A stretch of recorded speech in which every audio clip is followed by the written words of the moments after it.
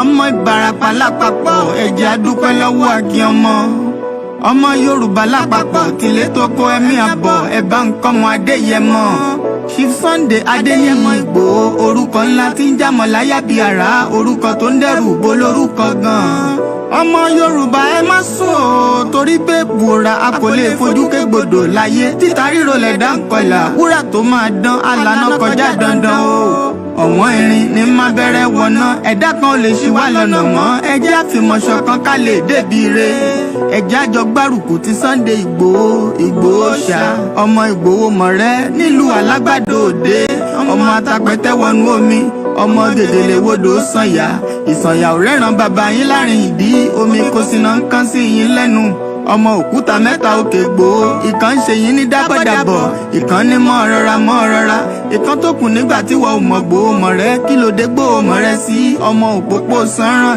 ìgbàgede Ìgbòho sùn wọn láláìsí bẹ̀rẹ̀ wọn ní kó ní bẹ̀rẹ̀ ó máa kó bẹ̀rẹ̀ lọ ẹ̀sìn òní bímọ méjì ní Ìgbòho mọ̀rẹ́ bẹ́sìn bá bímọ méjì ní Ìgbòho àfikàn pọ̀pọ̀ sí amúkan yòókù bọ̀ sànyà àtúmúyà rẹ̀ tí ò lọ́rọ̀ gbọ́ àfiṣẹ́rù wálé wàrà mòjé ọmọ onílé ọ̀la àwọn àjòjì tó ń ṣe ségesège tọ́láwọn ò ní bomi kó sí mu wọ́n láwọn ò ní bomi sànyà wẹ́sẹ̀ ìgbà tójú kò fi rí ńkọ́ gbogbo wọn náà sáré bomi kó sí mu wọ́n sì bomi sànyà wẹ́sẹ̀ ọmọ abẹ́rẹ́ mẹ́ta òde ayé ọ̀kan ṣẹ́ ọ̀kan tẹ̀ ọ̀kan tó kù ní gbogbo ayé fi ránṣọ kiri gbogbo ọmọ Yorùbá Sunday Ìgbòho onírèlẹ̀ láéláé torí àbá lásán nìkan ń dá òkúta ò ṣe gbé fún wọn o ìmọ̀ràn lásán ni ti balùwẹ̀ kò pọ́sibú kó dòdò láyé ń bí ó kún díẹ̀ títọ́ domi láéláyé ìtọ́ mi lè domi Sunday Ìgbòho arógun má ti dí tó ń jà fẹ́tọ̀ Yorùbá ní tilé tó kó. Impediment to Yoruba development is the impediment to Oodua development. Without Nigeria, we won't be where we are. 1962, we were far ahead of South Korea and North Korea. We were far ahead of China even. We had television before France. We had radio before South Africa. Now look at where we are today. I think it's a shame that even any Yoruba man can be talking about restructuring at this point in time. What are we restructuring? This country that is already shot to pieces? I don't think that's what we want. But they are always talking about giving Nigeria a chance. The patience of Yoruba with Nigeria has come to an end. Other countries were refused at first, but we have to remember, and this is a really important point, that self-determination is an inalienable international right and a law as well. And other countries will recognise Scotland's democratic choice expressed at the ballot box. They will recognise that because that is the route that many other countries have taken in order to become independent. And just to make that point, that international law is very pragmatic on that point, so we should have confidence in that. Other countries were refused at first.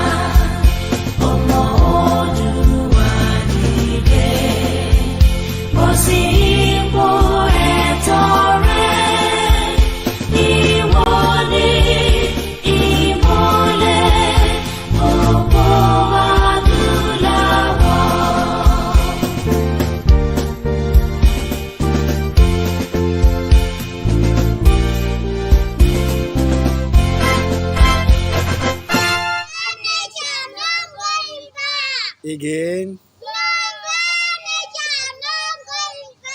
No going back. Ìgbòho òòṣà iṣẹ́ rẹ̀ ń tẹ̀síwájú. Mr. Koiki ẹ ṣé o, àwọn ọmọ mi ló ń kí yín o. Àwọn ọmọ mi ló ń kí yín o. lágbára Ọlọ́run amadele ìlérí o lórúkọ Jésù Yorùbá nation. And a very good evening and welcome. Moki Gugu Alenkan say, thank you so much, Mr. Kende Joseph. That has been updated, Eshegoni.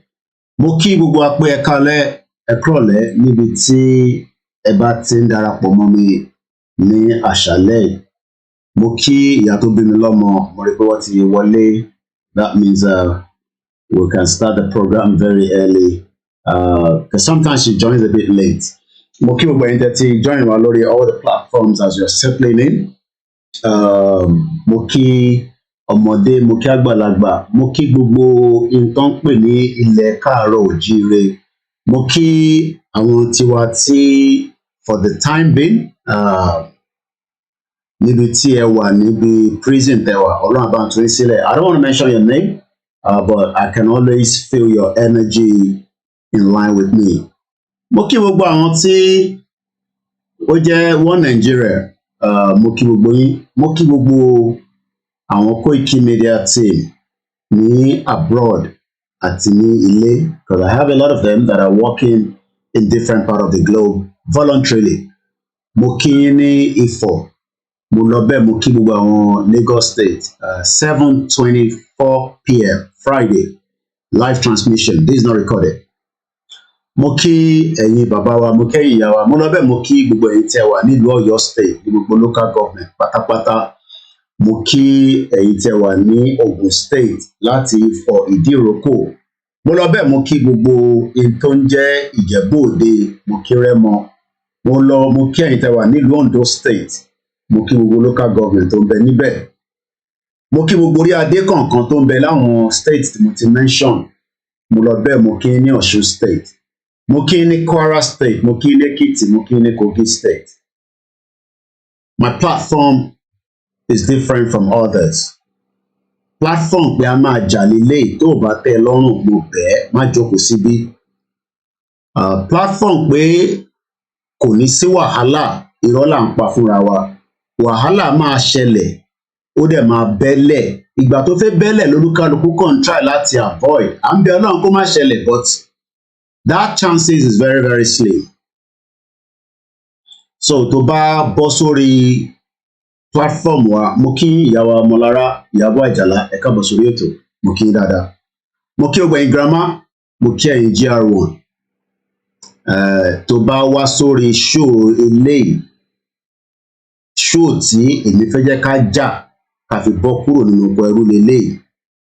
Ìbí báyìí ò ń ṣe analysis tí wọ́n ti ń bá bọ̀ láti 1960 tó gbé wa dé anywhere. But one thing is, if I have the means to give this order myself, I would have been doing it. But nítorí pé kò sí bí èèyàn ṣe lè wà láyé, kò sí bí nǹkan ṣe lè máa wù wọ́n tó, since tí ó ti láwọn tí a fà lélẹ̀ tí wọ́n ń bá wa darí ètò tí mo dẹ̀ gbà fún wọn látòkè délẹ̀. Ìyẹn ni bàbá wa, olólùfẹ́ wa, Emeritus Professor Adébánjí Akíntóyè, tí mo máa ń fi tọ̀wọ̀tọ̀wọ̀ dárúkọ. Bó bá fi dídà tèmi nìkan, whether we are prepared for it or not, ogun á ti bẹ́lẹ̀ ní Nàìjíríà. Tó bá fi dídà tèmi, Ọláyọmí Kóìkì àti dá ogun sílẹ̀ nínú Nàìjíríà. But nítorí pé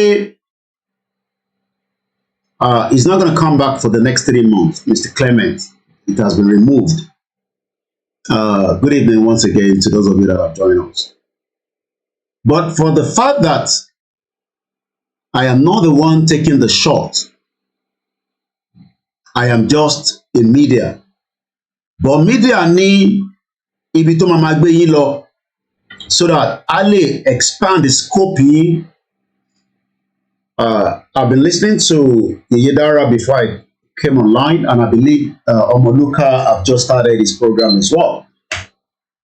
Mo nítorí kálukú wá ń sọ ọ̀tọ̀ọ̀tọ̀ ni, but lórí koikimedia ọ̀rọ̀ bí ogun nìkan lèmi prefer. Àwọn tá à ń bá deal ẹ mọ̀ wọ́n ni, torí pé tẹ bá mọ̀ wọ́n ẹ mọ̀ pé diplomacy lórí ìrìn àjò yìí ó máa pẹ́ gan. Ọ̀pọ̀lọpọ̀ ní ká ṣe sùúrù nítorí pé lọ́kàn ara wọn it's going to come free. It's going to come with prayers. Tẹ́ bá gbọ́ àwọn tó máa ń give prophecies, wọ́n máa ń ṣẹ́nukò. Ìdí tó ṣe ń ṣẹ́nukò ni pé wọ́n mọ̀ dájú pé ìlú tẹ́ ń pè Nàìjíríà yẹn ní topic tí mo fẹ́ gbé yẹ̀wò lálẹ́ yìí, tí ẹ bá dẹ̀ refresh àti update, it is not important, it is important. What is the importance of language? Kí ni gbòógì èdè? Ǹjẹ́ èdè lè fọ́ ìlú àbí ó lè mú ìlú dúró fáwọn tí wọ́n kó papọ̀ tí wọ́n ń ṣe ẹlẹ́yà èdè kan náà? Èmi á máa gbé lọ sí àwọn journey tí ó ti ṣẹlẹ̀ bẹ́ẹ̀ rí. I do not believe that diplomacy on 100% will remove the Yorubas from Nigeria. But I believe that diplomacy will come through when there's a push and there's a pressure. I have lived here in UK, like I say, mo lè boast nípa ẹ̀ nítorí pé ibi tí mo gbé lélẹ́yìí. Mo dẹ̀ dúpẹ́ pé ìyá tó bí mi lọ́mọ ó rí foresight Nigeria kó tó di pé òun sá lọ. Don't let anybody deceive you that I just left Nigeria to go and study. Everybody ran away. There's nothing like I just left Nigeria to go and study. No, we are all illegal immigrants. Kó tó di pé ọ̀pọ̀lọpọ̀ yìí ti ní ìwé. But for the fact that àwọn kan ti ní access sí foreign passport tó wà labroad, wọ́n fún àwọn tó wà nílé ní hope. Ó dáa ká máa fúnra wa ní hope pé nǹkan máa work. Èmi náà like ẹ̀. Ẹ bá ń gbọ́ mi dáadáa, ẹ jẹ́ ká mọ̀. I love that we can have this hope, and this hope will eventually lead us to a new country, or those that are having the hope that there will be what they call a new Nigeria. Thank you so much. Let's go. This platform again is more of bí nǹkan bí gidigbo kájà on the platform is. So tí kò bá tẹ́ lọ́rùn, please, you don't have to sit down here. Nítorí pé I have looked at the system that is holding us back, and I have looked at the system that we are fighting. We are not fighting an internal fight alone. We are also fighting the external fight. And all these of you that keep saying, British máa gbé ẹ, ọ máa ṣe British máa pè tá gbé dání, in tó jẹ́ ẹ̀tọ́ wa ni. So gbogbo wọ́n máa gbé mi yẹn ẹ tutù ẹ̀dánù. If that is what you have at the back of your mind, I am not Adeyinka grandson. This is Koiki. Oye pé mo fi ń boast. Lákọ̀ọ́kọ́ mo ti bímọ sí ìlú yìí. So gbogbo ohun tí mo lè fi bá wọn jà ó wà lọ́wọ́ èmi náà. But British is not as stupid as a lot of you that are saying this kind of stuff, because they understand the rule of law. You might push that narrative to the British government. There's nothing wrong in that. Yeah, bọ̀bọ̀ kan wà, ó fẹ́ dá Nàìjíríà rú, ó instigate violence. British gangan mọ̀ pé violence wà nínú Nàìjíríà. Ó kàn ń dúró kó cook ní láti explode. Ó dẹ̀ máa explode anytime soon. Ìgbà tó fẹ́ explode yẹn ni olúkálùkù ń try láti delay. And this is why àwọn tó máa ń give prophecies, ẹ rí pé wọ́n á ní Yorùbá nation máa wáyé, àmọ́ yẹn ni wọ́n gbé sábẹ́kùn. Nítorí pé language is a very, very important thing tí ó lè dá ogun sílẹ̀ ní anytime. Bẹ́ẹ̀ bá wò lọ wò bọ̀, your politicians have already played that already. lọ́ṣẹ́ ń sọ pé fẹ́ gbẹ̀ kó mọ́ yín lọ́wọ́. That is language. Èdè méjì ló fẹ́ ta síra wọn tẹ́yìn ò bá understand. The Igbo language and the Yoruba language that they are pushing the narrative could bring a civil war into Nigeria. Ìyí tá a ṣe ń fà tẹ́lẹ̀ ọ̀tọ̀ pẹ̀lú ti Fúlàní tí wọ́n kó wa lẹ́rú tí wọ́n ti subjugate wa. The language that the Fulani are speaking is different from the Yorubas, the Hausas, and likewise the Igbo. But nítorí pé ọ̀pọ̀lọpọ̀ àwọn èèyàn understand ǹjẹ́ language lè dá ogun sílẹ̀. Ó lè dá ogun sílẹ̀ if care is not taken. And what we are facing in Nigeria is 370 languages a day. 370, if not a little bit more. Ni wọ́n kó papọ̀. Wọ́n dẹ̀ fẹ́ jẹ́ ká gbé nígbé àlàáfíà láàrin ara wa. Bàbá ń bú àwọn Yorùbá politicians wa. Ǹjẹ́ Hausa politician tí à ń bú náà ǹjẹ́ ó tẹ́ lọ́rùn bá ṣe ń bú òun? Ǹjẹ́ àwọn ẹ̀yà míì tí à ń bú ǹjẹ́ ó tẹ́ wọn lọ́rùn? Tó bá jẹ́ pé láàrin ara wa la wà, wàá mọ̀ pé ẹ má dàlú ọmọ yẹn ò lẹ́kọ̀ọ́ ló ṣe ń bú wa. Àwọn èèyàn dẹ̀ máa béèrè pé kí ló dé tí kò ṣe lẹ́kọ̀ọ́? Ǹjẹ́ in tó ń fẹ́ àti in tó ní ǹjẹ́ ẹ̀ ń fún? Nítorí pé ìdí tí gbogbo wa ṣe ń bínú, ta ṣe ń sọ̀rọ̀, ta ṣe ń complain fáwọn Yorùbá politician àtàwọn bá wa tán ní ká má bú mọ́. Òun ni pé èdè tá sì jọ ń bára wa sọ èdè ọmọlúàbí ni. Tó bá jẹ́ pé èdè tá à ń bára wa sọ kò yẹra wa dáadáa, wàhálà ti máa bẹ́lẹ̀ láàrin ara wa nílẹ̀ Yorùbá. Ọ̀pọ̀lọpọ̀ rò pé by now bí a ti máa wọlé lọ máa pa àwọn olóṣèlú wa, bọ̀tọ́ sì rí pé pẹ̀lú bí bọ̀bọ́ yìí ṣe ń pariwo tó, wọ́n ò gbọ́ pé láàárọ̀ ọjọ́ kan wọ́n káyàn kan mọ́lé bí wọ́n ṣe pa Fúnṣọ́ Williams tí Tinubu mọ̀ nípa ẹ̀, bí wọ́n ṣe ń pa Bọ́lá Ìgè, Uncle Bọ́lá Ìgè tí Ọbásanjọ́ mọ̀ nípa ẹ̀. Ṣé mọ̀ páwọ̀ òde stage yẹn a lè máa jókòó níbí báyìí la máa dẹnu, àmọ́ àìtí ìgbé ẹnu yẹn dé sàlẹ̀. But gbogbo tó máa trigger ẹ̀ ó ń súnmọ́ bọ̀ díẹ̀díẹ̀ nítorí pé ìjọba tí ẹ wà lábẹ́ ẹ̀ ó máa frustrate yín. Ẹ ní mọ́gbà tí àwọn ọ̀rọ̀ tí mo ti sọ ẹ máa trigger jáde, ó máa trigger mọ́ yín lára. I don't respond to idiot people because level mi tí mo gbé ní bíbáyìí for 24 years, I do not respond to. Mo lè ti sọ fáwọn tó ń bá mi ṣiṣẹ́, mo bẹ̀ wọ́n níṣẹ́ kankan correspond sí idiotic people or stupid people that are there. Ṣẹ́ni tó kúrò nínú local government ẹ̀ ó fẹ́ compare pẹ̀lú èmi tí mo ti travel out, ṣe rí pé ìyàtọ̀ wà gbalasa ni. Experience UK lèmi fi ń bá yín sọ̀rọ̀, èmi ò lo ti local government tí kò ṣiṣẹ́ tó function tó yẹ pé tẹ bá fẹ́ yàgbẹ́ nísìn bílẹ̀ ṣe ṣú tó ẹ máa bọ́ sí gbangba ilé ẹgbẹ́ wò ẹ yàgbẹ́ síbẹ̀. Èmi bẹ́ẹ̀ mi bá fẹ́ lo toilet èmi máa pè é WC, èmi á wọnú toilet màá gbọ̀nsẹ̀ àbí kí n ṣe number 1 or number 2 màá dẹ̀ flush. So level mi ti kọjá wọn, mo dẹ̀ ti sọ fáwọn tó bá mi ṣiṣẹ́ pé wọ́n ní láti response anybody because pé kò ní sí wàhálà, pé kò ní sí ìjà yẹn rárá kan parọ́ ní ẹ̀kan tọ́ra yín gbàgbós ó máa ṣẹlẹ̀. Àmọ́ àwọn politician yín wọ́n ń try láti slow it down. Àwọn tó dẹ̀ gbọ́n wọ́n mọ̀ pé ó máa wáyé but olúkálukú wa kàn ń gbé iṣẹ́ gbé báyìí. So orí ètò tèmi bí ìjà lèmi fẹ́ torí pé ó máa fún wa ní headway.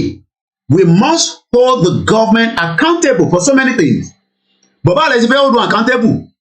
Rówó gbà, mo ní kẹ́ jáde kẹ́ protest, kẹ́ ṣe petrol bomb. Petrol bomb is nothing. Petrol bomb is nothing for you to think. Wọ́n ṣe labroad. Ṣé àwọn tó wà labroad yẹn àwọn lórí méjì jọ àwa lọ ni?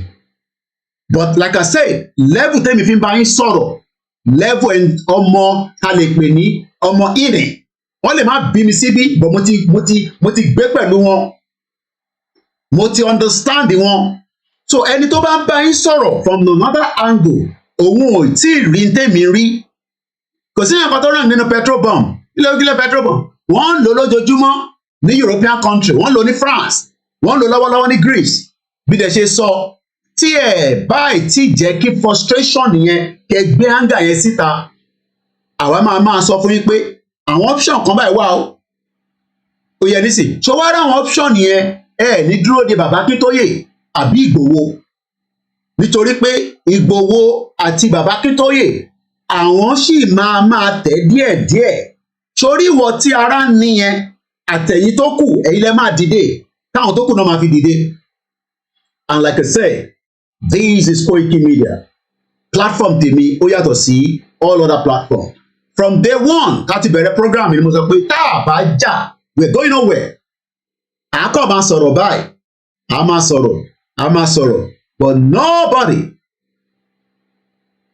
nobody will hold me accountable pé àìtí lọ nobody but like I said a máa débẹ̀ ẹ jẹ́ ká tún bá ètò talẹ́ yìí lọ mo máa gbé padà lọ sí ìlú tógun ti ṣẹlẹ̀ rí wọ́n pẹ̀lú kan ní Yugoslavia wọ́n sì mí lọ́bẹ̀ dáadáa nígbà táwọn ṣì ń káàkiri ẹmọ ọ̀hún ìyá lọ́jà sínú tọ́ọ̀dé ìjà káàkiri ìlú ẹ̀ṣọ́ ní wòlímọ̀ rajà and I believe that àwọn first born wa àwọn ọmọ pop sí mi rank wọ́n school níbẹ̀ Yugoslavia was a very great country at some point but nǹkan kan ṣẹlẹ̀ láàrin wọn ní Yugoslavia tó tẹ́ àwọn kan lọ́rùn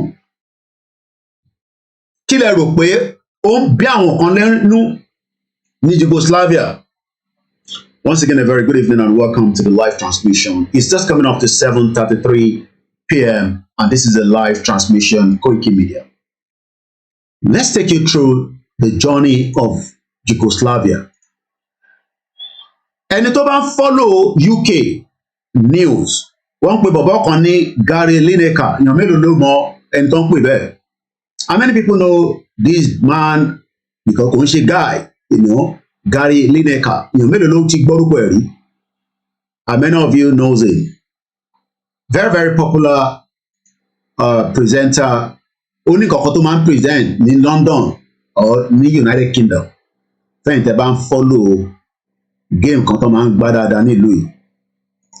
Gary Lineker. Ṣé mọ̀ pé ní a ti lo story UK Prime Minister wa pẹ̀lú new law tó gbé jáde. New law yẹn pé gbogbo ẹni tó fẹ́ wọlé o ẹ̀yin legal immigrant tẹ́ ń bọ̀ láti Africa láti Europe láti anywhere a máa dá yín dúró.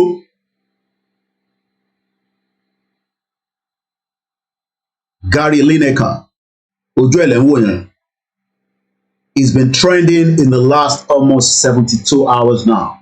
Ẹ mọ̀ dídì tó ṣe trend I will tell you tonight. Mo sọ fún yín pé this is where the conversation is lórí àwọn ibi tí ẹ mọ̀ pé area tí Yèyé Dára máa ń lọ àtàwọn ọmọ Lúkà àtàwọn tó kù I've listened to them and they're very good in what they do extremely very powerful and we love it but gbogbo wa ò lè wà ní the same kind of areas area tèmi ni bí ọ̀rọ̀ ogun ká jà ká da gbogbo ẹ̀rú ká fọ́ ní kíákíá. But don't expect such maybe from their own platform. But tó bá wà lórí platform yìí, máa ní boost, ebi báyìí ní vitamin C wà. Pé nǹkan bí ìjà, lẹ́yìn kan ṣe tó new. Georgia bí ṣe ń bá ń sọ̀rọ̀ nísìn, ìgboro ti dàrú ní Georgia. Ẹ máa follow timeline wa.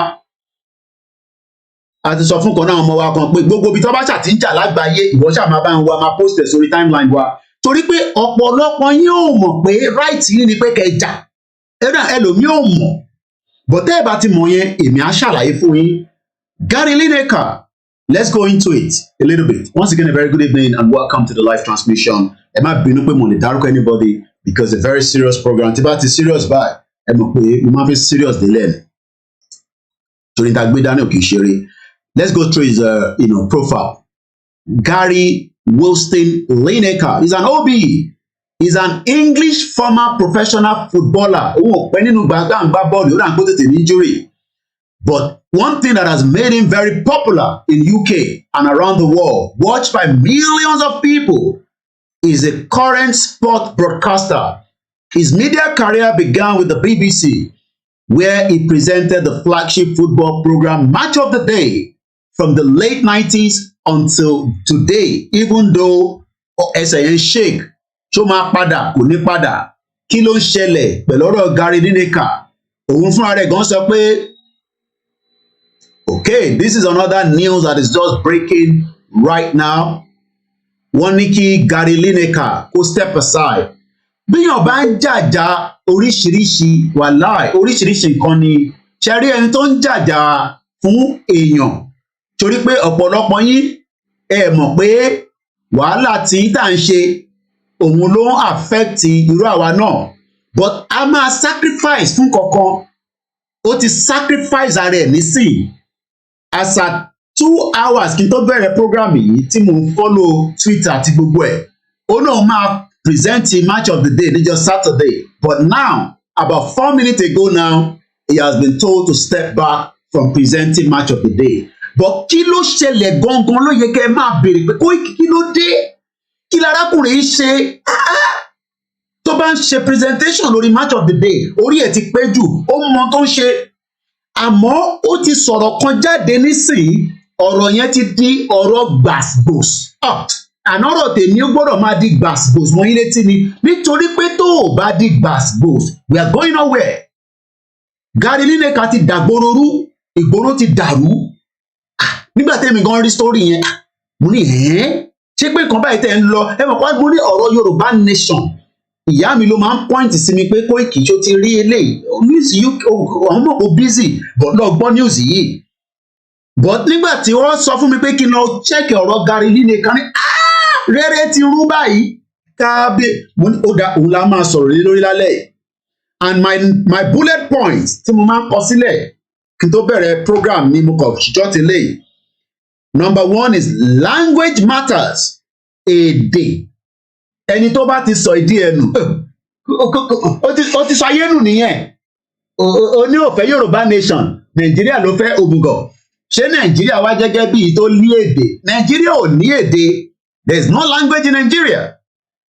Mo kí gbogbo ẹ̀yin alálùbáríkà, gbogbo ẹni máa kí dáadáa. Bódà bẹ́ẹ̀ bá ti lọ́gbọ́n ṣe máa dárúkọ yín, bọ̀ ẹ jẹ́ ká jẹ́ kí ètò yìí wọlé dáadáa torí àpò lọ. Mo sì mi ní máa ṣàánú àwọn tó wà nílé, owó tó ń ná fún data ń ṣe kékeré. Mo ní mo mọ àfikọ́ náà ọba Elédùmarè kó tètè jẹ́ kó di gbàsgbòs ká lè rọ́nà lọ, ká lè bẹ̀rẹ̀ sí wà lórí. By now tó bá jẹ́ pé bí a ṣe ń fẹ́ gbọ̀ngbọ̀n ni, ó jẹ́ kí Nigerian government máa bẹ̀ wá sórí round table, ó lè sì máa wáyé.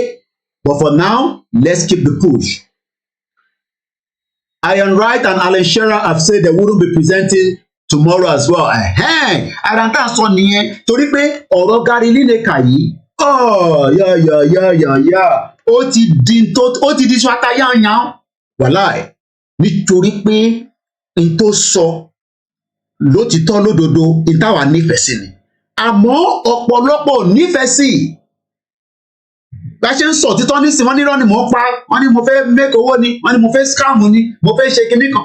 Ìyá tó bí mi lọ́mọ ní 1980, $20,000 ló sọnù ní with a traveller check. Ẹ̀wọ̀n pé wọ́n ń gbówó káàkiri nígbà yẹn with traveller check ní Heathrow airport. Ìwọ náà máa calculate $20,000 jẹ́ in the 80s. So ọ̀rọ̀ owó kọ́, àmọ́ lótìtọ́ lódodo béèyàn bá rí owó, èèyàn ò lè owó nítorí bá sílé má ṣàṣọ fún ìyàwó ẹ̀ kó sọ ọbẹ̀ fọ́lé ẹ̀ torí pé ẹ máa jà ní. Gary Lineker has now been told to step back. But let me now start taking you through the timeline. Torí ọ̀rọ̀ Gary Lineker yìí, òun ló fẹ́ mú ọ̀rọ̀ tí a fẹ́ lò jáde nínú ètò ti Koikimedia late night broadcast alẹ́.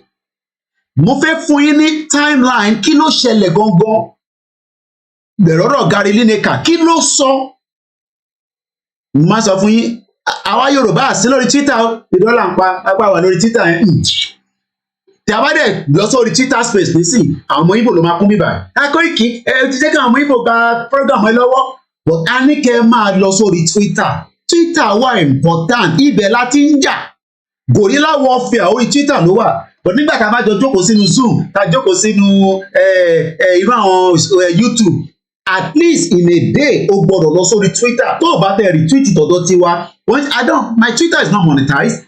So tẹ má rò pé à ń push pé kẹ lọ síbẹ̀ bí afẹ́rówó kan níbẹ̀. No, àní gorilla warfare ní Twitter. Bẹ́ẹ̀ni ìyàwó Gary Lineker was so popular in the 90s, once an ace footballer. Ẹ ṣé gan ni ìyàwó Abimeleke. Let's go into it. Mo fẹ́ fún yín ní timeline. Ntí Gary Lineker sọ lélẹ́yìn tó ti di wàhálà. Kábíyèsí Elédùmarè. Àní tí máa fà tó máa tètè jẹ́ kí Nàìjíríà kò fọ́ òun ni kébì ṣáà máa sọ. Gbogbo tí máa ṣe tí Nàìjíríà máa fi tètè dàwó òun lèmi fẹ́ wà lọ́nà ẹ̀. Mo náwọn tó kù náà wà on the right track, but track tèmi wà yìí èyí tí máa sọ tó máa trigger ní àwọn nǹkan tí gbogbo ẹ̀ máa dàrú ní kíákíá nítorí pé kò ń ṣe Nàìjíríà nìkan ni wàhálà ń bẹ. And if Nigeria remains one, mo sọ fún yín life yóò lè better. Kò ń ṣọ̀rọ̀ èpè. Life yìí better ní ẹ lọ sí bank o ní 100,000 o gba 10,000 jáde nínú ẹ̀ o dẹ̀ fi ṣe fàájì lálẹ́. This is what Gary Lineker said that has created problem around the world. In tó fi ní kó step aside, in tí gbogbo ẹ̀ fi ń dàrú, in tá fẹ́ fi sọ̀rọ̀ lé lórí. Mo fẹ́ kí gbogbo yín wo in tí mo gbé sórí screen yẹn. Mo kàn fẹ́ kẹ́ bá mi yọ kí ni nǹkan tó ṣe pàtàkì ta fẹ́ mú nílò nínú gbogbo òyìnbó tó kà tọ́kalẹ̀ yìí òyìnbó ìtì pọ̀jù fẹ́mi, àmọ́ ẹ kàn bá mi yọ kí ni nǹkan ta fẹ́ lò nínú ẹ̀ gangan nínú tó kà ta kà sílẹ̀ yìí tó kọ sílẹ̀ yìí. Only there is no huge influx. We take far fewer refugees than any other major European country. This is just an immeasurable cruel policy. Ẹ rántí both Prime Minister àti woman 42 years old yẹn, ẹ má gbàgbé bá ṣe ń gbé tó bọ̀. Ẹni tó bá follow ètò wa láti beginning of the week, irú eléyìí ò ní understand it. They have to play program Prime Minister. Let's continue. This is just an immeasurable cruel policy directed at the most vulnerable people in language. Èdè ṣe pàtàkì sẹ́, àní èdè máa dẹ́gun sílẹ̀ ní Nàìjíríà bẹ́ẹ̀ ṣe ń bá lọ yìí. Tí wọ́n bá tètè pé gbogbo wa sórí round table, the language that has been put together to form Nigeria will collapse Nigeria. Èdè yẹn náà ló máa collapse Nigeria. It's just a matter of time. Ìwọ lè máa rò pé kò ní possible. Koiki ṣọ́tà àti ní Jagaban níbẹ̀ òun ni president for 8 years. Ìwọ tí mo tó fẹ́ ṣẹlẹ̀ between now and the next 4 years. O tí mọ èdè tó fẹ́ da Nàìjíríà rú, whether the Fulani language, the Hausa language, or the Yoruba language, or the Igbo language, because we have never been one, and we can never unite. So if anybody's telling you that we are united, please throw away that nonsense. We can never be united because we do not speak the same language. Our languages are different. Let's continue. Only Prime Minister, ìwọ Prime Minister wa Rishi Sunak, ó ní interfaith dá sílẹ̀ yìí, àwọn kí ló pè ní vulnerable. Ẹ jẹ́ ká kọ́kọ́ lọ wo vulnerable. Ẹ jẹ́ ká lọ wo English vulnerable. Tó bá ní kan vulnerable, èyí tẹ́ wà nílé ẹ wà kí ni vulnerable.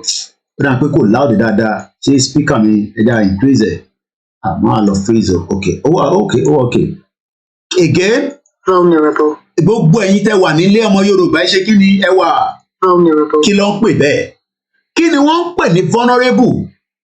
Olówó ní bank, òrówó gbà. You are vulnerable. You are vulnerable of Emefiele policy. You are vulnerable of the APC criminality. Ṣé ọmọ Buhari òrówó gbà? Ṣé àwọn ọmọ politician òrówó ná? Even most of them are not living in Nigeria. Ẹ jẹ́ ká wá lọ wo láti break it down. Exposed to the possibility. Ẹ gbọ́ ọ̀rọ̀ yìí, ọ̀rọ̀ tó dá wàhálà sílẹ̀ lórí Gary Lineker ni mo sọ fún yín o. Ọ̀rọ̀ tó lè dá iṣu sílẹ̀ tí gbogbo ẹ̀ máa fọ́ nínú Nàìjíríà òun là ń sọ̀rọ̀ yìí. And some of you think it's a joke. Oh my God. Ẹ jẹ́ ká túbọ̀ lẹ́ẹ̀kan sí i. Again. Vulnerable. Once again. Vulnerable. I want to ask this question. Are we vulnerable in Nigeria as Nigerian citizens? It's a question. Yes or no? Are we already vulnerable? And if we are vulnerable, what do we do to stop being vulnerable? Are we vulnerable in Nigeria? Are we vulnerable? Ǹjẹ́ wà vulnerable? Ẹ̀yin tẹ́ ń gbọ́ mi. Are we vulnerable? Are we people that have been vulnerable, or àṣẹ̀fẹ́ wà vulnerable ni àbí wọ́n ti ń vulnerable wa? Òyìnbó oríṣiríṣi. Òyìnbó lágbára gan. A very good evening and welcome. Èèyàn kan ní we take vulnerable than any African country. Kò ń ṣe èèyàn kan, orúkọ yín ni Ìfádọ̀tun Owólabí. Ìyá Bọ́lá Tító Adétìtó ní yes, we are very vulnerable. Ìyá mi Gbémilékè ní yes, we are. Adéwọ́pé sọ pé open to attack. Mo kí o gbẹ̀yìn tẹ́tí wọlé lórí Instagram and those of you that are out there. Adéwálé Adéwà Abdulwasiu ní we are quite vulnerable in Nigeria since 1960. Okay? All right. Now that we are all agreeing. Mo máa ń like àwọn èèyàn wa. Look, kò ń ṣe dandan ni pé torí pé like Koiki o. Sometimes you just have to decide. Ẹni bá máa ń jà nígbà mi pẹ̀lú àwọn tó jẹ́ àwọn tèmi gangan sẹ̀ tó bá pè nígbà míì, especially lórí ọ̀rọ̀ ọmọ àgbàlẹ̀ onígbàlẹ̀ rí pé ohun yẹn fẹ́ lọ sókè láàrin mi àtàwọn kan. But that does not mean that we are still going to fight each other. Eléyìí ní come to Nigeria. Mo ń bọ̀. Èmi ni kò máa dúró dè. Mo ti dé tán. Òrùjọ́ bó ṣe rí. Ó ní kí n máa wọ̀ Nàìjíríà. Mo ti dé tán. Kí n wá jẹ̀yà pẹ̀lú ẹ. Mo ti dé tán. Èmi ni kò máa dúró dè. Èmi ni kò máa dúró dè. Ẹni come to Nigeria. Mo ti ra ticket mo ń bọ̀. Èmi ni kò dúró dè. Bí èmi nìyà ń jẹ ni, bí àwọ̀ nìyà ń jẹ ni. Are we vulnerable? Ṣẹ̀rí àwọn tí wọ́n nífẹ̀ẹ́ Gary Lineker, ìyàwó kan Ìyábọ̀ Olúbùnmi ní in solidarity with Gary Lineker stepping down his colleagues on the match of the day, Ian Wright, Alan Shearer are supporting him that they would. Ṣẹ̀rí pé ètò fẹ́ dàrú lórí BBC Act. Irú nǹkan tí mo fẹ́ àní tí gbogbo ọ̀bá dàrú àlọ́bí kankan sẹ̀. Ẹ imagine lọ́la, báwo lọ́la ṣe máa rí fún BBC? Alan Shearer ò ní sí lórí match of the day. Gary Lineker ò sí níbẹ̀. Ian Wright ò sí níbẹ̀. Ìgboro ti dàrú. Ìta ń sọ nìyẹn fún ẹ̀yin tẹ́ wà nílé. Ẹ jẹ́ ká lọ wo match of the day. Match of the day. Kò ń ṣe pé BBC ò ní take another people tó máa wá síbẹ̀. But lọ́la àwọn gbòógì mẹ́ta Gary Lineker to step back from presenting match of the day. Ṣé rí pé CNN ti gbé? Ṣé rí pé Talk TV ti gbé? BBC ti gbé? Keep Up ti gbé? Daily Mail ti gbé? Sky News ti gbé? Prolific North ti gbé? Liverpool wọ́n ti gbé? Ìjọ tí gbàgbó bá ṣẹlẹ̀ ní Nàìjíríà, every part of the world ló máa gbé. Are we vulnerable? Gbogbo yìí ti agree pa wà vulnerable. Tá bá wà vulnerable, how do we deal with the problem? Because if everybody agrees that we are vulnerable, how do we solve the problem of being not vulnerability? Àbí ṣé mo tàbọ̀ báyìí? Because if we look at the meaning of vulnerable, exposed to the possibility of being attacked. Ṣé rí pé because mo fẹ́ dọ́gun sílẹ̀? Because now that everybody has agreed that we are vulnerable, that means that you are already exposed of the possibility of a terrorism attack, economic warfare, social warfare, educational warfare, healthcare warfare, even as things were happening in Lagos because àwọn illiterates tó wà nílé tí wọ́n ní Koiki jáde wọ́n sọ pé bákan àníṣe ní Greece wàhálà ti ṣẹlẹ̀ ní the same day after the train attack. Yẹ̀wò Lagos ní everywhere is quiet. Àtàkùn ìta fẹ́ nìyẹn o ẹ má dàgbò Koiki lóhùn o òbí dọ́gun sílẹ̀ ni o, and we wait for the next thing to happen, and that is why you become exposed to the possibility of being killed on the rail track, or being killed by IGBOHO, by being killed in the north, in the southeast, by being marginalized because you are vulnerable. A lot of you are vulnerable. So if you say that we should not break up Nigeria, your vulnerability will continue. And when somebody is vulnerable, it means, look, okay, Mori sorry kan lórí, ó dà pé lórí Linda Ikeji. No, or I think there's another one, Timan wo kini kan low down. The man just killed the wife. Tolóyún. I mean, so the vulnerability of being attacked anytime. Kódà ajá tó, okay, màálù gba ẹ nísìn. Màálù tó jẹ́ kó wà nínú ibi tó ti ń tọ́jú ẹ̀. Ó wá rìn káàkiri, ó wá kọlu mọ́tò ẹ̀, ó wá gbé màálù yẹn àti màálù ẹ̀ dé police station. You will still be the one to be charged. Ó ń gbé ẹrù lọ sílé láti abroad with container money ó dà pé shipping company ló náà máa ń ṣe, okay, but àwọn tí wọ́n ń dì pẹ̀lú yín ní Apapa port wọ́n ń ṣe Igbo. They are the Fulanis that is being used to suppress your life at risk. So kí ni meaning vulnerable? What is the meaning of this word? Vulnerable. Remember, ibi tá ti mú ọ̀rọ̀ yẹn jáde, òun ni látọ̀dọ̀ Gary Lineker.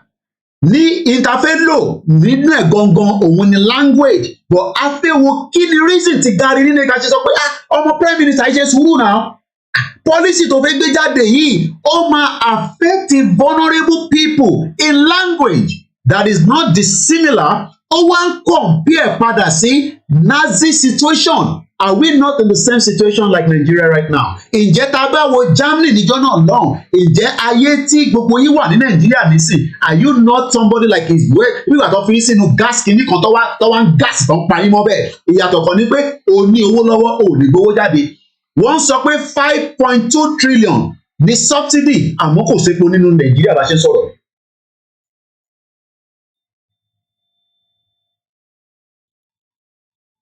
Once again, a very good evening and welcome to the live transmission. We have a lot of mad people and I can deal with them anytime. Mbo, fún mi ní ẹ̀jẹ̀ dín pẹ̀lú ọmọ àlè kan náà ní bíbá. Ọ̀pọ̀ káàkiri bẹ́ẹ̀ ọmọ àlè. Yeah, that's it. A very good evening and welcome to the program. Orúkọ mi ni Ọláyọmí Kóìkì. Nigeria was formulated from here. Tibani Moni Lati Wale, some of you idiots don't understand what I mean by that. Nigeria was created from UK, so why do I not destroy it from here as well on your behalf? Why should I come on? Because Ibiba ni what loti pile Nigeria. So ẹ jẹ́ kémi náà wá pẹ̀lú wọn ní Ibiba. Ká gbàsí fún wọn láti Ibiba, and we break everything down and we break it to pieces as quickly as possible so that your life will no longer be in harmed way. You will not be attacked physically or emotionally. Ẹ wo àwọn èèyàn tó ń jìyà nílé. They are being physically abused by the government that is meant to look after them. So kí ni meaning ọ̀rọ̀ ilé nǹkan sí ká tó move forward? One more time. Vulnerable. One more time. Vulnerable. Exposed to the possibility of being attacked or harmed, either physically, emotionally. We were in a vulnerable position.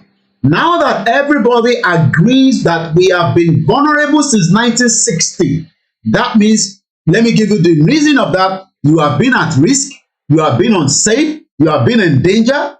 A person, not just the Yoruba people, the Igbo people, the Efik, the Kanuri, the Edo, the Hausa, in need of special care, support or protection because of the age, disability. But we are vulnerable because our language is different from what we have been told. And there's no way you can build and bridge that bridge together. Let's continue. What is the meaning of vulnerable person? Vulnerable, vulnerable person. The Yoruba people are vulnerable in what is known in Nigeria today.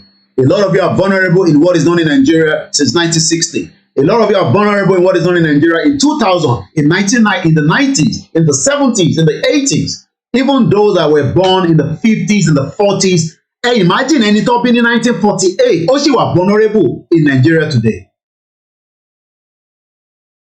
Hey, imagine that any top in 1940. Oshi were vulnerable lane in Nigeria.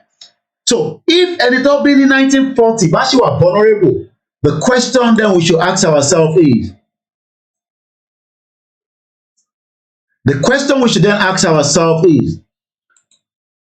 when are we going to come out of this problem? Someone who is vulnerable. The reason why we are very skeptical, but the platform you are scared. Ẹ̀rù ń bà yín, àyà yín já, ṣé tá a bá gbé ìgbésẹ̀ báyìí, ọ̀nà wo ló fẹ́ gbà? But ẹ̀yin ò tí ì mọ àwọn tó fẹ́ fún yín ní backing àti support. But tẹ́ ẹ̀ bá gbé àwọn ìgbésẹ̀ yẹn, that support. Tí Gary Lineker ò bá sọ pé òun ò ní, let's get look at it. Gary Lineker ní sẹ́ wọ́n ní kò ní pè lọ́la, right? Wọ́n ní kò ní present lọ́la. But right there and there, two more people are bringing in the backing. And not just that, ẹ lọ sórí social media. He has got millions of people backing him. But tó bá jẹ́ pé Gary Lineker kò sọ̀rọ̀ ọ̀rọ̀ yìí jáde, ẹ ní lè mọ̀ pé ó ní backing báyìí. So ọ̀rọ̀ míì tèmi náà sọ àwọn kan dúró ká activate lé lórí káwọn tó lè fún ní support ni. It could be a country, it could be people, it could be NGOs, it could be anybody, it could be even media organizations that are watching us. But do you expect them to do something when we have not done anything? How do you expect international media to pick on us when we have not done that goes? Nígbà tá ìtìsí lórí M1. Tá bá ti wà lórí M1, it will be very easy for those international media to start talking about us. But nítorí pé àìtí bọ́ sórí ibẹ̀, until we get to a certain stage in this movement. Look, it's good that we continue, this, campaign awareness, but until we move away from the next, line of action, you don't know who is going to support you. Ẹ lọ sórí Twitter, ẹ rí support fún KABIRU. Ẹ máa sunkún pé, mo wá rí support èèyàn kan tí mo ti máa ń sọ fún yín pé òun ni mentor tèmi, Alistair Campbell, kábíyèsí Elédùmarè. Tẹ́ bá rí átíkù tó kọ fún KABIRU on his behalf.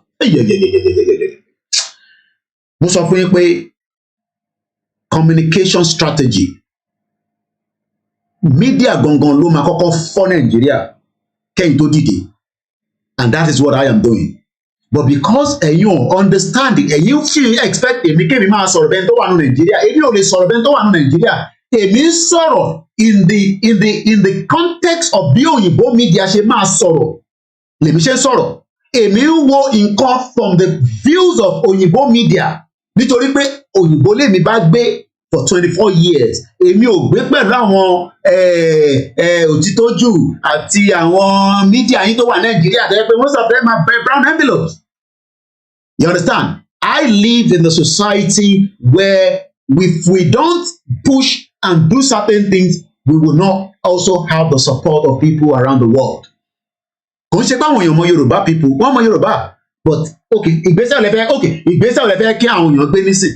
Ṣé ẹ̀yin gan ara yín tí ìgbégbèsẹ̀? Tí ìgbégbèsẹ̀, all we have been doing, we have been educating you and nothing. But nígbà tá a bá push narrative yẹn, nígbà tá a bá gbà sí Nàìjíríà, tí Nàìjíríà kan gbà sí fún wa, a bẹ̀rẹ̀ sí gbà sí fúnra wa, àgbáyé máa ní mad people all over the place. Come here. What's going on there? Okay, this fight is too. Most of it, not until the United Nations have a security meeting between the indigenous people and Nigerian government, we have not yet get to a certain stage in the movement. How we have been doing it. But màá wá sọ fún yín pé Scotland, amadeno topic here later on. Do you know that the British government, nínú article kan tí mo tó ṣẹ̀ jáde, British government ní pé gbogbo meeting tí Scotland bá fẹ́ máa ṣe o, just as the way tó ṣe infiltrate yín, bó ṣe infiltrate gbogbo wa, let me include myself. Because mọ̀ tó ń pè ní British government. Tẹ́ bá mọ̀ tó ń pè ní British government ni, mọ̀ pé àwọn wà 300 times ahead of everything tó ń lọ nínú Nigeria. And I will tell you why. Because the British government has now also asked that gbogbo meeting tí Scotland bá fẹ́ máa ṣe, wọ́n gbọ́dọ̀ ní representative níbẹ̀, nítorí pé the push pé Scotland fẹ́ kúrò nínú United Kingdom yẹn, wọ́n fẹ́ máa tẹ́tí sí, wọ́n fẹ́ máa listening ears, wọ́n wà lórí platform yìí náà, wọ́n láwọn tó máa ṣiṣẹ́ fún wọn, tó máa report fún wọn.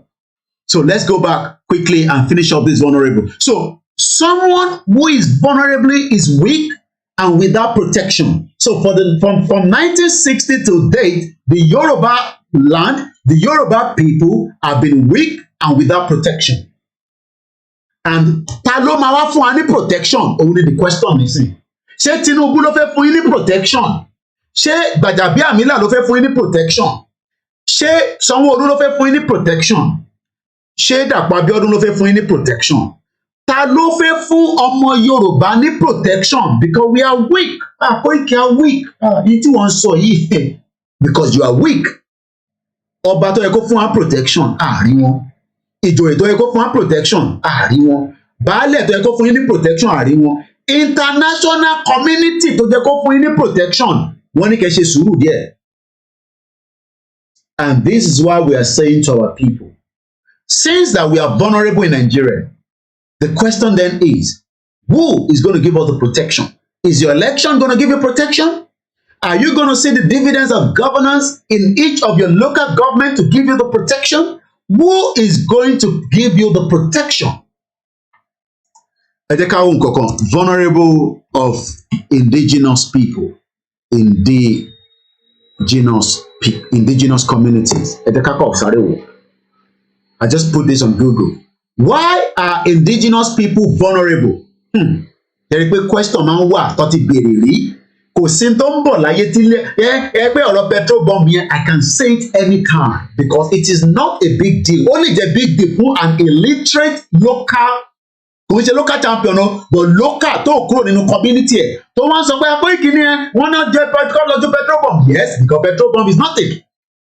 And I can show you, petrol bomb is nothing. It is something that is used around the world from those that want to use it, and they're using it. It's been used in Greece, it has been used in other countries around the world. So under petrol bomb is because it's an illiterate. And I don't have to respond to it like that. A crude bomb consisting of a bottle containing petrol and an improvised cloth wick that is ignited just before the bottle is thrown at the target. And is used all the time around the world. Olele, Daily Mail, Lele. This is Daily Mail, one of the most powerful paper here in UK. Protesters hurl petrol bombs at the police who respond with tear gas. Respond.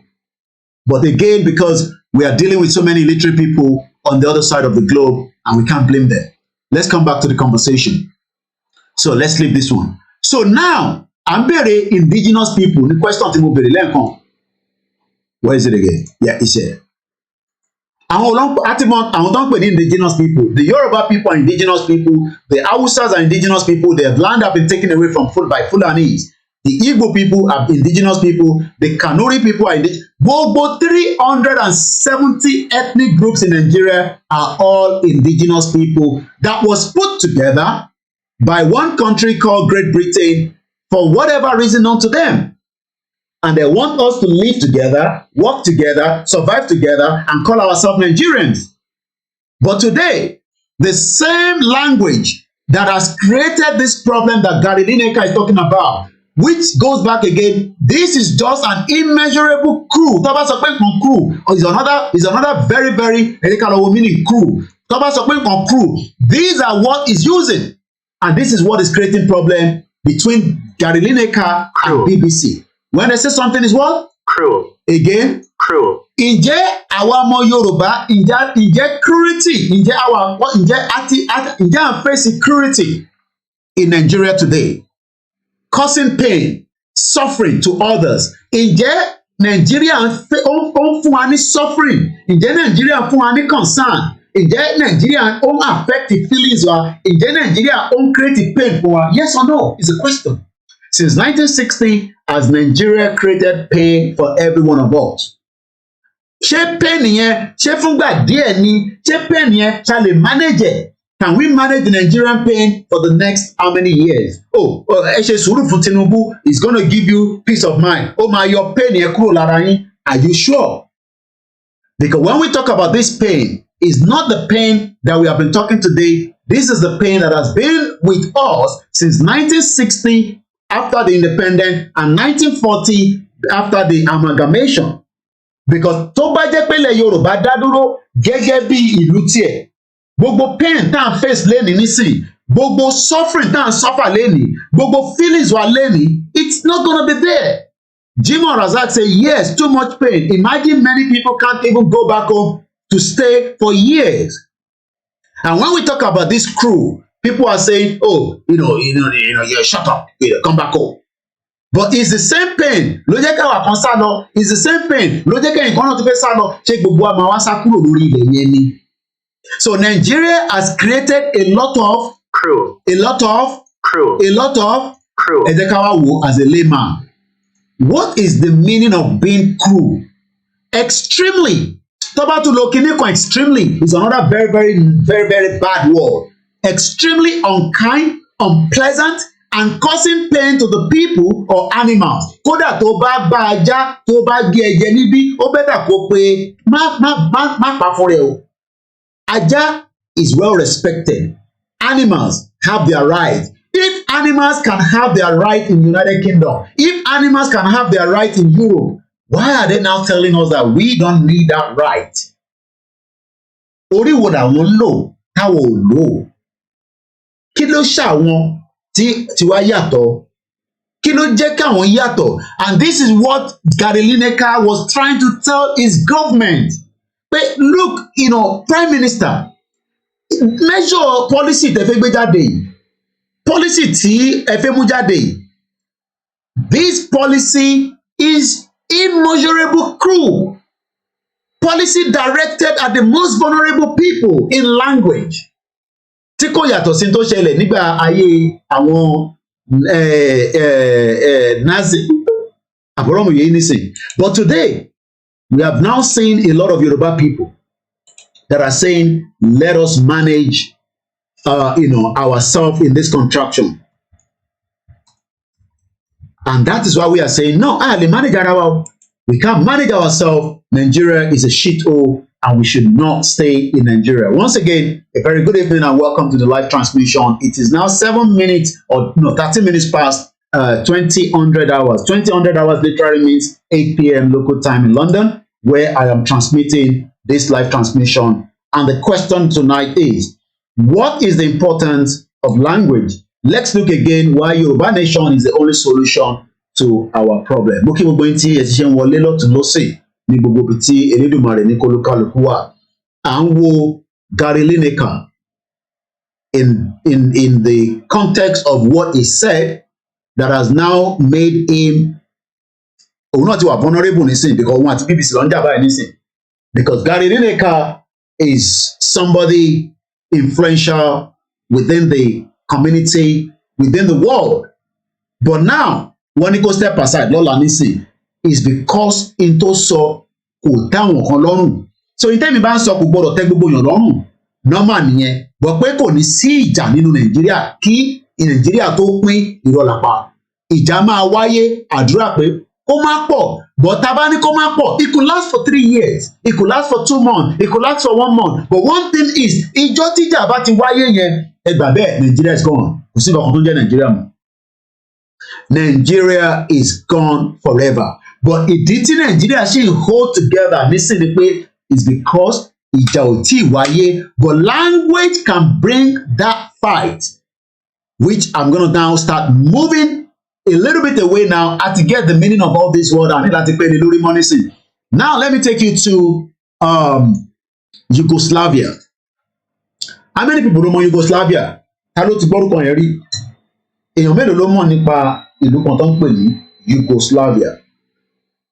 How many people know about Yugoslavia? Kí ló fa wàhálà Yugoslavia?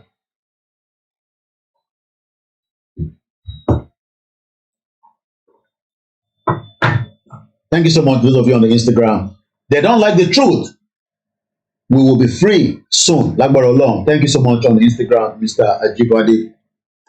Mo kí gbogbo ẹni tẹ́tí wọlé lọ́tùn lósì. Mo kí gbogbo àwọn tó wà ní Benin Republic. Mo kí gbogbo àwọn tó wà ní Ivory Coast. Mo kí ẹni tẹ́ wà ní Yoruba land. This platform takes you through different journey in this right to self-determination of the indigenous people. The indigenous people must be free, and we must be free whether they like it or not. It might look like there is no way forward. See way forward. What will go back is because the push is still ongoing. Let's take a look at Yugoslavia quickly. The first of the 6 republics to formally leave Yugoslavia was Slovenia. Slovenia. Lára àwọn mẹ́fà tó formally fi Yugoslavia sílẹ̀ was Slovenia. Ẹ mọ̀ tó ṣẹlẹ̀, declaring independent on the 25th of June 1991. Kí lẹ rò pé ó máa ṣẹlẹ̀? Tó bá jẹ́ pé lótìtọ́ lódodo ní alẹ́ yìí lóru èní kí bàbá Akíntóyè jáde kó declare Yorùbá nation, kí lẹ rò pé Nigerian government máa ṣe tílẹ̀ bá máa fi mọ́ lọ́la? Compared to that fake declaration kan sọ fún mi báwọn ti declare, tó bá jẹ́ pé ní tòótọ́ ni bàbá Akíntóyè jáde lálẹ́ tó dẹ̀ declare Yorùbá nation. Kí lẹ rò pé reaction máa ṣẹlẹ̀ láàárọ̀ ọ̀la? Mo fẹ́ wo bí àwọn èèyàn ní understanding kan tí mo fẹ́ mú jáde. What do you think is going to happen? What reaction do you think the Nigerian government is going to do? Ṣé wọ́n máa fi wá sílẹ̀? Pé àwọn náà ti ń dúró. A ti ń dúró kẹ́ declare náà ni. Do you think the Nigerian government will take it slightly with us? Do you think that the federal government will just allow us to make that declaration and that's it? In any sovereign nation, Nigeria is still a sovereign nation, respected by countries, whether we don't respect it, because they have ties and laws tied together with different countries around the world. So according to the international community, whether we, the indigenous people, are asking for our right that the federal government must respect, but should we come out and make a full declaration of ourselves out of Nigeria, Nigerian military would attack. And that would bring, like somebody say, Kasala with us, and that would then eventually start leading to the disintegration and the final part of Nigeria. It's going to be painful. People will die. Houses will be burnt down. Places will be affected. Humanity is going to happen. But after the whole situation, what do you think is going to come out of it? Should we declare now? Tí Bàbá Akíntóyè jáde lálẹ́ kó declare Yorùbá nation lóru èní. And ìjáde bẹ́lẹ̀ láàrin àwa àti federal government. Ṣó máa fi fún wa ní outcome tá fẹ́ àbí ó máa defeat wa? Ṣé international community máa respond sí ọ̀rọ̀ yẹn? Ṣé international media máa respond sí just as reaction is going for Gary Lineker? Mo kí ìyàwó Comfort Ológunjà. Mo kí ẹ̀yin wà ní Libya, South Africa, Greece, Turkey, Japan, Australia, New Zealand, Thailand, Malaysia. Mo kí gbogbo ẹ̀yin wà ní different African countries. But our people do not want us to get to that stage. And I can understand why Baba Akíntóyè is taking his time to calculate.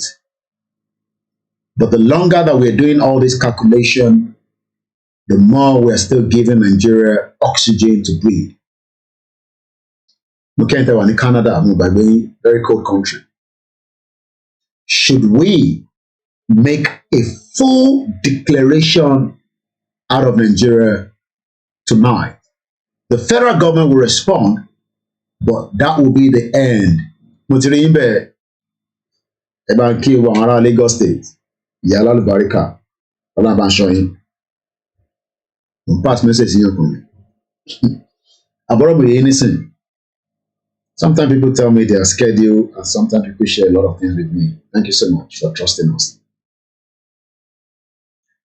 6th Republic to formerly leave Yugoslavia, Slovenia, did what maybe the backing of countries don't kùn sí wọn lábẹ́lẹ̀ pé ẹ declare, they bá declare and support yìí. Wọ́n ṣe declaration, mo kẹ́yìn tẹ́wà ní Germany, mo gbàgbé yín síbẹ̀. Mo kí gbogbo ẹ̀yin tẹ́wà ní Europe, Belgium, Austria, Switzerland, France, ìlú wo ló tún wà, countries pọ̀ lágbàáyé gan. The world is quite big, very massive, beautiful. Mali, àbára àwọn Yorùbá tó ń gbé níbẹ̀ ṣá. Why am I taking you back to the Bosnian war and the Yugoslavia war? Kò méjèèjì mo fẹ́ lò lálẹ́. It's because ọ̀pọ̀lọpọ̀ àwọn tó wà nílé might not understand that èèyàn máa trigger kankan láti fi hit kankan ni. Tẹ́ bá wà àwọn tó bá ń gbá football, wọ́n máa ń lo oríṣiríṣi tactics, oríṣiríṣi style láti fi defeat opponent. Because àwọn kan wà irú Brazil ní sáà tó mọ̀ pé àwọn máa ń gègé ni, wọ́n máa gé yín jáde ni. Àwọn kan dẹ̀ wà wọ́n máa ń defend it. So trying to defeat this contraction known as Nigeria, we must be ready for whatever it takes. Your concern the bó ṣe ń wò mí lórí TV or screenshot or send this in me. Thank you so much. Gbọ́n mi dáadáa Lájì, mo kí gbọ́n ìtẹ́ wà ní òkè lọ́hùn. Ṣé àwọn pé mo ti mọ̀ pé nǹkan tó send ní nígbà tí mo ti ń rí kí tó open ẹ̀. Ẹ ṣe gan ni. Let's come back. Mo kí ìyá tó bí mi lọ́mọ lẹ́ǹkan sí. Mr. Koiki, please, I used to understand you with all your lecture you are giving. Please, how do you assist us in Côte d'Ivoire for having the same thing? No, understand. Ṣé fún Yoruba nation or what? The first of the 6th republic to formally leave Yugoslavia was Slovenia, declaring independence on the 25th of June 1991. Lẹ́sẹ̀kẹsẹ̀, ẹgbọ́n kan tó kọ. This trigger an intervention of the Yugoslavia People's Army, which turned into a brief military conflict generally referred to as 10-day war. Ẹ jẹ́ ká lọ wo meaning 10-day war yẹn. Kò sí tó fẹ́ wáyé tí kò ti ṣẹlẹ̀. Ẹ má ẹ̀ka máa bẹ̀rù pé tá bá gbé ìgbésẹ̀ yẹn ó máa lọ báyìí ó máa ṣe báyìí. Ẹ jẹ́ ká lọ wo kí ni history sọ nípa this 10-day war. The 10-day war of the Slovenia War of Independence was a brief armed conflict that followed Slovenia's declaration of independence from Yugoslavia on the 25th of June 1991. It was fought between the separatists of the Slovenia Territorial Defense and the Yugoslavia People's Army. Ìjọ mẹ́wàá ló fi jàjà yẹn. Ogúnjọ́ mẹ́wàá tí wàá lè má tó bẹ́ẹ̀ ó lè jù bẹ́ẹ̀ lọ, but in tó bá ti mú wàhálà bẹ́ sílẹ̀ nínú Nigeria, that is the end of that country. And the way things are right now, there's a pressure, because pressure yẹn kò ń ṣàwà nìkan mọ́. We have the Biafra that are saying they want to go. Some say no, don't trust them. One agenda of Lagos mọ́ wọn lọ́wọ́ and all that. But one thing is, the Biafra says, give us a referendum and let us decide whether we still want to be in Nigeria or not. They've refused to give them independence, referendum, and that would literally mean that the Biafra, the question then is, the Biafra would trigger something to Mawa in line with movement Monsoy. How about trigger? Emma Baradi for Biafra. In tó bá dẹ̀ tí mú Biafra kó bẹ̀rẹ̀ ní south east kò sọgbọ́n ẹ̀ ó máa ní ripple effect désàlẹ̀ ó kàn lè má pọ̀ ni. So we must prepare for what is about to happen in Nigeria. Táwa Yorùbá bá ní àìtí ready fún ogun, mo kẹ́yìn tẹ́ wà ní Italy olùkàlùkù rẹ̀ ń sọ pé Mr. Koiki ọ̀ràn tí ìlú wa níbí báyìí náà. Tí àwọn ò bá bẹ̀rẹ̀ wàhálà yẹn, ẹ jẹ́ ká gbà pé tí Biafra bá bẹ̀rẹ̀ ó máa ní ripple effect, and that will still force Nigeria into a shutdown. Because kò sí bí ogun ṣe lè bẹ̀rẹ̀ ní Biafra land. We don't pray for war. Let me hear that. Let me say this. Gbàdúrà for ogun. But the language èdè wà lára tó máa ń dá ogun sílẹ̀. And already we can see that the politicians are already using the same tactics that is playing out in Lagos State. Ọ̀rọ̀ Lagos yẹn ó lè dogun. Tẹ́yìn of that bẹ́ẹ̀ ó lè di ogun, because àwọn kan ready láti defend ilẹ̀ yẹn pé láyé ọmọ Igbo ní gbalẹ̀ kàkà kọ́ gbalẹ̀ yá máa jà ni. And I've said so the same thing as well. But I don't believe that they want to take it. A lot of people say Koiki torí pé wọ́n rí bẹ́ẹ̀ ni. That's fine. I still don't believe that Lagos, even with the governor that they're talking about, the Labour Party governor, whatever, I don't believe it. You can disagree with me or not that, that's my own, prerogative to that view. I don't believe that in 2023 that kàkà kan fẹ́ gbalẹ̀ yẹn, ẹ jẹ́ ká kúkú dá gbogbo ẹ̀ wò, ká dẹ̀ secure dáadáa, it could be after 1 year, it could be after 6 months, it could be a 10-day war. Ǹjẹ́ wọ́n gbọ́ rí látijọ́ tí o ti dáyé pé wọ́n jagun 10 days? Ìjọ mẹ́wàá nígbà táwọn Slovenia tó declare ara wọn kúrò nínú ìlú tí wọ́n pè ní Yugoslavia pé àwọn ò ṣe mọ́, èdè wa ò yéra wa, àgbọ́ra wa yé, àdẹ̀fẹ́ wà together. Ogun yẹn dẹ̀ bẹ̀rẹ̀ ní June 27, 1991, ó parí ní July 7, 1991. Inú ọdún yẹn náà ni kò jíjọ́ mẹ́wàá lọ. Kéde máa rántí pé níjọ́ náà lọ́ọ̀ ní 1991 tó dà ń pè mí ṣe ń wọ secondary school. À máa gbọ́ nígbà yẹn náà, hey, ogun lọ o, ogun lọ o.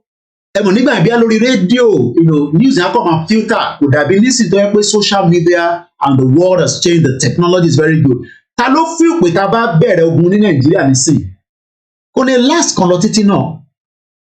Yes, ó máa ní impact, ó máa affect the businesses, but we are fighting for something that is our language. Ṣé ká jẹ́ kí language wa go into extinction nítorí pé a fẹ́ dúró sínú Nàìjíríà àdèjéjà? Àkóyèkì má jẹ́ kó dé, má yẹ kó dìjà, ọ̀rọ̀ bí ogun ni wọ́n máa ń sọ ní tiẹ̀. Yes, because that is part of the way to get our freedom. Tí diplomacy bá fẹ́ máa delay wa, tí America ní pé ẹ lọ ṣe election, tí wọ́n dẹ̀ rig election mọ́ yín lọ́wọ́, tí America ò dẹ̀ rí any reason láti sọ pé no, this election was rigged, ẹ lọ tún ṣe. But rather, wọ́n ní kó lọ sí court. Court will not even sort it out. And this is why I am saying to those of you that probably doesn't agree with my views all the time, there's always something that you will learn here. Èmi náà gbọ́ rí pé wọ́n jagun 10 days inú program báyìí náà láti dọ́gbọ́. But it shows that we can still do our best as Yoruba people. Koiki ní kọ̀ǹpútà fẹ́ fìjà, ìwọ ló ṣì ń rò bẹ́ẹ̀. A lè máa sọ pé no going back lórí social media, Yoruba nation nìkan lórí social media. We must push and push until we force the federal government into a dialogue where we can now say at the upper edge. Tí ní upper edge, gbogbo àwọn tí wọ́n rò pé Tinubu di president yìí, Tinubu is not giving you the upper edge. It's just another way to delay the Yoruba nation. And it's part of the plan. Ẹ̀yin lẹ mọ̀ tó ń lọ lẹ́yìn. So let's take a look again. Maybe we can see any video. Yes, there will be damage. Kò sí tí Nigerian government bá gbé military tank, ìbá rí àwọn sójà tó jáde, tó bá kó military tank, tó bẹ̀rẹ̀ sí ní bomb, boom! Yes, nǹkan kan máa ṣẹlẹ̀.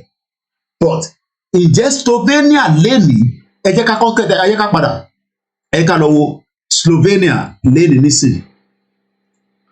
Slovenia tó bá rẹ̀ sílẹ̀, ṣe mọ̀ pé ó ti di part of European country.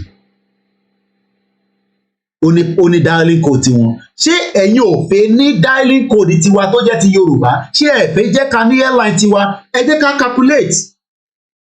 Ìjà tó jà yẹn was 1991. How many years ago is that? Tó fi gbara wọn sílẹ̀.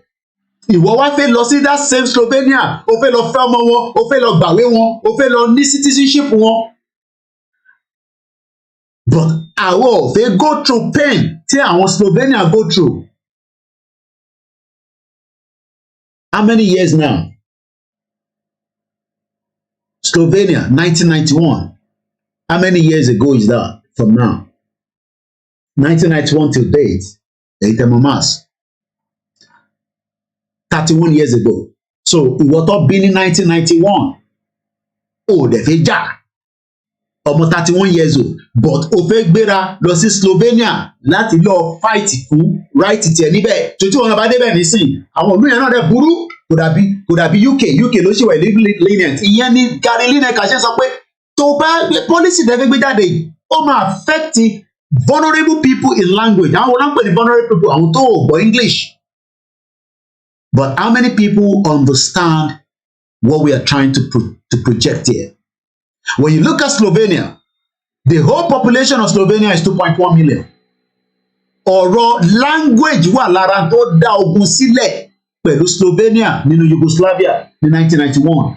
Ọ̀rọ̀ pé wọ́n ọ̀jọ̀ gbọ́ra wọn yé, èdè ò yéra wọn, culture ò yéra wọn, gbogbo nǹkan ò yéra wọn, wọ́n dẹ̀ force wọn together, àwọn dẹ̀ náà wò gbà. Ní 1991, wọ́n dẹ̀ declare ara wọn. Tí bàbá Akíntóyè bá make a declaration lálẹ́, kò ń ṣe pé Nigerian government ò ní gbé ọwọ́, àmọ́ ọwọ́ tó bá gbé yẹn, ó máa force the Nigerian government to the hands of the international community. But we understand pé àwọn bàbá ń calculate, and we have to respect them, that. Pé okay, tá bá gbé báyìí, ká gbé báyìí. but calculation yẹn ó sì máa force wa pẹ̀lú Nigerian government to a confrontation. Tinubu cannot make any headway for Yoruba nation. So bí o bá gbé ìtẹ́ ń dúró fún Tinubu ni, you are wasting your energy and time. So it's better we understand that we can fight our way out. Even as Tinubu being the president, we will still fight our way out. Lórí ẹ̀ náà ni. Ṣé wàá rí nǹkan kan ni pé tí wàhálà bá bẹ̀rẹ̀ tó bá jẹ́ pé gọ́ọ̀mẹ̀ntì Tinubu bá gbé ọwọ́ kọ́wọ́ ẹ̀kọ́ sílẹ̀, military tó bá wà tó jẹ́ chief of army staff nígbà yẹn tí wàhálà yẹn bá ṣẹlẹ̀ between our indigenous people, whether the Biafra, the Yoruba, that chief of army staff will end up in eggs, just as the former Slovenia dictator in this particular video. Let's watch it. Koikimedia. Genocide by a UN tribunal in The Hague. Ratko Mladic masterminded Europe's worst atrocities since World War II. Elizabeth Palmer reports Mladic did. Arákùnrin tẹ́ ń wò yìí kàkà kó jẹ́ kólúkálukú máa lọ́nlọ́ ẹ̀ kò bá. Bọ̀ lẹ́ni nísìnyí inú ẹ̀wọ̀n ló wà. So ẹ sọ fún àwọn tó ń pera wọn ní military defence staff kìnìkan. The time is coming, they will all pay the price. Only 32 years ago. Thank you so much. Did not go down quietly. As the judge prepared to read his verdict, extermination, a crime against humanity. Ratko Mladic, accused of some of the most savage war crimes in modern history, shouted a last angry denial. Mr. Mladic, we adjourn. But Mladic's past as a ruthless Bosnian Serb army general had finally caught up with him. In 1992, Mladic was the military commander of the siege of Sarajevo. He pounded the city with heavy weapons. Sherry, nígbà tá a bá declare tí Tinubu as the president in sitting tó bá rán military jáde kó bẹ̀rẹ̀ sí bọ́ǹbù any part of Yoruba land or Igbo land. Let me say this clearly. He will be held accountable under international law for crime against humanity. Asking for self-determination at any time, making that declaration at any time, do not give the government of that country. Tí Bàbá Akíntóyè bá declare, even pẹ̀lú Tinubu tó wà níbẹ̀, does not give Tinubu any reason láti ní kí military kó bọ́ sójú títì kó pa wá. All they can do is come onto the round table and let us finalize it and everybody go their separate ways. But tí Tinubu bá rán military tó bá gbé síbẹ̀ tó jẹ́ ọmọ Yorùbá, because lọ́kàn ara ẹni sìn ó máa change the chief of army staff, ó máa gbé Yorùbá sí gbogbo wọn. Àwọn yẹn ló máa fara gbá wàhálà lọ́jọ́ iwájú. Ó dà pé ọ̀rọ̀ yóò fi yé gbogbo yín dáadáa. Tinubu being a president does not mean that Baba Akintoye cannot make that declaration. Does not mean that if a Yoruba, chief of army staff is there, Tinubu will give one order, because any time give order only president, no military will come out and attack the civilians. The order will come from the main president of the country, just as it's done anywhere in the world. So making a declaration of Yoruba nation at any time, even as Tinubu being the president, does not mean that he has the right to roll out the tank. If tanks are rolled out into the southeast, let me say this, Tinubu will be paying an heavy price even at his old age. And that would also go to any of the chief of army staff at that particular time. Even if Baba Akintoye make that declaration now, whether it's the dead or the alive Buhari that is there, whoever are those chief of army staff will pay the heavy price. There is a price for everything that occurs, and there's no way they can run away. These guys try to do the same thing, and we're watching bamboo innocent people. He has no reason to do so, but because ó ti mọ̀ pé in tó fi lè múlù yẹn pé àwọn kan ti sọ pé àwọn ọ̀fẹ́ mọ́, he wants to destroy it. I don't hope Tinubu will do such, but if he does such when a declaration happened in Yoruba land and they roll out the tank, Tinubu will pay a heavy price. Likewise, all the military architect that is working for him. Let me take a short interlude break. We'll come back in just about a few minutes. Once again, a very good evening and welcome to the live transmission. My name is OLAMILEKAN. And as we continue to say, Yoruba people must be free from the bondage of the contraction known as Nigeria. Nigeria was never won and it can never be won. This is the best time for us to get the hell out of this messed up country. It might be in 1 minute. I'm going to pause that because I need the audio to come out. Mo kí gbogbo wa lẹ́ẹ̀kan sí níbikíbi tí ẹ ti ń gbọ́ wa tí ẹ ti ń wò wá. My name again is OLAMILEKAN, the last man standing that takes you through ibi tó ti jà ogun rí. Ogun ṣe tó gbọ́dọ̀ máa bà wá lẹ́rù. The quicker we do this, the better. The longer we remain in Nigeria, the more vulnerable a lot of you will end up. So let's now watch this. Then I come back in just about a few minutes.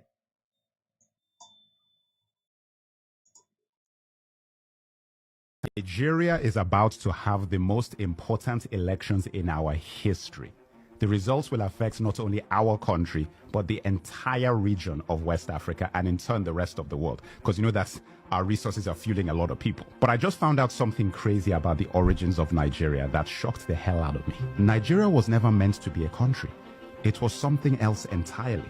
In this video, I'm going to tell you exactly what I discovered. Oh, and I want to acknowledge Burna Boy for bringing my attention to this in his song Another Story on his album African Giants. Thank you for inspiring this video. And all of you, let Burna Boy know he got to me and now I'm sharing this information with you. The creation of Nigeria was never about democracy, never about Christianity. It was all about money, business, and profit. None of it for us. Pay attention. The area now known as Nigeria was called the Slave Coast up to 1870. This was the point at which the British had stopped slave trading and moved on to palm oil as their primary commodity out of Nigeria. One of the main suppliers of palm oil was the Benin Kingdom. And you have to watch my video of one of the greatest African kings most of you have never heard of, Oba of Oranwen. This is an important story for me personally because I am from that region, so they are my people. And his fight with the empire over palm oil is one of the greatest stories of African colonial history. Anyway, everyone wanted palm oil, and especially the British. A man called George Goldie set up the United African Company in 1879, which was then changed to the National African Company. He structured the palm oil business in the Niger Delta region, and by 1884 he had a monopoly that the British could exploit. So in 1886, Goldie violated the agreement he had made with the chiefs and moved his operations into River Niger and Benue. The company was also renamed at this point to Royal Niger Company. Goldie tricked the chiefs into signing unfair trade deals, giving Goldie exclusive rights to export palm oil instead of what the chiefs thought would be free trade. These contracts were written in English, a language we didn't understand, and based on laws that were not our own. Now guys, this is similar to something I learned when I was in university about the deals done with the Native Americans in what is now known as the United States of America. A very similar thing where deals were done in contracts in English with laws that had nothing to do with the Native Americans. There was a meeting called the Berlin Conference in 1884 to 1885, set up by Germany's first chancellor, Otto von Bismarck. This was where the colonial powers discussed how to carve up Africa and structure trade across the pieces of our continent that they would take. We were not a part of this conversation. The best way to think of this is like the NBA drafts.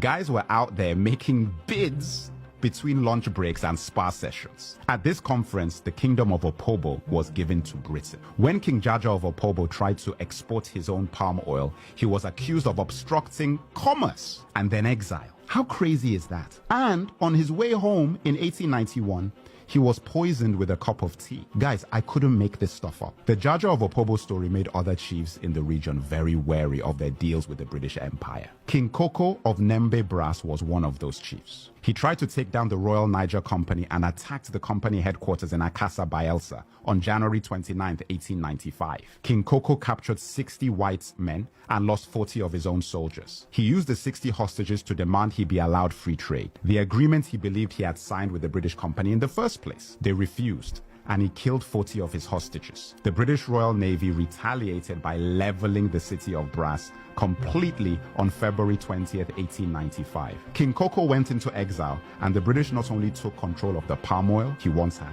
but also fined the people of his kingdom £500 as well as confiscating their weapons. Tragically, King Koko committed suicide in exile in 1898 after being branded an outlaw by the British company that had taken his kingdom, palm oil, and reputation. The Royal Niger Company sold its territory to the British government for £865,000 in the late 1800s. This territory was known as Nigeria.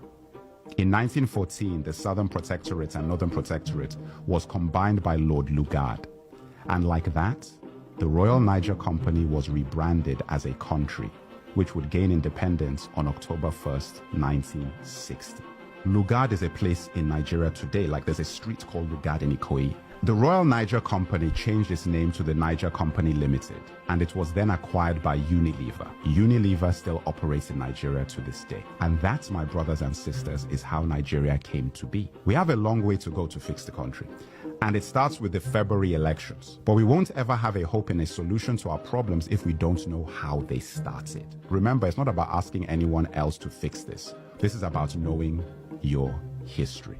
Nigeria was never a country we created. It was a company designed by colonizers for profits. And a lot of the infrastructure put in place for that siphoning of resources out of our land are still very much in place today. Crude oil simply replaced palm oil, and soon lithium may replace crude oil. I feel angry not just for what happened to my ancestors, but the fact that I wasn't taught about this in school in Nigeria, and that our children are not being taught about these things now. Every Nigerian going to the polls should know everything about who we are and what we're up against and the creation of Nigeria. I would like to take this moment to thank all my followers and subscribers.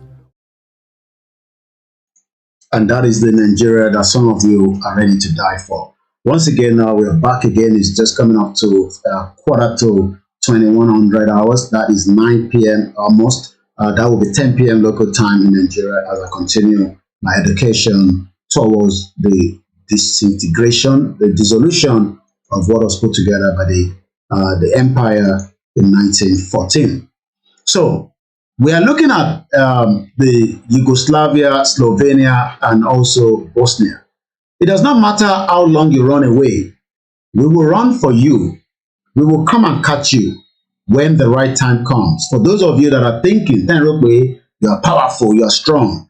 Again, this man has been somebody that they've been looking for as well, according to prosecutor files against a Bosnian Serb leader known as Dodik for genocide denial. You might think that all these messages that we're putting out, whether it's the Biafra saying they are killing us, the Yoruba say they are killing us, people are thinking it's not going to happen. Appropriate time, Awaye, when prosecutor will come after you. Bosnia Herzegovina prosecutor's office. This is now a new country, okay? So let me remind you, these are countries that came out of the contraction known as Yugoslavia. For them, language was a problem. The whole population of this country is not even up to 3.3 million. According to the World Bank, Bosnia and Herzegovina is a country on the Balkan Peninsula in the southeastern Europe.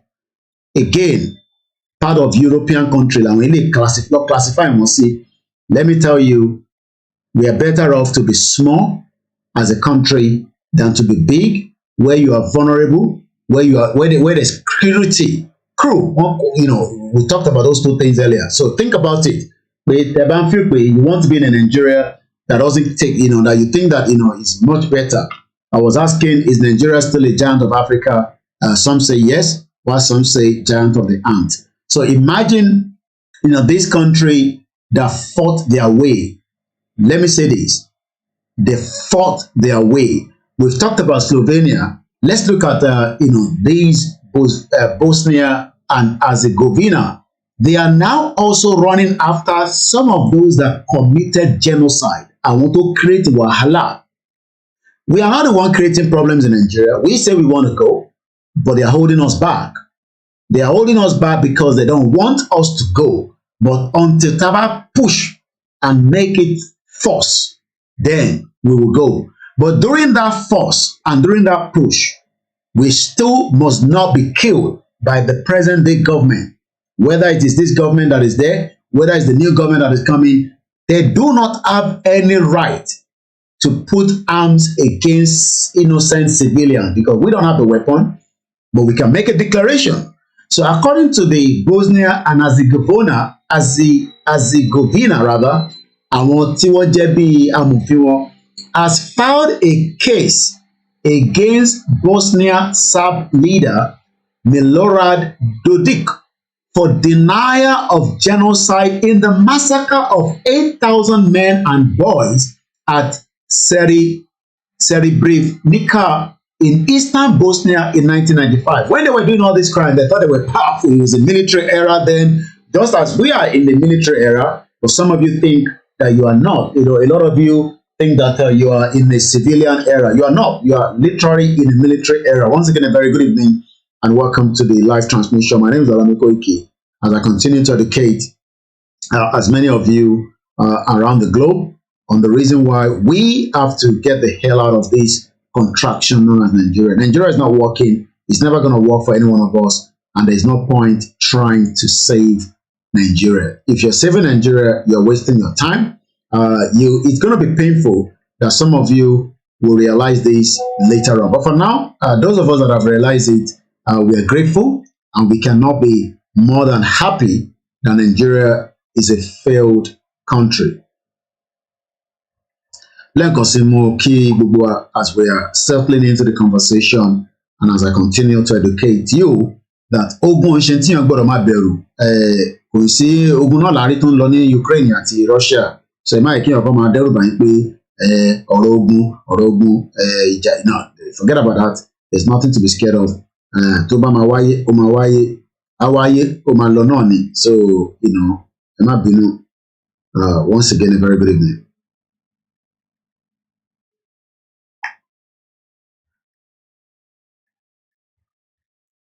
Mo kí gbogbo wa lẹ́ẹ̀kan sí so nígbà tí arákùnrin tó ń commit crime yẹn níjọ́ náà lọ́hùn òun ti gbàgbé pé nemesis máa catch up pẹ̀lú ẹ̀ ti understand nísìn kò rántí pé nemesis máa catch up but now tí nemesis ti wá catch up pẹ̀lú ẹ̀ nísìn they are all worried, they are all scared.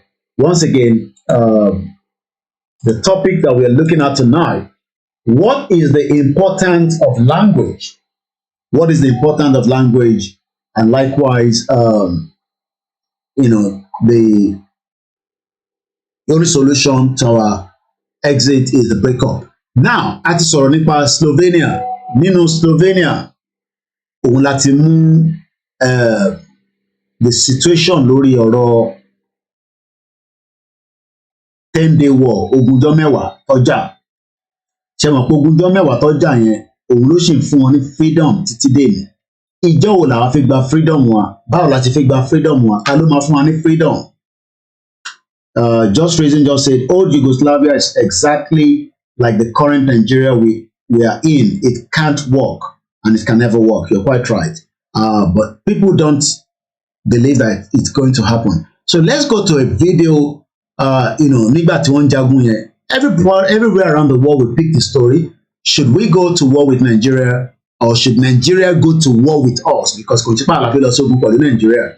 This is a news headline when technology was not there. Ẹlòmíì bí aró news kó tó dé inú Nigeria ó lè fẹ́ tó NTA ilé máa ń gbé níjọ́ náà lọ́hùn ó lè fẹ́ tó after a couple of days. But today, think about bẹ́lẹ̀ ní Nigeria lẹ́yìn. Trust me, the whole world will know about it in no time. Very good evening to those of you on our MixLR. Daniel says, military under democracy. Greeting from Idiroko. Okay, Allow Baba. We don't reach final stage with that. Yes. Comrade Plan B. The government will put security out there to protect their interest, and we would also be protecting our interest as well. Let's watch this video. I do not own the copyright. This was Yugoslavia War, June 29, 1991. Ceasefires in place in Yugoslavia after 2 days of fighting that took more than 100 lives and after an intensive peace mission by diplomats from the 12-nation European community. Kí lẹ gbọ́ níbẹ̀ yẹn? Peace mission. Tí wàhálà bá bẹ́lẹ̀ ní Nàìjíríà nísìn lálẹ́ títí dàárọ̀ ọ̀la, the first people that will be traveling to Nigeria and be talking to the federal government are the peace mission. So àwọn Biafra ti calculate gbogbo ilé already. Wọ́n mọ̀ pé táwọn bá dá wàhálà lẹ̀ sórí Nàìjíríà ó máa difficult fáwọn. And they want a referendum, and that's why they are making the push, and that's why the federal government is more scared than the Biafra than us. Wọ́n máa pa wà ń try láti ṣe calculation. Wọ́n máa pa wà fẹ́ dáwó bọ̀wọ́ ọmọnà táwa fẹ́ gbà. The government knows that we are probably not yet strong enough to pull them down, in terms of a fight. But with the Biafra, I want to jagun, so they don't care what's going to happen. So the Biafra will lead the way, I believe, while we are also going to be preparing for whatever we are preparing for. But some people don't like that, especially with this narrative that is playing out that, I mean, like I said, I don't care whatever your views are. I don't buy that crap. There's nobody that's going to take our land. It is just a tactics. And let me give you, before we come back to this video, I want to take us away a little bit. I'm going to leave Gary Lineker here. I want to go back to my Twitter and let me show you Africa letting play this divide and rule. Let's watch this video that I was able to pick up. This is Gary Lineker speaking. This was 2021. This video, he was speaking in 2021. We'll come back to that video. And in that interview, he was talking about, again, empathy, of people's position when they have to flee a country, flee a country of war. But today, maybe we should watch this video first. So, who knows?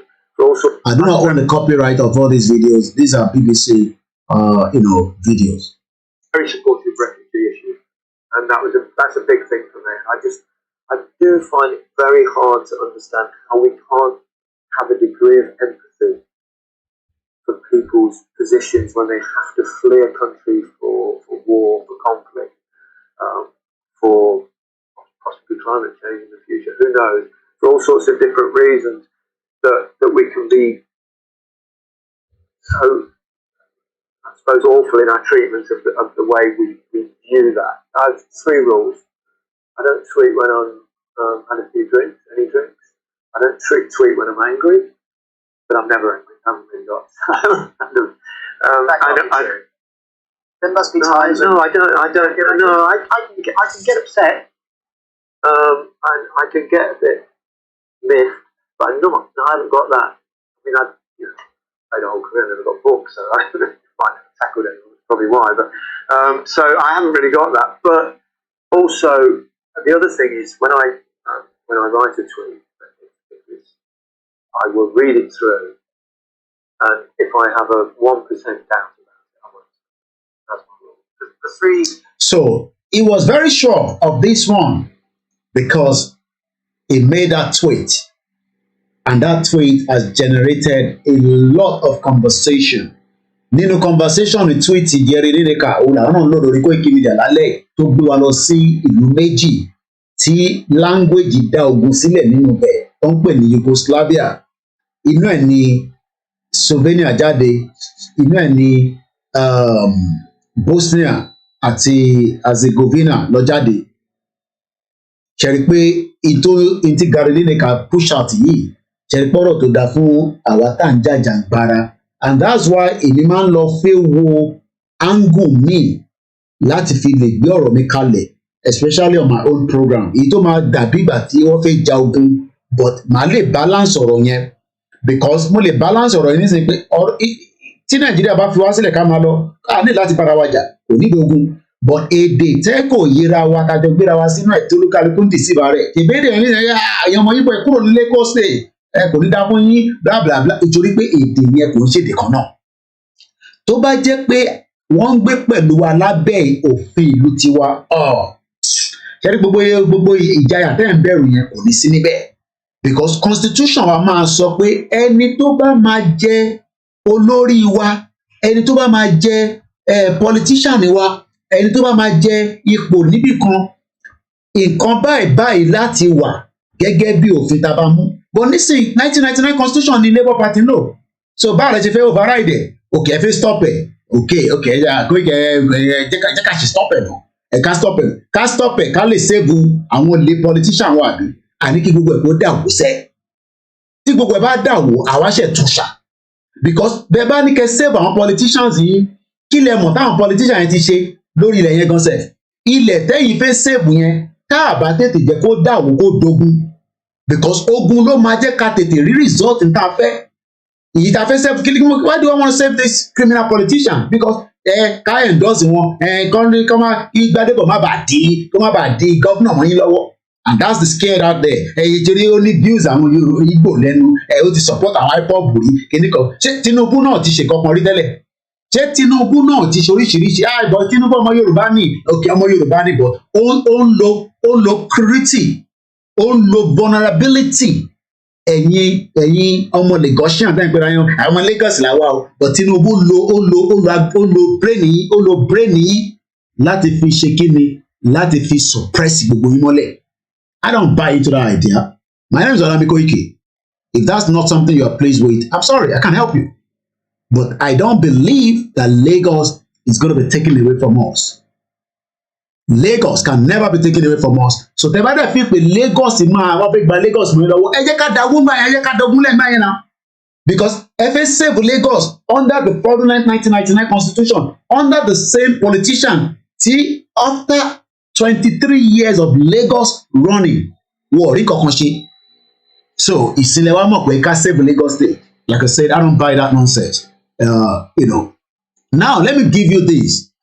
These two videos I picked up again lórí ọ̀rọ̀ Gari Nínekai is going a lot of conversation. Then màá wá sọ́dọ̀ ọ̀rẹ́ mi dáadáa Alistair Campbell. Àwọn eléyìí na. Is a writer, is a communicator, is a consultant, strategist, mental health campaigner. Àwọn tó ṣiṣẹ́ Tony Blair lélẹ̀. Tó bá sọ pé Tony Blair ẹni tó ń pè ní Tony Blair ní bọ̀bọ̀ ẹ̀. I'm going to come back to him. And this is a full article tó kọ lórí in defense ẹgbẹ́ owó ṣe kọ́ ìjọ wo làwa máa bẹ̀rẹ̀ ogun ṣẹ̀rípò kọ síbẹ̀ subscribe for less than 2 weeks for less than £2 tẹ́mi bá ní ẹ fún wa lówó Alistair Campbell tó ní owó lọ́wọ́ imagine ẹni tó wà lábẹ́ gọ́ọ̀mẹ̀ntì Labour Party ó léye tó ń san fún ní every month lọ́dọọdún irú àwọn eléyìí nísìn 6 figure lọ́ make pẹ̀lú ẹ̀ ó sì ní káwọn èèyàn fún un lówó ẹbí kò ṣe sọ pé kọ́ máa fún un lówó ó ní kẹ́ subscribe bébí bá gbé àkáǹtì jáde nísìn àpọ̀bọ́ yóò ti like owó jù ó like owó Koiki ó like owó jù ó like owó àmọ́ máa ń gbọ́ George Galloway máa ń gbọ́ dáadáa I love him as well àti the other one yẹn ti kí lorúkọ yẹn tó bá wọn fight títí tó fi kúrò nínú EU kí lorúkọ ọ̀bọ yẹn jẹ́ náà tó wà lábẹ́ European Parliament tẹ́lẹ̀ tó máa ń gbà sí fún wọn kí lórúkọ bọ̀bọ̀ yẹn man yẹn mọ̀ sí there's another guy like that tó ń ṣe George Galloway ìkan yẹn náà báyìí yẹn náà òyìn ọ̀tẹ̀ like yẹn for British yẹn like so kí ni mo fẹ́ fà ẹ wo Alistair Campbell tí mò ń dárúkọ ẹ̀ ó ti Nigel Farage ẹ ṣe gan ni ìyá ẹ̀ like politics ẹ má follow politics ìlú ìgan nìyẹn o ìyá wa Ìyábọ̀ ọwọ́ up to date máa jẹ mo like àwọn kan wà ní àwọn Nigerians kan wà nígbà yìí they are kì í má sọ pé illiterate bó ṣe kúrò ní Nàìjíríà náà lọ ṣe operate níbí báyìí ọba níṣẹ́ ti gbọ́ 10 o'clock náà ìgbà náà ìṣe ọmọ abẹ alájà kí ló sọ lórí news lánàá wọ́n bọ́ fi change policy mọ́ wọn lára ní àdúgbò wọn mọ̀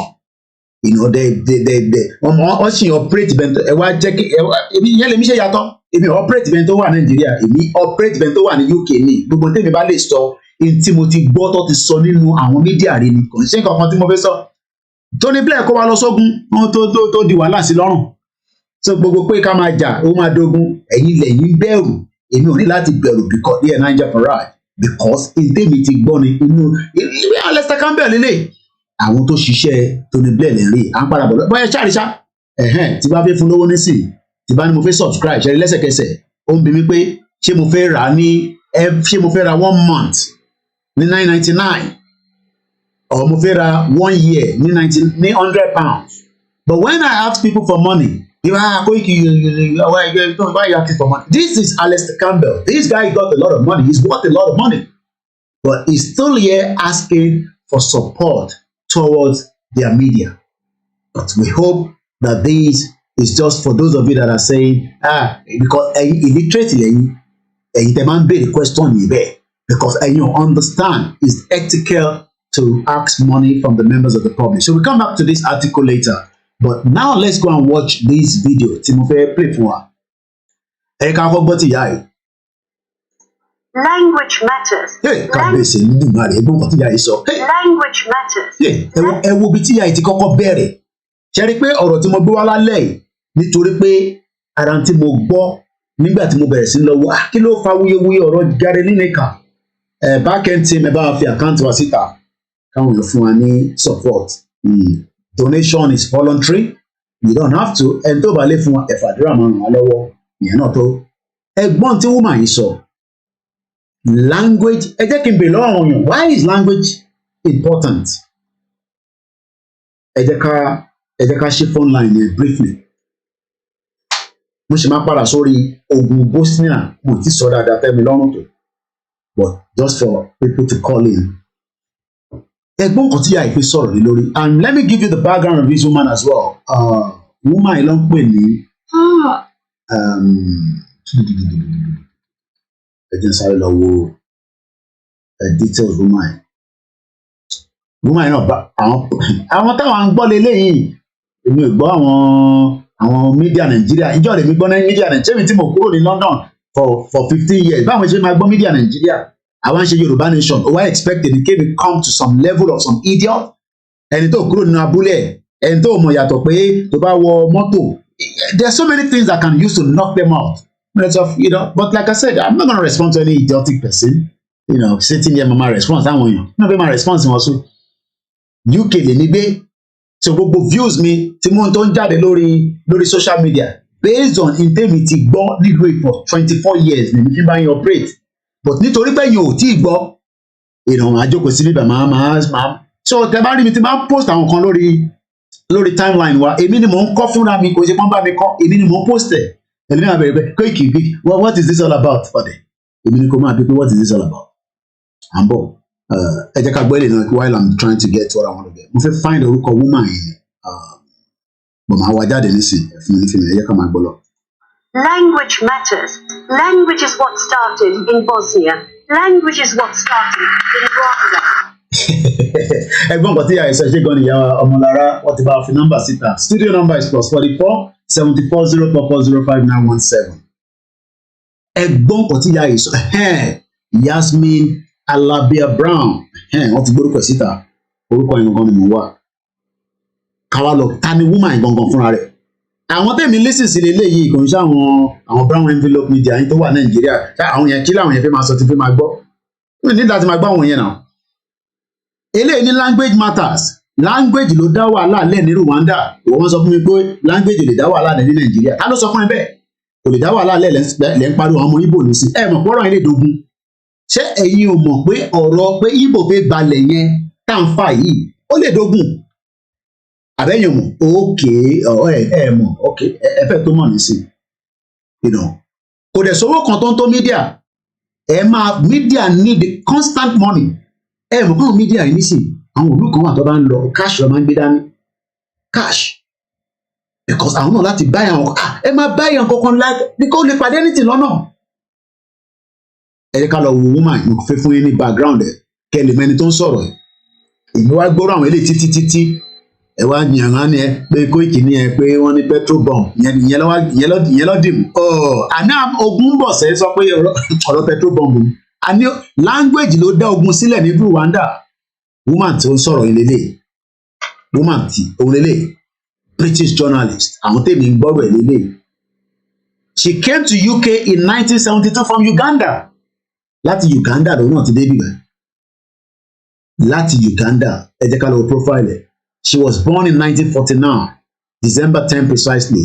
Is a British journalist and the author who described herself as a lefty liberal anti-racist. Olọmọ méjì nationality British ẹni tó bá wá láti Uganda nígbà yẹn ó ti dàgbà díẹ̀ kọ́lọ̀ tó bọ̀bá jẹ́ ká kó pẹ́ fún wa dáadáa 73 years old ó wá ń sọ fún wọn pé language matter ìwọ òmùgọ̀ tí bá bí ẹni sìn what is the language of Nigeria ó rí kankan sọ I'm an educated Nigerian rọ o educated Nigeria rọ o you know educated Nigeria rọ o ẹ bá wa fi cash app wá síta o bákẹ́ǹtì nítorí pọ̀ bí wọ́n ń gbọ́ mi èèyàn kan ti ń béèrè ká má lọ mí ìṣòwò ọ̀rọ̀ owó ṣe kókó ṣe pàtàkì ẹ ṣe gan ni gbogbo ìyá wa ẹgbọ́n kan tí wọ́n máa ń sọ let's go back to that language èdè kí ló dé tó ṣe wà important what is the importance of language òun ni topic tí mo ń lò lálẹ́ gbogbo topic tí mo ń lò yìí based on tí mo gbọ́ lára woman yìí pẹ̀lú ọ̀rọ̀ Gari Lineker kí ló ń ṣẹlẹ̀ lórí rẹ́rẹ́ mà ti ń rún rẹpẹtẹ báyìí lórí ọ̀rọ̀ Gari Lineker òun náà ní pé kò ní àpíà lọ́la nísìn fún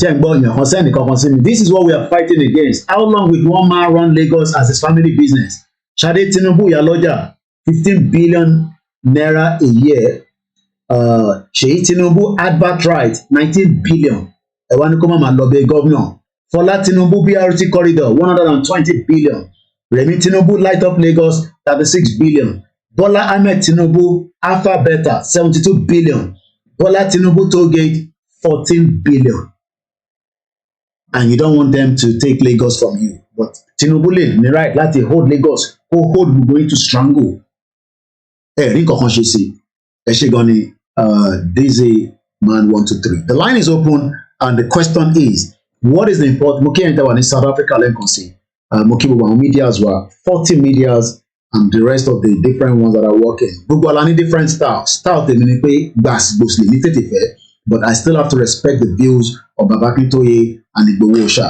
But if we are fully ready, we will push it. And then, Baba ló ń gbọ́ Baba Akintoye náà. Àwọn náà ti jàrí nípa pé kí nǹkan da níjọ́ náà lọ́hùn ní éèjì tiwọn. But àwa nísìn a fẹ́ gbogbo ahead látọ̀dọ̀ tiwọn. Bàbá yàn ní fi gbogbo ẹnu sọ̀rọ̀. Ọgbọ́gbọ́n ni àgbààgbà fi ń sá fún màálù wọn ní gbogbo ẹnu sọ̀rọ̀. Hello caller.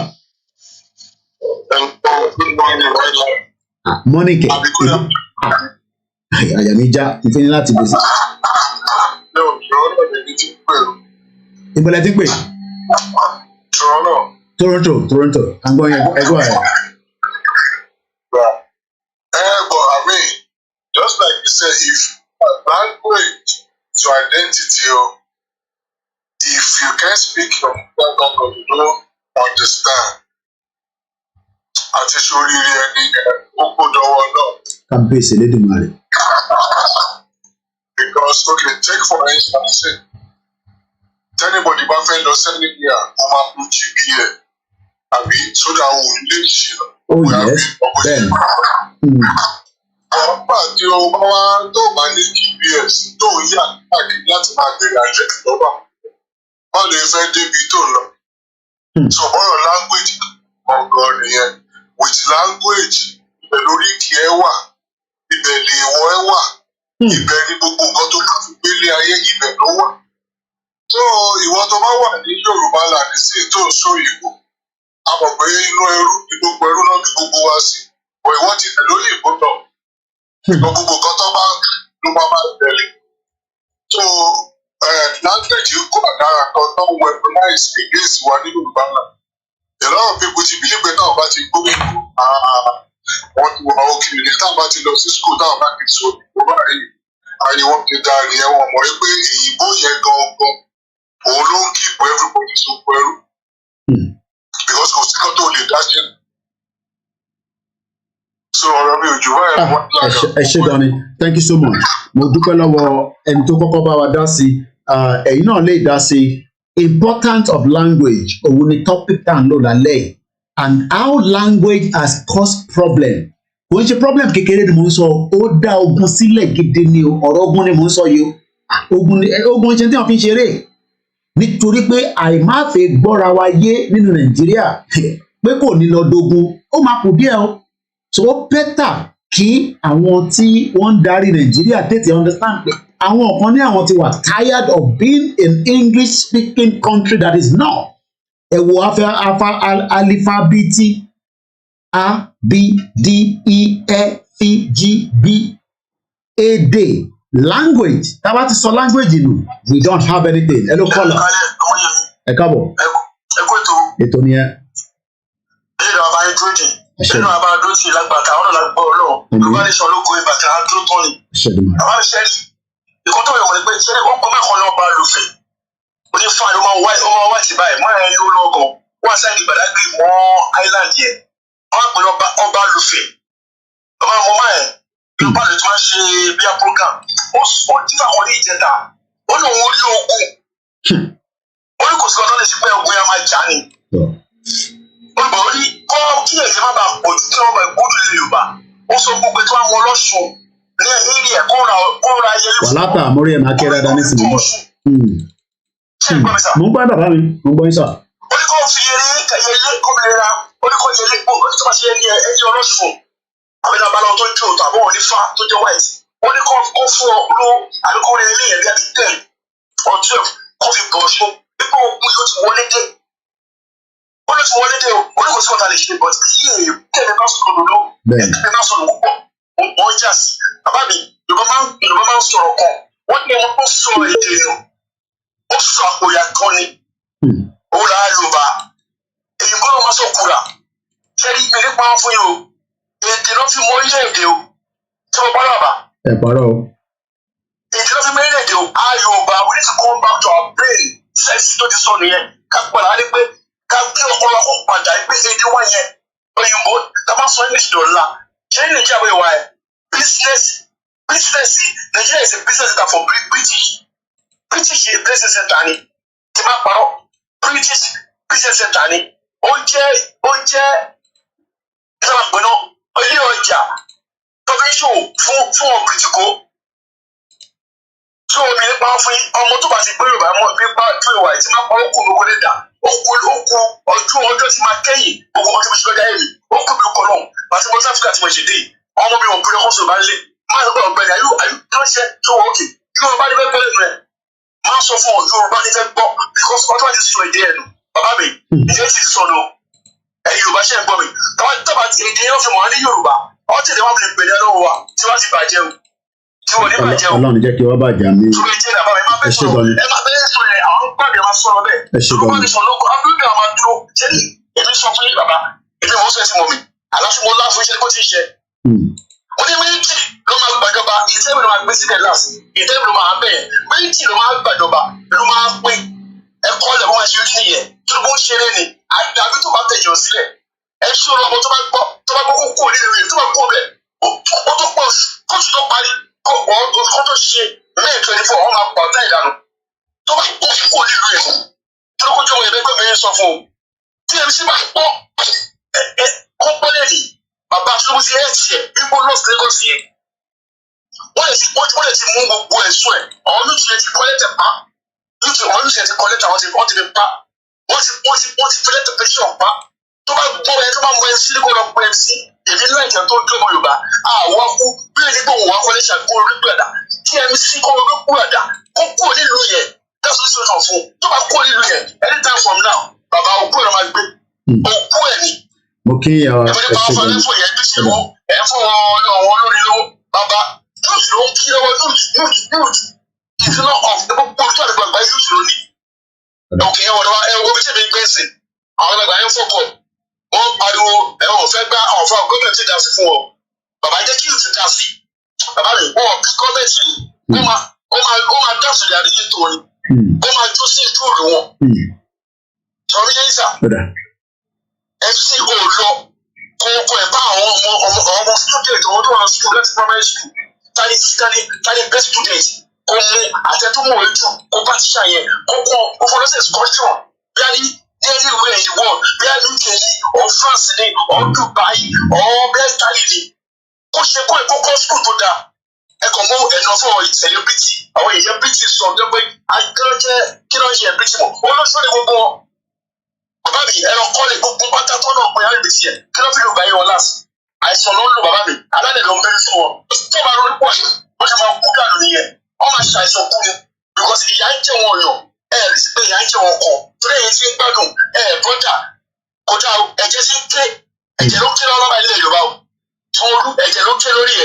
because Tinubu is a good person but ọlọ́pàá bàbá sọ pé Tinubu ló ti pa àtọwúrò wọn MC olómọ àwọn bíi ọ̀kọ́rọ́mọ àwọn bíi Máàláká àwọn bíi bàbá wíṣkì náà bọ̀wọ́ ìrànbọ̀ bí wíṣkì àbúrò náà àtà wíṣkì àwọn bíi lẹ́gẹ̀sì ọ̀nà tí Sanwó-Olú pa òtí títí pọ̀ wọn àwọn yẹn agbèrè ni wọn ìkọ́tọ̀ máa jẹ́ fún wa bàbá Sanwó-Olú lọ́gbọ́n wọn lórí ìlú ẹ ṣe gan ni gbogbo ayé bàbá ẹni ní gbogbo ayé ìpínlẹ̀ bá fún yín kò sẹ́ tó pàdé tí o tó sì lọ ní ìlú ẹni tó bá dìbò fún ló wọlé o má kékeré bí tó ẹ yóò ti pín ní tiẹ̀ wọ́n mọ̀ máa ṣe pàdé sọ́kọ̀ wọn mc àwọn ọmọ Máàláká àwọn yẹyẹ bíríkì èmi lẹ́gẹ̀sì ọkọ̀ ọmọ bàbá ikọ̀ tó fẹ́ jẹ lọ́wọ́ o àwọn ẹyẹ dá ìdí fún ni wọn o èmi ní pa fún yín ká máa tẹ̀síwájú òkú yẹmi ok ẹ ṣe gan ni gbogbo ẹ náà lọ ń gbọ́ no problem ẹja tẹ̀síwájú ẹ̀gbọ́n mi ẹja tẹ̀síwájú.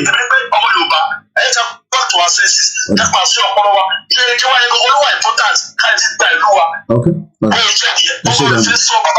ó ní pé ogun ti wà ní kọ́ńtì gbogbo tó ń dífá pé gbogbo ẹ̀rọ bá bọ̀ kẹ́kẹ́ àwọn àṣọlẹ̀ oníkọ́nà ilé kọ́nà fún wọn lóṣù àbọ̀lá òkú. ẹ ti sọ̀rọ̀ tẹ́lẹ̀ ẹ ká tẹ̀síwájú ẹ̀gbọ́n mi ẹ ká tẹ̀síwájú thank you so much ẹ má bínú ẹ ká tẹ̀síwájú and now you have a lot because of the àdètí parí presentation mi mo kọ fẹ́ láàrin méjì pé kẹ́ bá wa dá sí language and the importance of language. Let me say the mo kí dáadáa Wàlátà èèyàn ti koikimedia my cousin mo rí ìyálájé mo rí pé ra wọlé gẹ́lẹ́ ni má bínú mo mọ̀ pé tí ní kí wọ́n sọ̀rọ̀ lórí program yìí it's just that my timing is still a little bit tight but lágbára Ọlọ́run ti promise yìí màá wá lórí program yìí àwa sọ̀rọ̀ lórí ẹ̀ mo kọ́ra èyí tẹ́ ṣe ní àná òun ni mo gbọ́ títí kó tó di pé mo fẹ́ bẹ̀rẹ̀ program mi in details as usual with your intellectual and àwọn èèyàn mọ̀ pé gbogbo wa ti ń ṣe nǹkan kan tẹ́lẹ̀ àwọn èèyàn kò bí èèyàn bẹ́ẹ̀ ṣe ń sọ pé èèyàn kan tí ó ti mọ̀ yín fún bí i 20 years people don ìyẹn lèmi ṣe máa lọ ń kó àwọn profile mi kan jáde pé tálẹ́ rẹ̀ pé ó dà pé ẹ̀mọ́ energy tó wà lára ẹ bèrè lọ́wọ́ Wàlátà mo sọ fún yín pé a lè lọ club mẹ́ta tílẹ̀ máa fi mọ́ èmi ò dẹ́ mọtí tí ogun bá mọtí èmi kẹ̀ mi ṣe ń drive lọ káàkiri long distance nínú ọkọ̀ lọ tábà pé à ń lọ sí Manchester Liverpool wálé nìyẹn bá ti gbé mọ́tò fóun èmi máa sùn lọ ní as a backup driver lẹ́yìn mọ́ tẹ́yìn bá dé o mo sọ fún yín pé ibi tó bá ti ń rẹ àwọn tó kù sí èmi á ṣe máa gbé dìde mo ní energy yẹn Ọlọ́run fún mi ni so kò dẹ̀ sígbà tí mo lè sùn àwọn ìyàwó mi á ní bàbá yìí tó ń sùn lọ́sàn-án mo lè dúró báyìí ẹ bá máa play music lẹ́gbẹ̀ẹ́ mi mo ti sùn lọ mo dẹ̀ mọtí but mo dúpẹ́ fọ́lọ́run so let's come back to the conversation èdè this is our own language nínú language yẹn ni gbogbo nǹkan máa ti jáde inú language yẹn láti máa rí economy wa inú language yẹn láti máa produce the best of the best I mean at the moment I'm produce the best because tẹ́ bá wo àwọn Yorùbá nílé àti níta we are competing with the world but ìdí tó ṣe ń pẹ́ tí competition yẹn ò ṣe tètè gbèrò ni pé nítorí pé a ti wà locked behind. So I want to go back again to this our beautiful Yasmin Alabi Brown. She's a British journalist, like we said, Onawa, UK, in 1974. She's 73 years old and she has done a lot of work here in UK. And Brennan is still respected. Do we have people like that in Yoruba land as well? Yes. Like Abike Dabiri, because Abike Dabiri was a newscaster, and we love her the way she presents and that. But I'm not that into politics. Listen, Yoruba Nation, Abike Dabiri. I've met her a few times, and we still have contact, but not in terms of communication like I do before.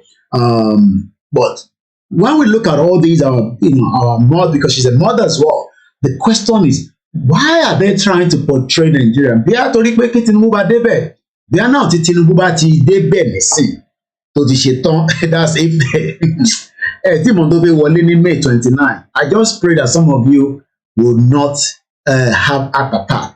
Monty not. Mo wá átíkù kan pẹ̀lú Sahara Reporter. June 12, Buhari sọ pé there will not be another June 12. Kí ló dé tó ṣe ń sọ̀rọ̀ bẹ́ẹ̀? Ṣé kankan wà tí àwọn ọmọ tó fi ṣẹlẹ̀ ni wọ́n ní lówe ní kinní kan àbí ẹ̀mọ̀ pàyìn tẹ́ gbọ́ Yorùbá ẹ̀mọ̀ kinní kan àgídìgbò wàhálà tàlẹ́ mọ̀ yẹn lówe là ń lùlù àgídìgbò lówe là mo kí ìyàwó Dami Fáfiolú mo ti kí àwọn èèyàn dáadáa briefly ni mo ṣì máa kí gbogbo yín dáadáa. I want us to understand something. mo kẹ́yìn tẹ́wà nídìí rọ́kò. When I'm here, I don't want a war in Yoruba land, but the situation of things nílé, I'm not talking about in Southwest, in Nigeria context, ó ti wà heat up, ó ti wà tense. Nigeria is currently tense and it's just waiting to explode. Bẹ́ẹ̀ni, lówe mo kí yàrá Rukayat. So, ẹ̀gbọ́n kan tọkọ sí bíbá presidency, Tinubu's victory stand a repeat of June 12 is a wishful thinking. Why are they thinking like that in the first place? According to the presidency says the election of Bola Tinubu stand and can only be declared otherwise by court. Mo fẹ́ kẹ́ gbé ọ̀rọ̀ yẹn wò dáadáa. Oh my God. Oh my God. Kó máa kọ́ máa upturn election yìí. Tinubu á máa gé kàjẹ́ tó bá lọ ṣe bẹ́ẹ̀ o. Because tí kóòtù bá lọ upturn result Tinubu yìí, ṣé mọ̀ pé Tinubu ò tí gba position yẹn ó sì di May, bóyá court case máa wáyé before May tó máa tètè parí gbogbo ẹ̀ ní pápápá ní gbúrúgbúrúgbúrúgbúrúgbúrúgbúrú. I don't know, but if the North are still in the thinking that they want to control every one of us, because àwọn ló ń control gbogbo wa, àwọn ló lọ́ọ̀kì bondage wá sínú Nàìjíríà, wọ́n lè jẹ́ kí court case yẹn kó wáyé ní pápápá kó dẹ̀ upturn ẹ̀ or kó sì go ahead. But according to Garba Shehu ní Qatar ló ti sọ eléyìí, ó ní President Muhammadu Buhari during his recent trip to Qatar, Garba Shehu, the presidential spokesperson, says wishful thinkers, ẹ̀yin tẹ́ ń ronú bẹ́ẹ̀, assume the election will be annulled to recreate the June 12, 1993 election crisis. Okay, àná àti gbọ́, ẹ jẹ́ kó lọ bó ṣe jẹ́ kó lọ àti gbọ́. Àmọ́ tó bá dé court ńkọ́ tí wọ́n bá dáwó kí ló máa ṣẹlẹ̀? I leave that in your own thought. Problem tèmi kọ́ nìyẹn, problem Tinubu àti àwọn èèyàn ènìyàn. Let's come back to this conversation here. And without any more interruption, let's move. I was able to Google it as well. Ẹ̀mọ̀ pé táwa bá ń gbà wọ̀n rọ̀, ẹ rí pé search kìíní mi ti gbé jáde. Mo wá lọ wo kí ló jẹ́ refugee blues yẹn, and this is it. So let us look it up. Refugee blues. We learn every day on this platform. Likewise, I learn every day as well. So, Refugee Blues by W.H. Auden, written in 1939. Sadly, up right there, right now. Let's read it together. Shibuli, crazy font. Okay, right. W.H. Auden, lórí ọ̀rọ̀ refugee. Let me read it according to how I can read it. Say this city has 10 million souls. Some are living in mansions. Some are living in holes. Yet there is no hope. There is no place for us, my dear. Yet there is no place for us. Once we had a country, we thought it fair. Look in the atlas and you will find it there. We cannot go there now, my dear. We cannot go there now. In the village churchyard, there grows an old yew. Every spring it blossoms anew. Old passport can't do that. My dear, old passport can't do that.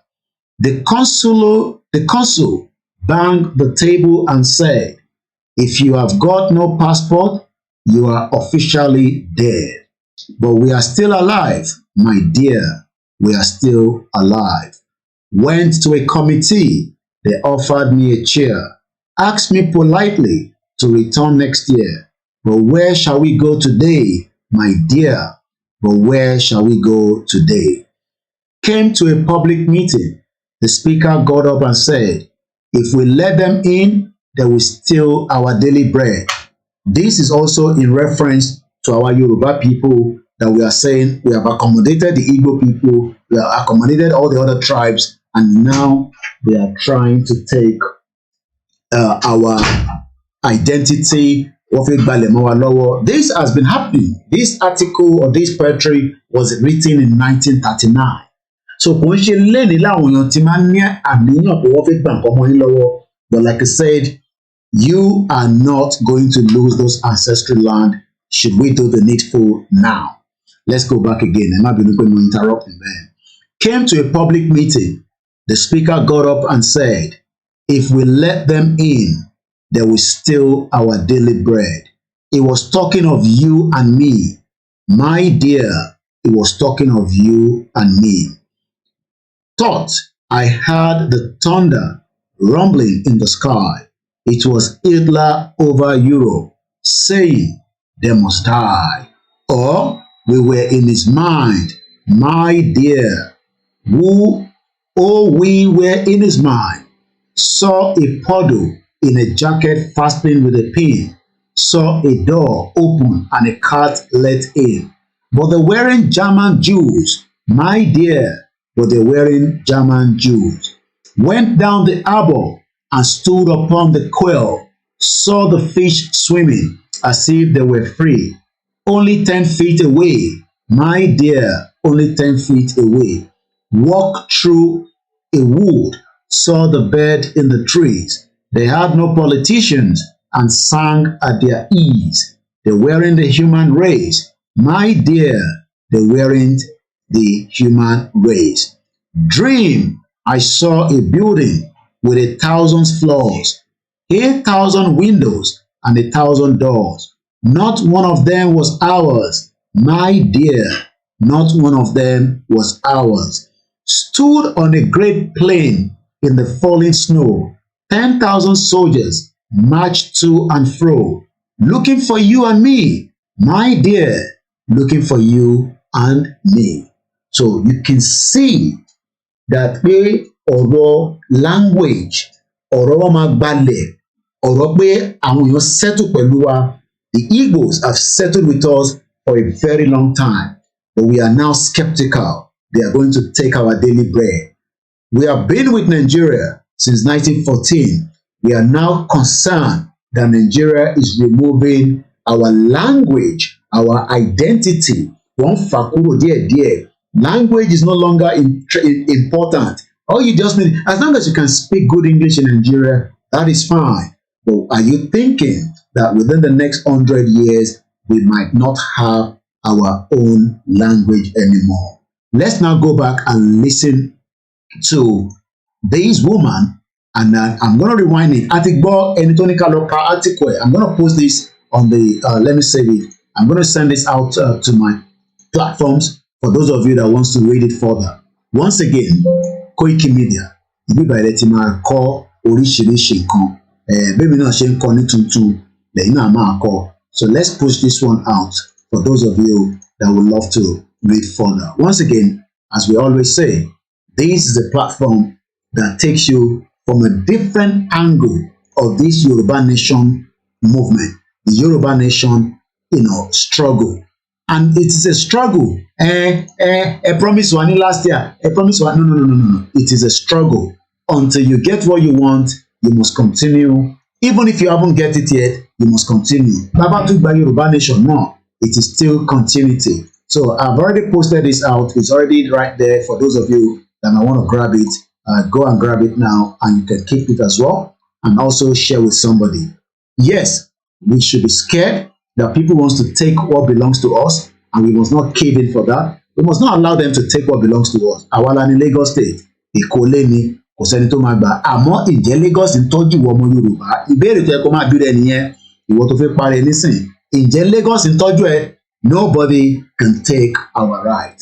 Human rights, our property. Now that we've read that and I posted it out already. Again, thank you so much, Google. Ifani, language, very, very important. Let's go back. I'm going to rewind this. It's just a minute, 24 seconds, and I will listen to it again. Language.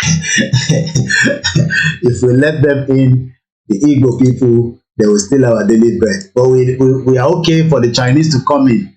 We are okay for the other countries around the world to come in. We are more concerned about the Igbo. We are not worried about the Fulani that is stealing our daily bread, the Port Authority. We are not worried about the the Hausa that is there in the airport. We are not worried about all other Fulani that are taking what belongs to us. But we are more worried about the land. Unbelievable. Space for us here, no space. 1939. 1939. Language matters. Those attitudes. Àwọn Yorùbá sórí ètò ìmọ̀ lálẹ́ yìí o. Ó ti dọ̀rọ̀ language lé sí everybody ti fìdí ẹ́ nígbà tẹ́ tó gbọ́ pé ó lè dọ̀gún sílẹ̀. Bẹ́ẹ̀ ni ẹgbọ́n kan tí yà ẹ̀ sọ language matters. Language.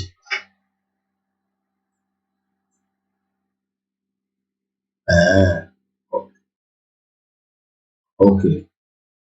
Okay, wọ́n ní YouTube ń block a cash out message wa but it's okay. Tẹ́ bá ṣàtìwọ́ Ọláyọmí Kóìkì ẹ̀rí lórí cash out. They are not worried about Dangote, BUA. Àwọn tí àmọ́ language tí Dangote ń sọ. Can you imagine? Language. Ẹ jẹ́ ká gbọ́ the other person. Once again, a very good evening. Ẹ jẹ́ gbọ́. Ilé ìtẹ́lẹ̀ fẹ́ sọ yìí. Kí lè ṣàlàyé fún yín kó lè yé nǹkan yẹn. Táwọn ìbò ìbá ń sọ ẹ̀ tó bá gbé láàrin wọn. Àkọ́mọ̀ pé ilé tó ń fi mọ́ sọ̀rọ̀ yìí.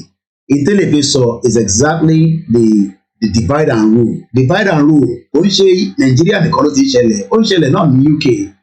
Ẹ gbọ́ angle tẹ̀lé arákùnrin máa fi sọ̀rọ̀. Òun sọ̀rọ̀ from the perspective of the same problem tá à ń face nísìnyí the divide and rule. Igbo ti fẹ́ gbalẹ̀ o. Káàdì yẹn lọ play síta nísìnyí and everywhere is going to sick. I'm not buying into that nonsense. I don't believe they're going to take our land. Our land is our land. We will fight and defend it. Let's listen. So, fún ilé ẹ̀kan sí i, ó ń sọ pé gọ́ọ̀mẹ̀ntì ìlú yìí ó ń sá fún inflation, gas bill wa ti lọ sókè, gbogbo kan ìlú yìí náà ti wọ́n lè máa rí wa tá à ń dán báyìí, we are paying through the nose to be able to live now in UK. But it's still okay. We give thanks, and we can always appreciate this country. We can't, criticize it, especially for giving us the kind of freedom. And mo rí fídíò bọ̀bọ̀ kan tó ń pariwo kò sí oxygen hospital nǹkan kan, and I put out a comment say I have to be thankful that I live here where my health will be taken care of. Mo rò pé èèyàn máa lọ sí hospital nílùú ọmọ sọmọ pé kò sí oxygen wàhálà wà. So ntí arákùnrin sọ yẹn bọ̀ tí ó lè yé yín ẹ̀dá gbọ́ tó kù. On individuals or personalities, they have ex-chancellors who don't pay tax. They have another ex-chancellor who knew the currency was going to run. So he told his former employers to bet against it. So what do they have left? All they have left is division, and this is all this policy is about. Ẹgbẹ́ wọn tó sọ ewúrẹ́ lè ṣe ń wo bó ṣe ń wo lójú lára àwọn tó rí lélẹ̀. All they have is division, and that's exactly the same card that they are playing in Nigeria. Division. Ẹ dàrin wọn rú, ẹ wà àárín wọn, ẹ má kí àárín wọn gbọ́n mọ́ràn. Ìwọ ṣáà máa lọ síbẹ̀ máa lọ sọ fún wọn pé o ti fún wọn ní nation kí ni wọ́n máa dùn ní 2023 and everybody is excited. Wọ́n ti gba country, mo kí ìyàwó Sarah Oyèlọ́wọ̀. Can you imagine? Mọ́mì ní 2023 kí ọ̀dọ́ fún wa pé òun ti gba country fún wa. Wọ́n dẹ̀ tí resolution sọ̀rọ̀ country náà. I mean, I don't know. Unbelievable. And this part of the division, ẹ ṣáà lọ sáàárín wọn ẹ̀dá wọn rú. Lọ fọlọ́n sọ fún wọn pé ti fọlọ́n gbà. Ẹ bá ti fọlọ́n sọ fún wọn pé ti fọlọ́n gbà. Gbogbo nǹkan máa dán mọ́rán. Àwọn èèyàn máa believe yín. And that's exactly what is happening. Mo kí àṣà àti ìṣe ilẹ̀ Yorùbá. Mo kí òpin tẹ́wà lórí Instagram. We have 2 Instagram that is running side by side. One is my own personal one, Olayemi Koiki, and one that we open for koikimedia. So this is what this guy is trying to say. The UK government, which is Sunak, ó ń sá fún problem tí àwọn èèyàn face, àwọn èèyàn ní ìdíwọ́ sí ní hospital, NHS, doctors, teachers, ẹ ṣáà gbogbo tó strike tí wọ́n kàn ń ṣe bí ti Nàìjíríà ni. Let's continue. Former employers to bet against it. So what do they have left? All they have left is division.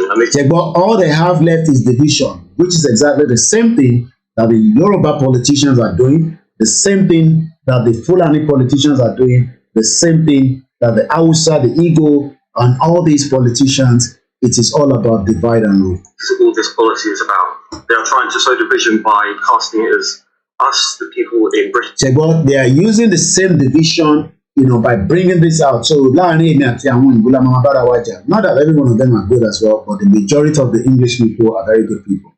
Against people who want to come here, and it's really sad.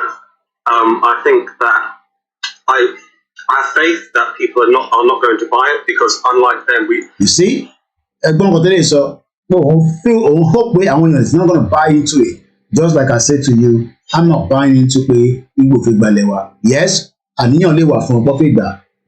I don't believe that they can take it in 2023. Actually, going to Sarah low. He also just fundamentally betrays that they don't think the way the Conservatives don't think the way that we do. So is the APC thinking the way we are thinking?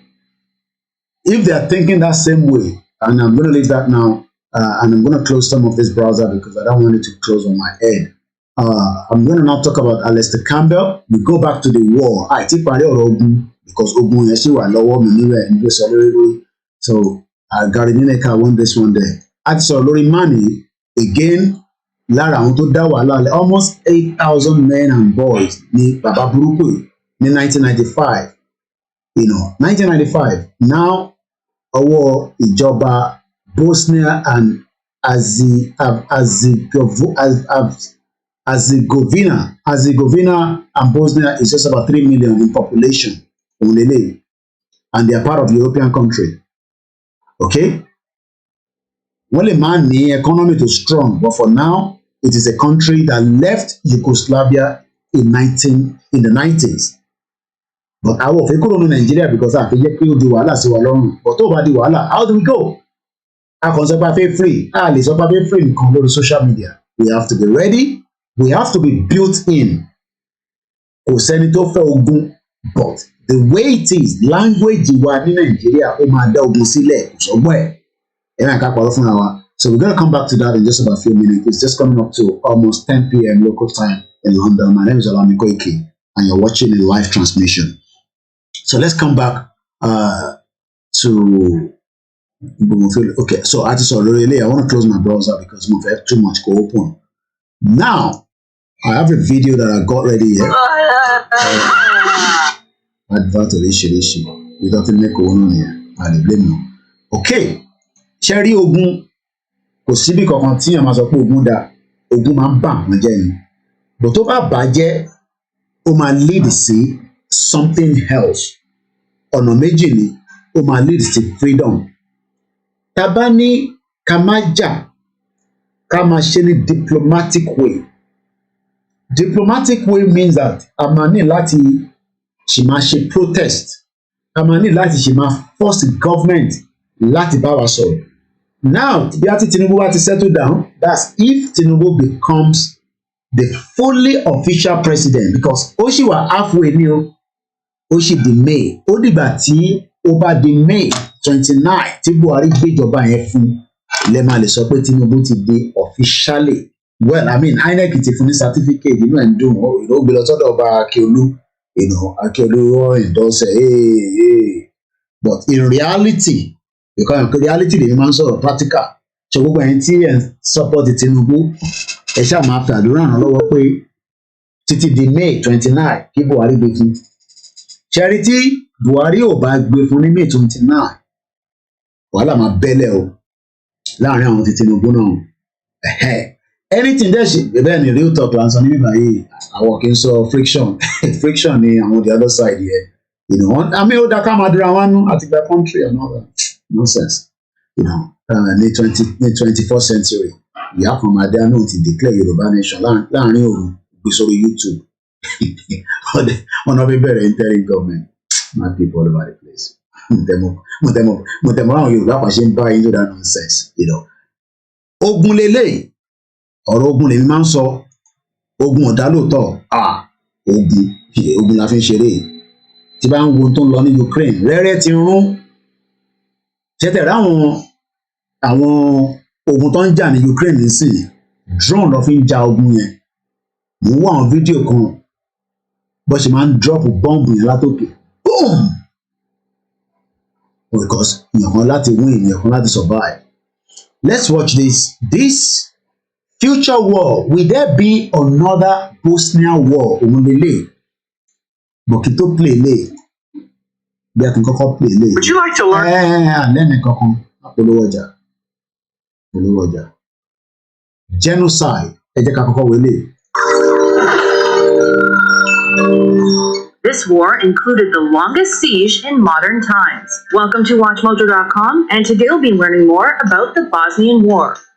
Possession of Bosnia-Herzegovina traded back and forth for centuries. In 1908, the country was annexed by Austria-Hungary. In 1918, following the dissolution of Austria-Hungary, Bosnia joined 5 other socialist territories to form Yugoslavia. This remained the status quo until the early 1990s. At that point, Slovenia, Croatia, and Macedonia each successively voted to leave Yugoslavia, and this led to war in many of those regions.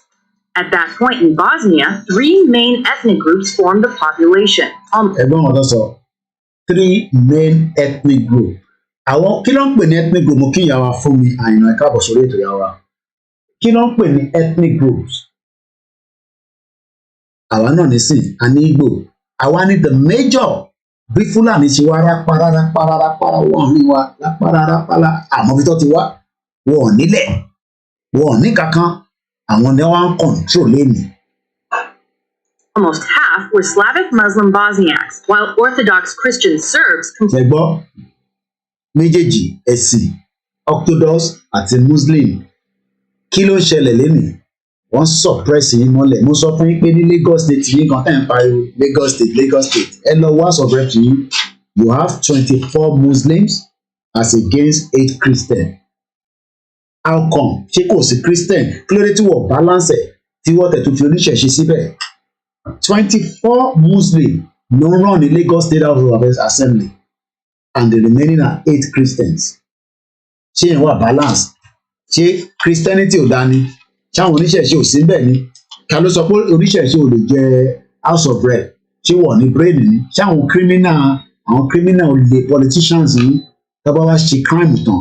Speaker wa lọ sí Saudi Arabia àánú ó lọ jókòó fún àṣetánì ẹni tó yẹ kó jókòó fún rẹ̀. Imagine speaker yẹn á kúrò lẹ́kọ̀ọ́ àánú lọ sí Saudi Arabia àánú lọ ń jókòó fún àṣetánì òun gbọ́gbọ́ dẹ̀ l'àṣetánì o. I don't understand our people. Mokiyami Faith David, how can somebody leave Lagos State and lọ sí Saudi Arabia and jókòó fún àṣetánì òun fúnra rẹ̀ gan sef òun gan fúnra rẹ̀ devil òun gan fúnra rẹ̀. Ìkọ́ tó bá ṣe devil ni ẹ lọ ságége kẹ lọ wá gègé ó ti ta gbogbo agége fáwọn mọ́là ìjókòó síbẹ̀ ní kìnìún kan ó ti speaker yín ó ti ta gbogbo agége bí a fi fojú ẹ̀wọ̀n yìí ẹ rójú ẹ̀ ojú olè rẹ̀ ó lè akúrò á fly á gbé lọ almost ọlọ́run ẹ̀yà wàs láti Nàìjíríà àánú lọ ń jókòó fàṣẹ̀sánì ẹ̀rú rí ẹ̀ bó ṣe rí bó ṣe wà ní sìn evil tó wà lára ẹ̀ bó ṣe wà yìí. Ẹ tó bá rí lè ní sàníyàn ẹ lọ sí gbogbo agége kẹ lọ wò yà tó ń jà wọn ẹ pè sí program kẹsàn fún bí agége kọ́ ni ọmọ tó ń lọ sí Christian school olówó tó ń ṣe school ṣípíṣípí o tó wá gbé wọn lọ sí agége sports center tọmọ yẹn tó ń ogun mọ́ná. Okay, on the first post on YouTube we clarify a lot of the thing about the war. Ebi àmì ọ̀tá ìtọ́ta ń lọ ní Ukraine àti Russia ní ọ̀fẹ́ kan wá. But mo mọ̀ pé there's always the two sides to the story. Mo follow one. I don't follow both of them. But one thing is, eléyà kúrò lẹ́kọ̀ọ́ nísìn, a lọ sí Saudi, a náà lọ ń jókòó fún àṣetánì. Ẹni tó yẹ kó jókòó fún ara rẹ̀ gan. But this is where we are. Ẹ ká padà sórí fídíò yẹn. Comprised just over 30%, and Catholic Croats were 17% of the populace. Serb nationalists within Bosnia were strongly against the idea of their country's independence. At the end of February 1992, when Bosnia voted in a referendum on the subject, Serbs... So the question is, ẹ fún wa ní referendum tó bá yẹ pé fẹ́ ká lọ, but are you sure pé ó máa fún yín ní referendum? Ṣé ẹ bí pé Tinubu máa kọ referendum sínú new constitution? Ṣé òun nìkan ló máa take a decision yẹn? When somebody like Shetima ó wà lábẹ́ tó monitor Tinubu débi pé bí Tinubu bá fẹ́ yàgbẹ́ báyìí ó gbọ́dọ̀ mọ̀ pé kò bá bàbá tó yẹ sọ̀rọ̀ àbí kò bá wa Yorùbá nation sọ̀rọ̀ àbí àwọn Biafra. Àbẹ́mọ̀ pọ́n máa monitor Tinubu náà ni. Àbẹ́mọ̀. Let's go back to the video. Boycotted the vote in favor of... Eléyìí níjọ́ tó ń ṣe gbogbo ẹni bó ṣe rí ó ń lo agbára. Wọ́n ti mú nísìnyí wà ní Hague nísìnyí wà ní prison báyìí bàbá tí mo tọ́ play video tí mo play video lẹ́ǹkan nílé ó ní agbára níjọ́ náà lọ́hùn military agbára ni a máa gùn wọ́n ni by the end of the day wọ́n ti gbàgbé pé when Nigeria breaks a lot of things will be exposed. Creating their own republic called the Serbian Republic of Bosnia and Herzegovina. However, those who did vote chose to secede from Yugoslavia, and so the Republic of Bosnia and Herzegovina was declared at the beginning of March 1992. Within a month, the newly created country was attacked by Serbian forces, which support a new created country. So even if we make that declaration, the federal government, I can assure you, will come after us.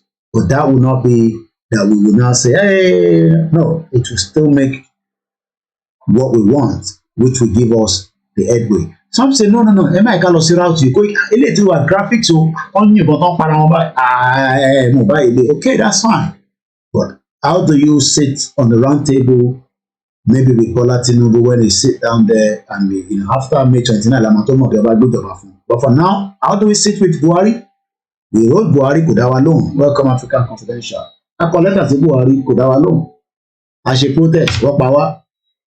So how do you engage? The international community are saying election is okay. So, and there's no room for referendum in the Nigerian constitution.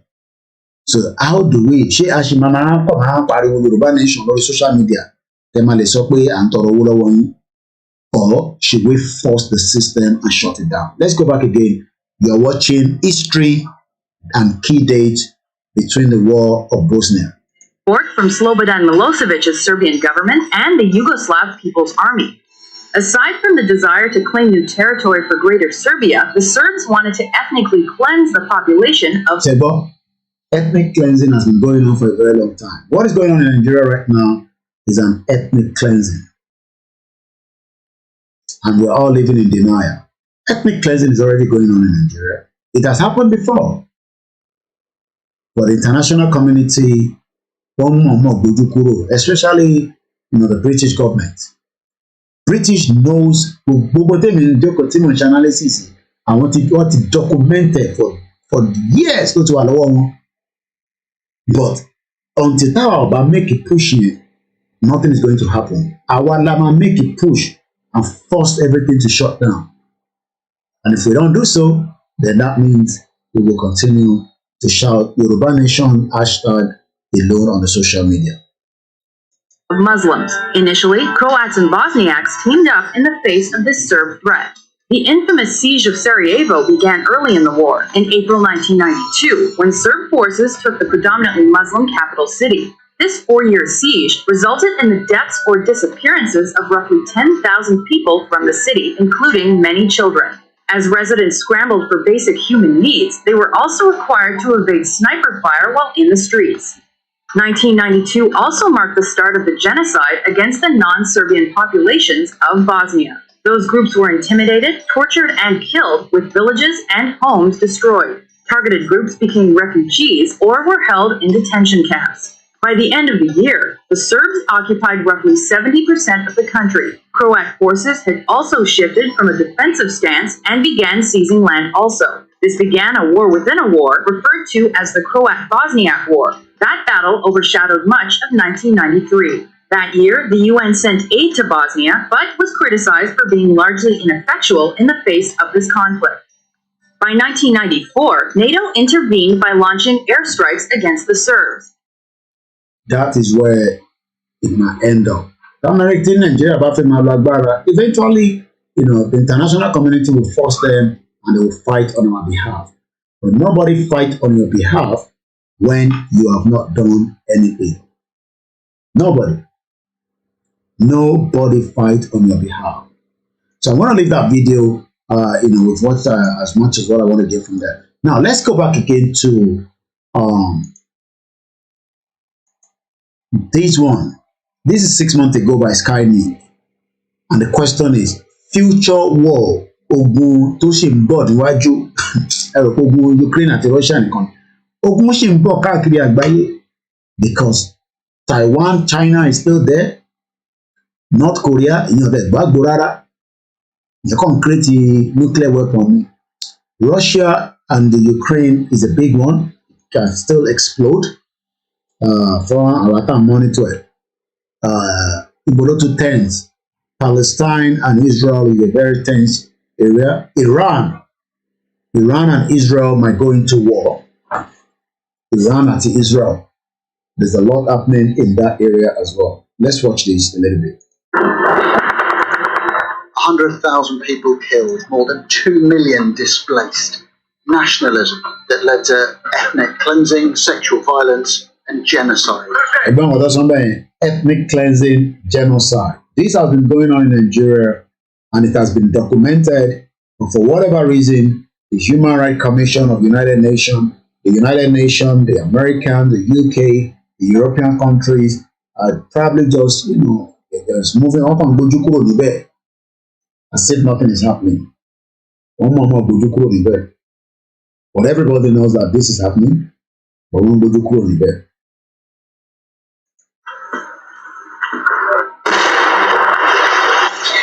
A brutal conflict that tore Bosnia apart. The Bosnian War ended nearly 3 decades ago, but many of the underlying issues that led to it are now re-emerging. We have not even gone to war. The last war was between 1966 to 19 somewhere. It's 1966 to 1960s to 1970, I think. I don't know if a lot of job me. Ìbéèrè tí mo ń bi wá lálẹ́, gbogbo underlying problem that led to the Biafra war, has it been resolved?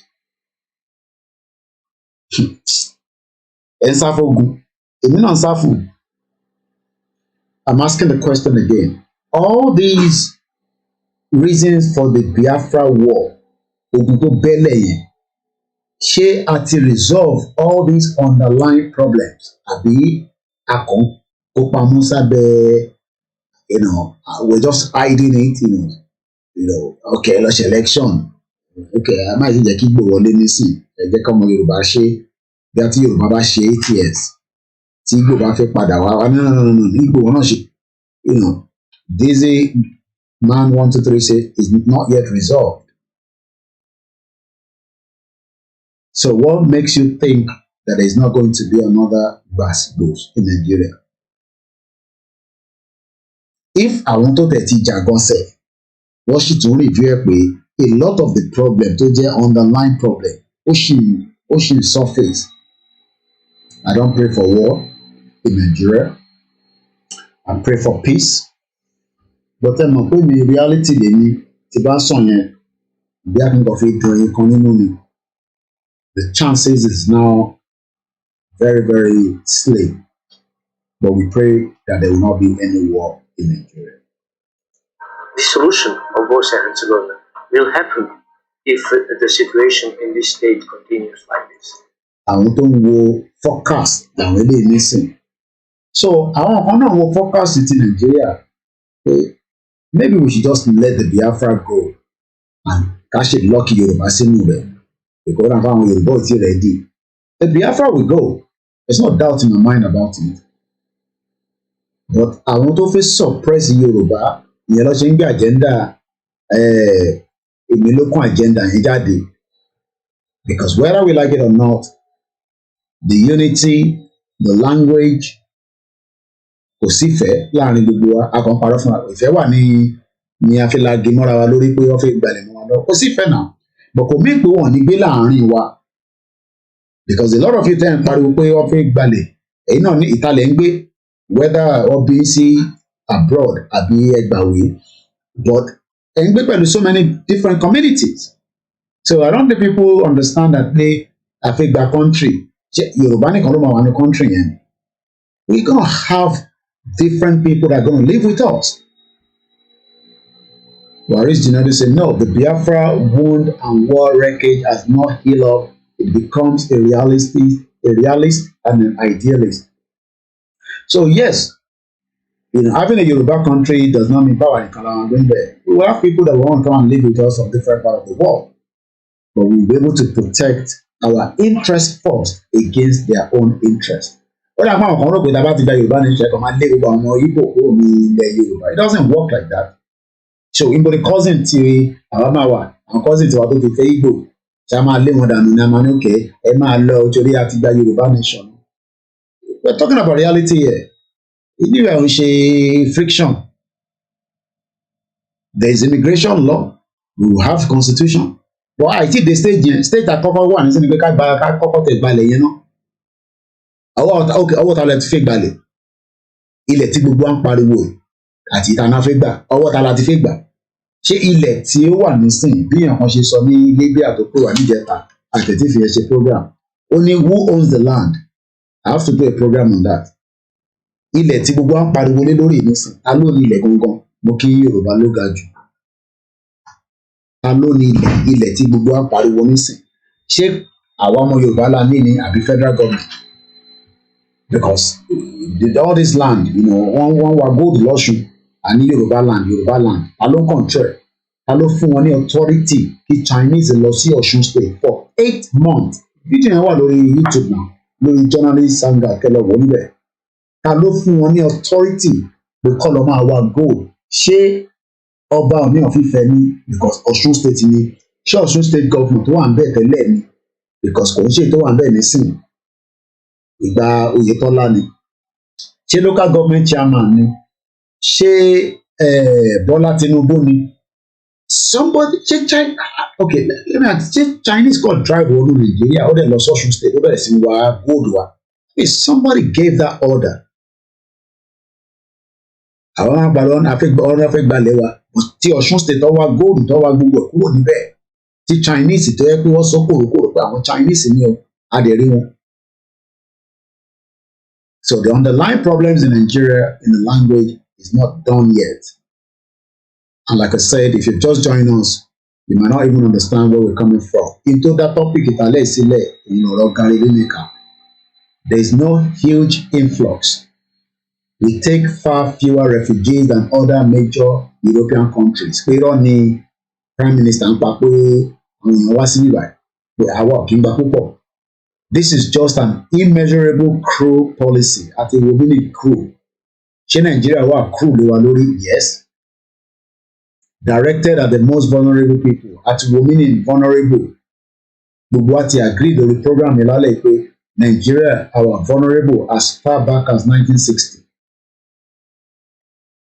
In the language that is not dissimilar pé ìtàn ṣe nísìn kò yàtọ̀ sí ìtàn ṣe ní ní Germany in the 30s or 1930s rather when Nazi was doing all his criminality tó ń gas mask àwọn èèyàn tó bẹ̀rẹ̀ sí ń pa gbogbo àwọn Jew but ìyà tí African Wonder Woman hey Juliet, which election you wishing Nigeria? You want to be in Julia Macapila. Don't wish us good election. Which election? You don't come now. My beautiful sister. We are saying we want to break away from Nigeria. You're saying good, wishing us good election. Which election are you wishing us? Don't let me know you fight it. That's a very good sister of mine. Julia Macapila. I'm post the picture recently. Anyway, you want to know who she is? She's from where's Julia from again now? Kenya, is it? Yeah. Julia's from Kenya. She has been to Nigeria before.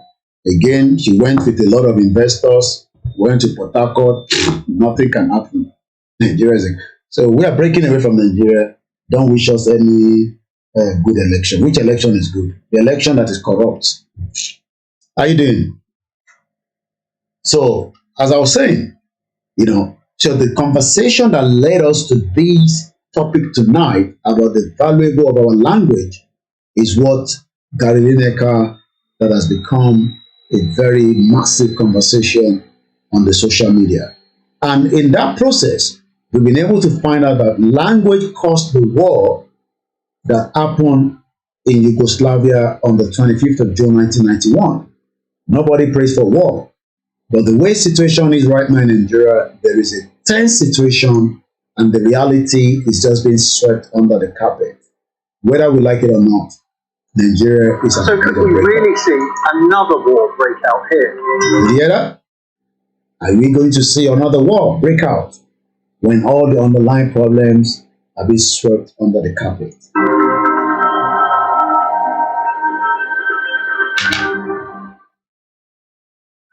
story of Bosnia is complex, but it's vital to our understanding of what's happening here today.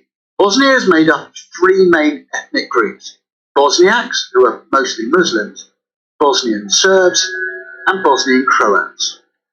Now, an important thing to remember is that these groups are separate from Serbs in Serbia or Croats in Croatia, but they do have close ties and a shared history. Stop. Just give me 5 seconds. The breakup of Yugoslavia in the early 1990s, nationalism started to rise. So look at the way the map is there. Just as we have that, let me change the map behind me so that you can be looking at that contraction map that locked every one of us, and everybody think that, we have to be satisfied as Nigerian. Nigeria doesn't have any value anymore outside. But the value can even let it with any value outside. So let me bring you the map that we normally have at my back. So this is the map as it is right now. Nothing much than that map needs to break and everybody go their separate ways. Let's continue. Now, independent nations. This led to issues in each of those states, as well as wars in Croatia and Slovenia. But Bosnia was particularly complicated due to its multi-ethnic makeup. Many of the Bosnian Serbs wanted to be part of Serbia. Many of the Bosnian Croats wanted to be part of Croatia. The Bosnian Serbs were led by this man, Radovan Karadzic. He threatened violence if Bosnia were to become independent. And then, in early 1992, the UN did recognise Bosnia and Herzegovina as an independent nation after a referendum. So the question is, why is it difficult for the United Nations to recognize the same, what's it called? The same referendum? Because if the UN allows a referendum to happen in Nigeria, we would all then have opportunity to go out and campaign for our people in a proper way, where they will be able to understand why the Yorubas must stay on their own. The same thing will go with the Biafra. But that is not happening because there is still special interest by the West in Nigeria. But when we go into Basbos, M1, then a referendum might be called, or a total dissolution, or there might be a velvet divorce where nobody will take weapons and kill each other. But as it stands right now, based on the language, our culture, based on everything that we are looking right now, the chances of Nigeria surviving in the long run is very, very slim. Let's go back to the video. And fighting duly broke out. It was a difficult, complicated conflict with all sides battling each other, but the bulk of the conflict was between the Serbs and the Bosniaks. It was a particularly horrible war, bitter, brutal and bloody, with mass rapes, massacres and the first use of the term ethnic cleansing. The Bosnian Serbs, backed by the Serbian president Slobodan Milosevic, took over huge parts of Bosnia. They forced tens of thousands of Bosniak Muslims and Croats out of their homes in mass ethnic cleansing. Thousands and thousands died. Mostly. So if you don't understand, this is what the Fulanis are playing up to. Ethnic cleansing. They are pushing in. The government is having a close eyes. Let me give you the latest update of the killings that has occurred again. Let's close this. Which one is this? We can close this as well. And then I can open another Twitter. It seems that the terrorism is back again.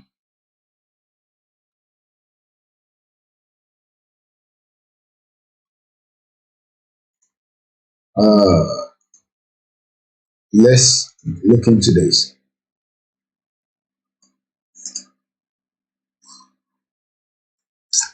No.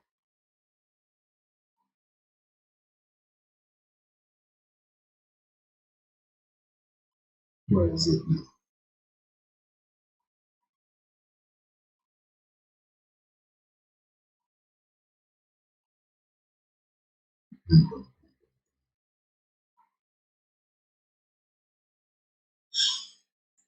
Was it yesterday or the day before yesterday? This news. After the election has gone, we've started seeing again the uprising. I believe there's another one after this, but let's go with this one. This is Niger State on Tuesday. 6 dead, 50 people have been abducted. There's nothing like bandits, they are terrorists. And they're pushing in again, even though we didn't hear anything from them just after the election was going on. So the question is, and we'll play a little bit more from this video and then we'll move out of it. Bosniaks. The capital of Bosnia, Sarajevo, was bombarded daily in one of the longest military sieges in modern history. And here, in Srebrenica, Bosnian Serb forces under the command of Ratko Mladic killed 8,000 Bosniak men and boys. Is facing that crime now against humanity, the genocide that took place. All these military personnel might think that they are running away by committing crimes. You will pay for it as long as you're alive. And even when you're dead, we will look for your burial ground and we will dig it out and you will pay for it. It was the worst massacre in Europe since the Holocaust.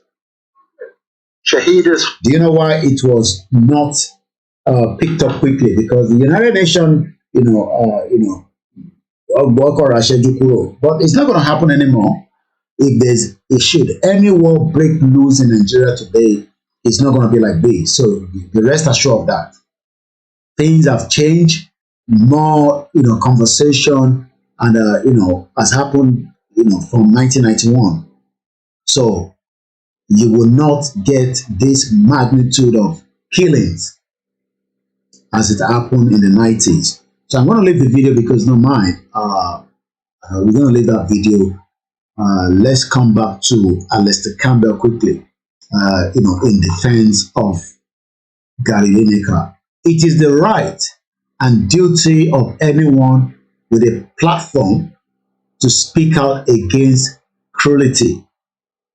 You see that? So what I do every day, I'm speaking out against the injustice in that contraction, in that shithole country you call Nigeria, where a lot of you might not be able to speak out. So if some of you don't understand that, at least you can read it from Alistair Campbell. Let's go a little bit into it.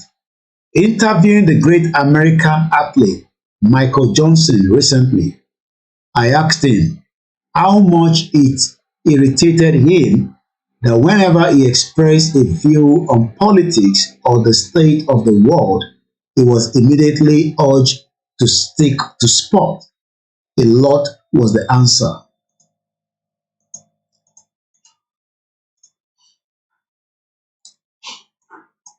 I want to highlight. And though he once felt that it was a matter of individual choice whether a sportsman or a sportswoman choose to use their platform for social good and to help fight some of the burning injustice in the world, which is what koikimedia is doing.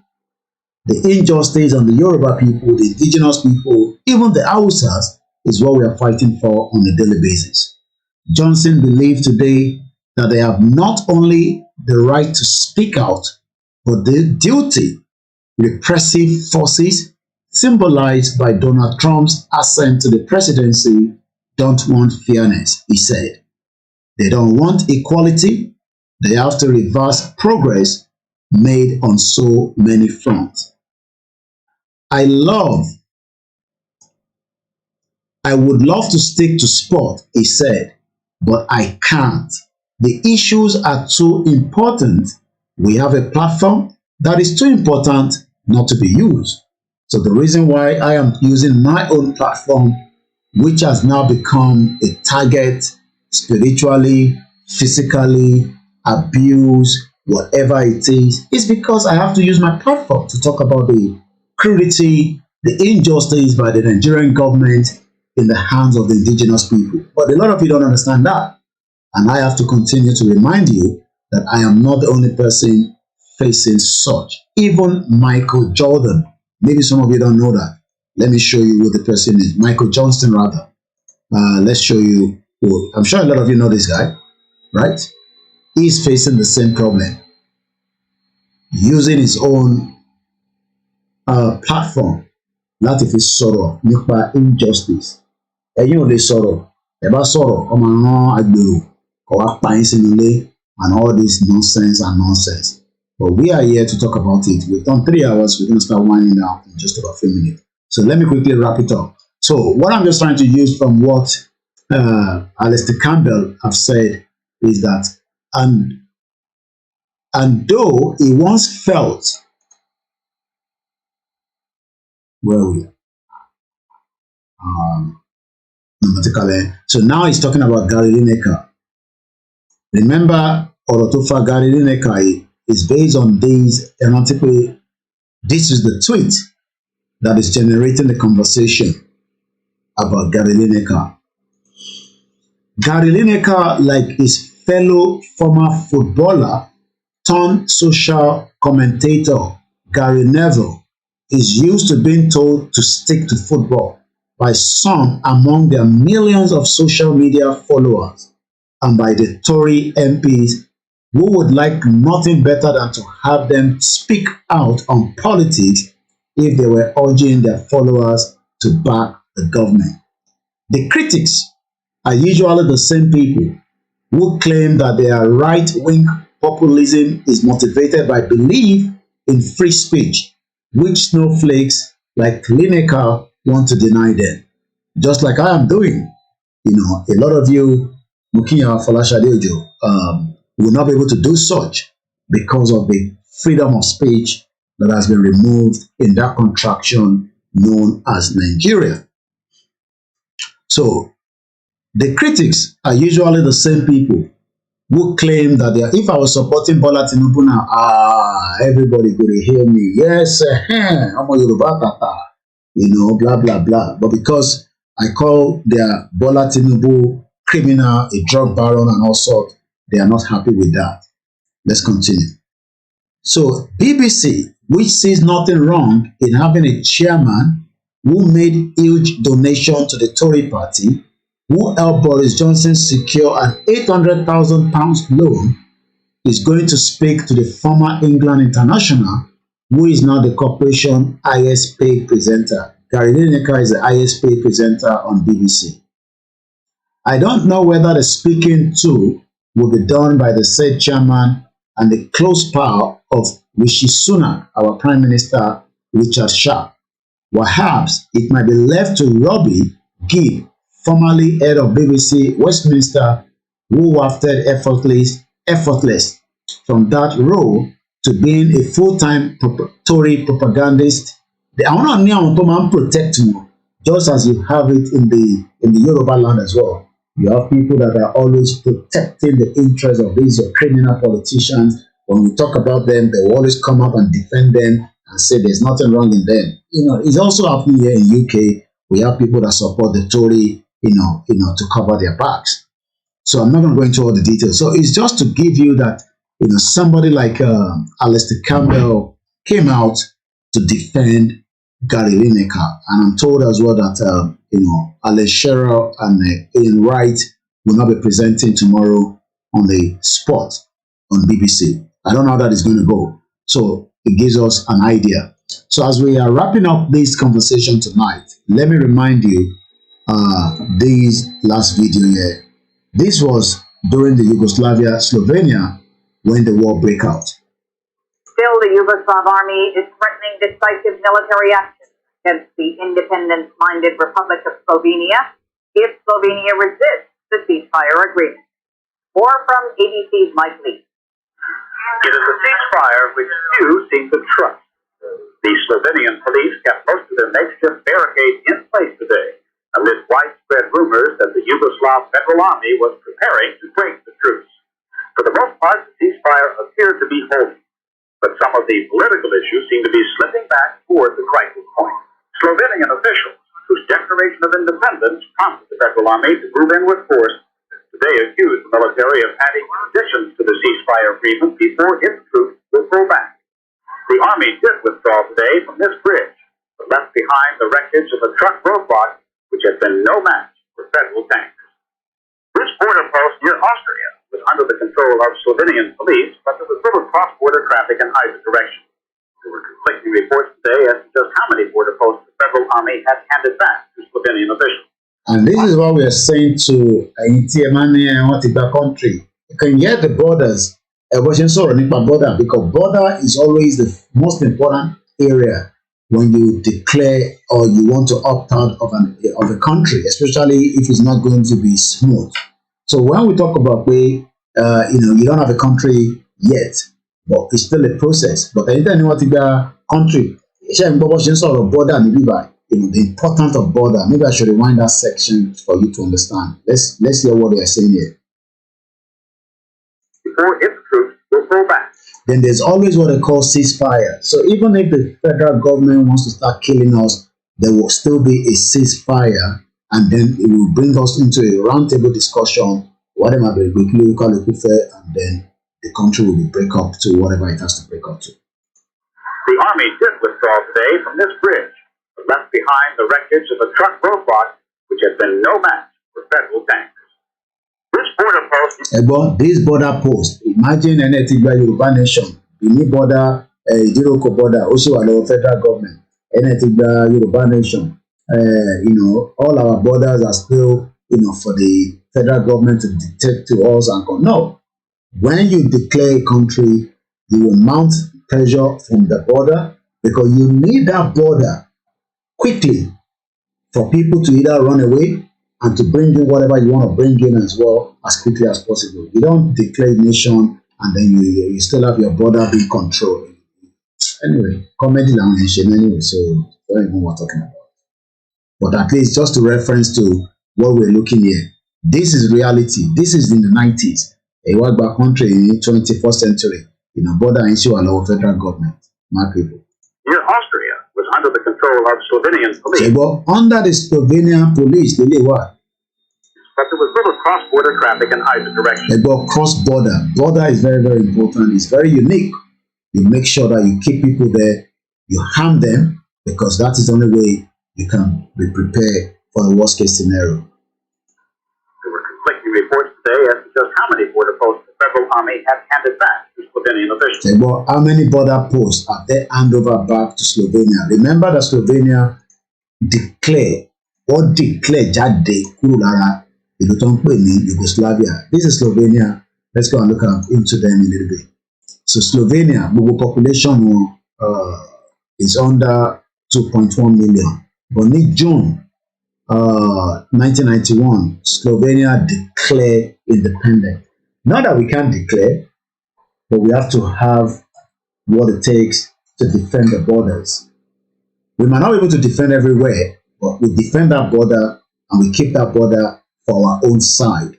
Because they declare country, they control border and ní láti fi gbé weapon, láti fi gbé oúnjẹ wọlé, láti fi rescue àwọn kan, láti fi jẹ́ kí emergency wọlé.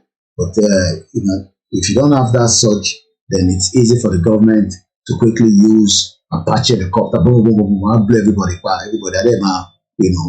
But when you hold on to it, and if you can hold that border for 10 days, go there to 10 days, government is going to be shaking. But since we're not in that section yet, we'll just continue talking. So I'm just going to play a little bit more, and then we start winding down.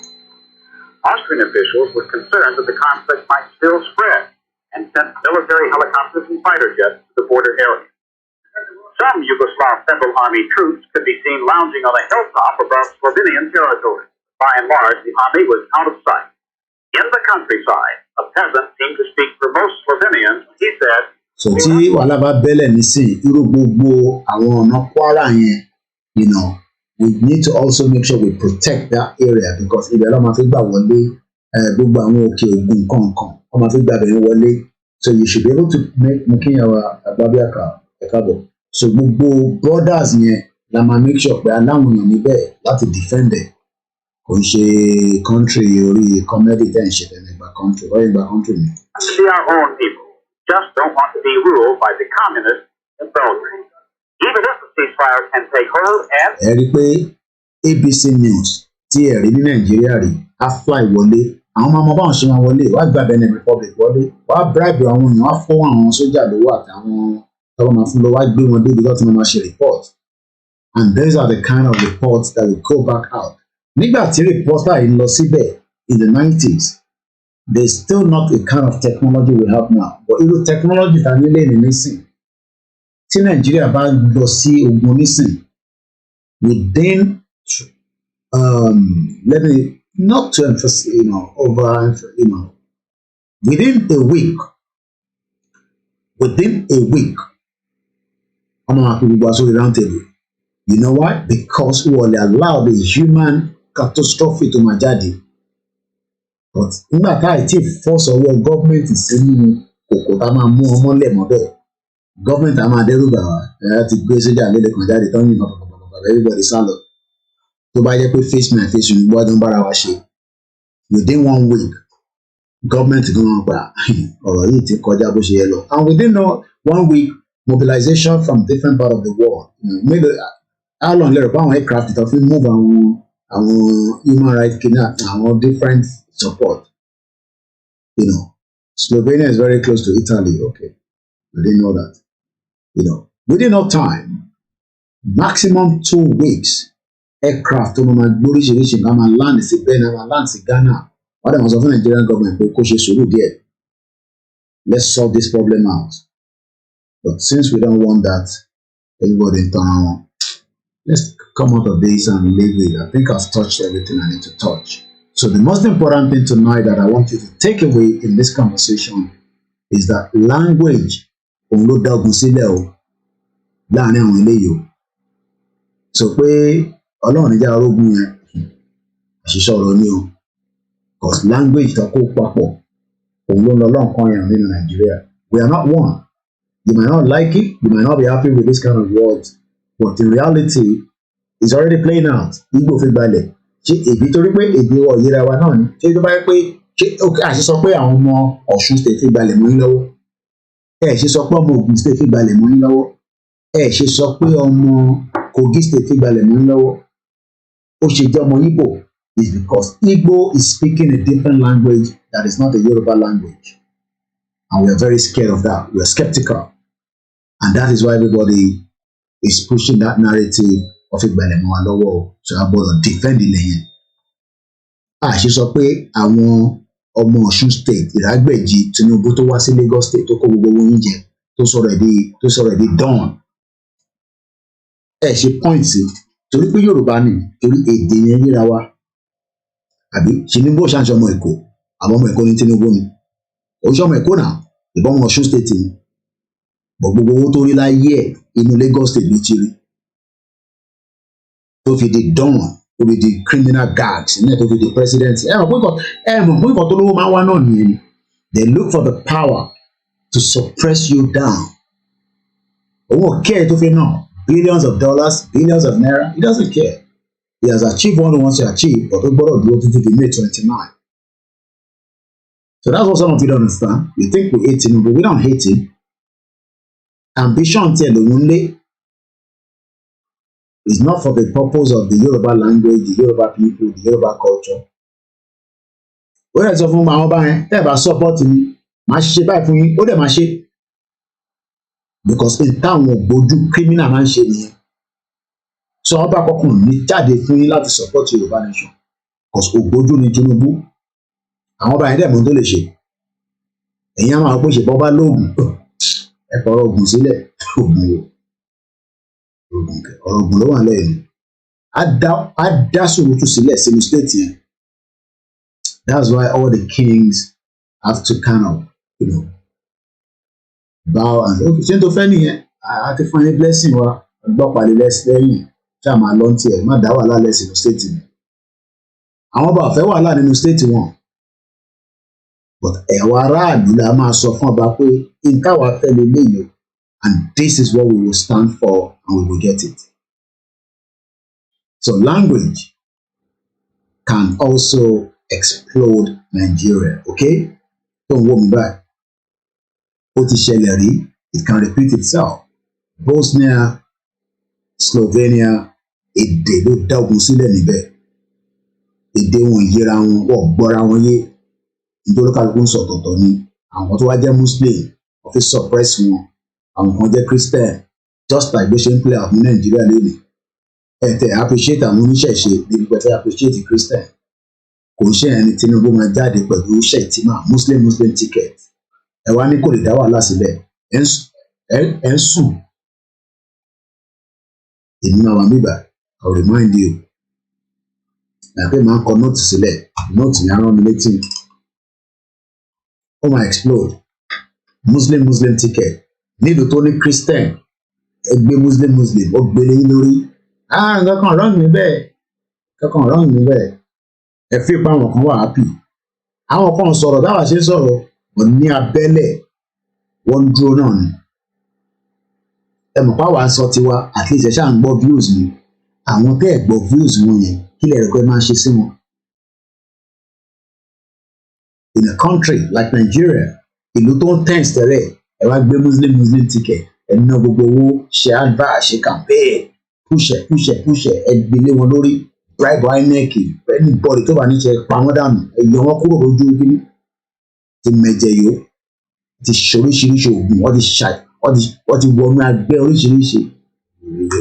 Àwọn ti sacrifice, ẹ̀mọ́ tí Tinubu ti sacrifice ni, àwọn kíá. Ìlú wọ́n lò fi sacrifice. Àwọn ti sacrifice so many things. Àwọn kan wá sọ bá ṣe ilẹ̀ olè ní. Ilẹ̀ tó ti sacrifice ìgbọ̀nsẹ̀ tó lò àfi kó lédùmarè bá wa gba nìyẹn padà. I just pity a lot of Yoruba people. Wọ́n ní àṣẹ nílẹ̀ ilẹ̀ olè ní. Ilẹ̀ táwọn tí negotiation wà lórí ẹ̀ pẹ̀lú àwọn ọba àti Tinubu àti àwọn politicians ní àtàwọn foreign countries. Ilẹ̀ tẹ́ ẹ̀ máa tó control. Wọ́n control nìyẹn ń jẹ gbogbo wa. Ìyàn lè lọ sí general hospital, ọmọ mi sick, ẹ bá ń tọ́jú ẹ̀. Nílẹ̀ Yorùbá, wọ́n tọrọ owó káàkiri. Lọ sọ́dọ̀ Oríyọmí Hamzat. Ní àpéyàn wà ní Paris ní Senegal àti ìdílé Spain, ìdáyé káàkiri tiẹ̀. Lọ sọ́dọ̀ Kokun Foundation. Fún wa lóúnjẹ, àwa kàǹkárá sáwọn ìyá arúgbó lára. Àwọn tẹ ká máa ránṣọ sáwọn ìyá yẹn lára. Kàǹkárá, Kokun Foundation, ẹmú noodles ń bẹ́ yẹn, ẹmú Dangote salt, ẹmú magí ni, tí mú magí, ẹmú magí. And we're not looking at the bigger picture. And why expect the key ó máa explode? Ó máa explode. Ìgbà tó fi explode yẹn, olólùkàlùkù ètí mi. Muslim ticket. Nílùú tó ń gbóná, tó ń hot. Ìyá wa ń sọ tiwa, àwọn kan sọ tiwọn. I'll remind you. Mo sọ fún yín, ẹ mọ̀ pé ọlọ́dẹ ṣe social media rẹ́kọ̀dì ní tí wọ́n bá sọ, á wà ń bẹ́ẹ̀. Ògùn tí mò ń post orí timeline èmi ni mò ń kọ́ post ẹ̀. Mo ń fi rẹ́kọ̀dì sílẹ̀ ní ìrántí. Bosnia, Slovenia, ìgbà kan ló bẹ̀rẹ̀, ayé wọn ti dání sí yẹn. Tó bá ráyè wọ Slovenia, ṣáà mọ́mọ́ kan mọ́lẹ̀ kó nà lẹ́pọ̀n, kó bímọ fún, kó ya gbàwé lọ́wọ́ ẹ̀, ó bẹ́tà ju Nàìjíríà lọ. Tó bá dé Bosnia, kì wọ́n mọ́lẹ̀, bọ̀ kó tó débẹ̀ ní problem. Kó tó dáwọn ìlú yẹn ní problem. Bọ̀ tó bá ti ráyè débẹ̀, that's it. Tó bá ráyè wọ UK, fair enough. By 2024, UK tighten immigrations wọn. Tó bá wọlé pẹ̀lú boat, Rwanda la máa dẹ́ padà sí. Èmi kọ́ mo sọ òfin tó wà ní sí nìyẹn. Èyí tí Garini kan jà fún nìyẹn. Torí kò tí mọ bóyá èèyàn kan máa wá láti Nàìjíríà tó máa gba Libya, tó fi gba Italy wọlé àbí kó lọ gba France. Kó wá ráyè wọlé. Tó bá ti dé pẹ̀lú boat, a máa tún wẹ̀ padà. Ó lọ Rwanda nìyẹn àbí ká gbé lọ Nàìjíríà.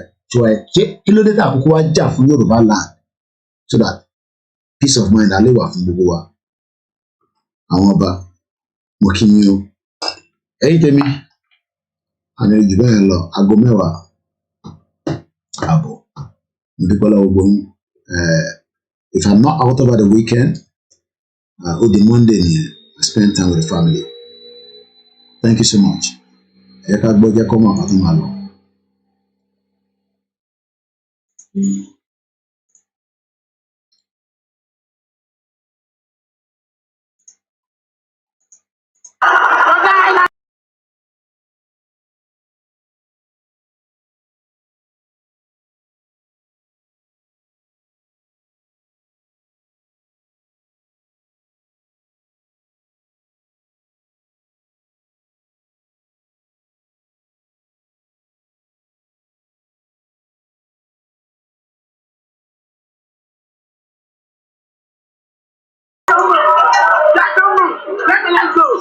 Mo kí gbogbo ẹ̀yin ìyá wa alálùbáríkà, mo kí ìyá wa Chigbangbalà, mo kí alájà màmá alálùbáríkà, mo kí dáadáa, mo kí gbogbo ẹ̀yin Muslim tẹ́ wà ní UK, gbogbo ẹ̀yin Christians, gbogbo ẹ̀yin oníṣẹ̀ṣe, mo kí ìyá wa Omilálẹ̀, mo kí dáadáa jàre, ìyẹn alálùbáríkà, mo kí ìyá wa Erelú Tinúadé ní US, mo kí mọ́mì, mo kí bàbá Professor Adébánjọ Akíntóyè, bàbá alálùbáríkà, fọkànbalẹ̀, àádúró tì yín ni. Ẹ jẹ́ káwọn tó ń ṣe fracas máa ṣe fracas, àwa máa bá yín educate àwọn èèyàn, máa kọ́rọ̀ sí wọn létí. Ẹ̀yẹn mo sọ fún yín pé bàbá ẹ̀yẹn máa sọ̀rọ̀ ogun, ẹ jáfe ní àtọ́gun sílẹ̀, ẹ̀yẹn máa sọ̀rọ̀ ogun, ẹ̀yẹn máa bá a ṣe diplomatic yẹn, diplomacy yẹn máa bá a ṣe lọ. Mo kí lẹ́ẹ̀kan sí ìyá wa Sherifat Agbábíàká, mo kí ìyá mi lẹ́ẹ̀kan sí Ọmọlára Ìyábọ̀. Like I said, tí màá ti jáde ní weekend yìí, I'm just spending time with the family. So Waris Jinadu bẹ́ẹ̀ ni, mo kí gbogbo ẹ̀yin tẹ́ wà lórí Instagram. Ẹ̀gbọ́n mi ọba ẹ̀ máa ń sá káàkiri nù látòrí Facebook, mo tún rí lórí Instagram. Yẹmí official. Ẹ̀yin tẹ́ máa ń sọ pé Koiki, let's try and get a good leader. Okay, Ṣòwòrẹ́ wà ń bẹ́ẹ̀ gbé jáde, ẹni tí Ṣòwòrẹ́ ò mọ̀ kankan. Ẹ wá lọ gbé Tinubu, bàbá tọ̀létọ̀lé, bàbá de Pampas. Ó ń bọ̀ wá bá mi ní London, mo sọ fún yín, èmi àti Tinubu ó ń bọ̀ bí ṣe fún Buhari náà dájú máa ṣe fóun náà. Ó ń bọ̀, ó kù díẹ̀. That's tí Nàìjíríà bá ti dàrú before May 29. Every day before May 29, problem or no problem, Nigeria is at the verge. Jagarodi. Ẹ ṣe yàrá ìyá mi. So, àlẹ́ jù bẹ́ẹ̀ lọ, ya play anthem ká máa lọ. Mo ní láti work lórí kíní tó máa ń comment section mi ti Facebook yẹn. Ó ní láti bright jù yẹn lọ, but at least díẹ̀díẹ̀ náà ni. Ẹ tó bá wonder nípa software ọ̀nà òun lò. Ìyá mi Àbíbá, ẹ ti sùn, ẹ̀yin ará òkè lọ́hùn. Alábà dúró tì, ẹ̀gbọ́n mi Fátóké, ọ̀ràn la máa sùn. Mo kí gbogbo ẹ̀yin ti Lagos Island, ẹ̀yin ti Rìkà, ẹ̀yin ti ní àbẹ́ máa dọ́gbọ́n ni o, ẹ̀yin ti ojú ńlá bẹ́ẹ̀. Ibì kan wà lọ́ máa ti ń fa agbó lọ́nà Èkó yẹn.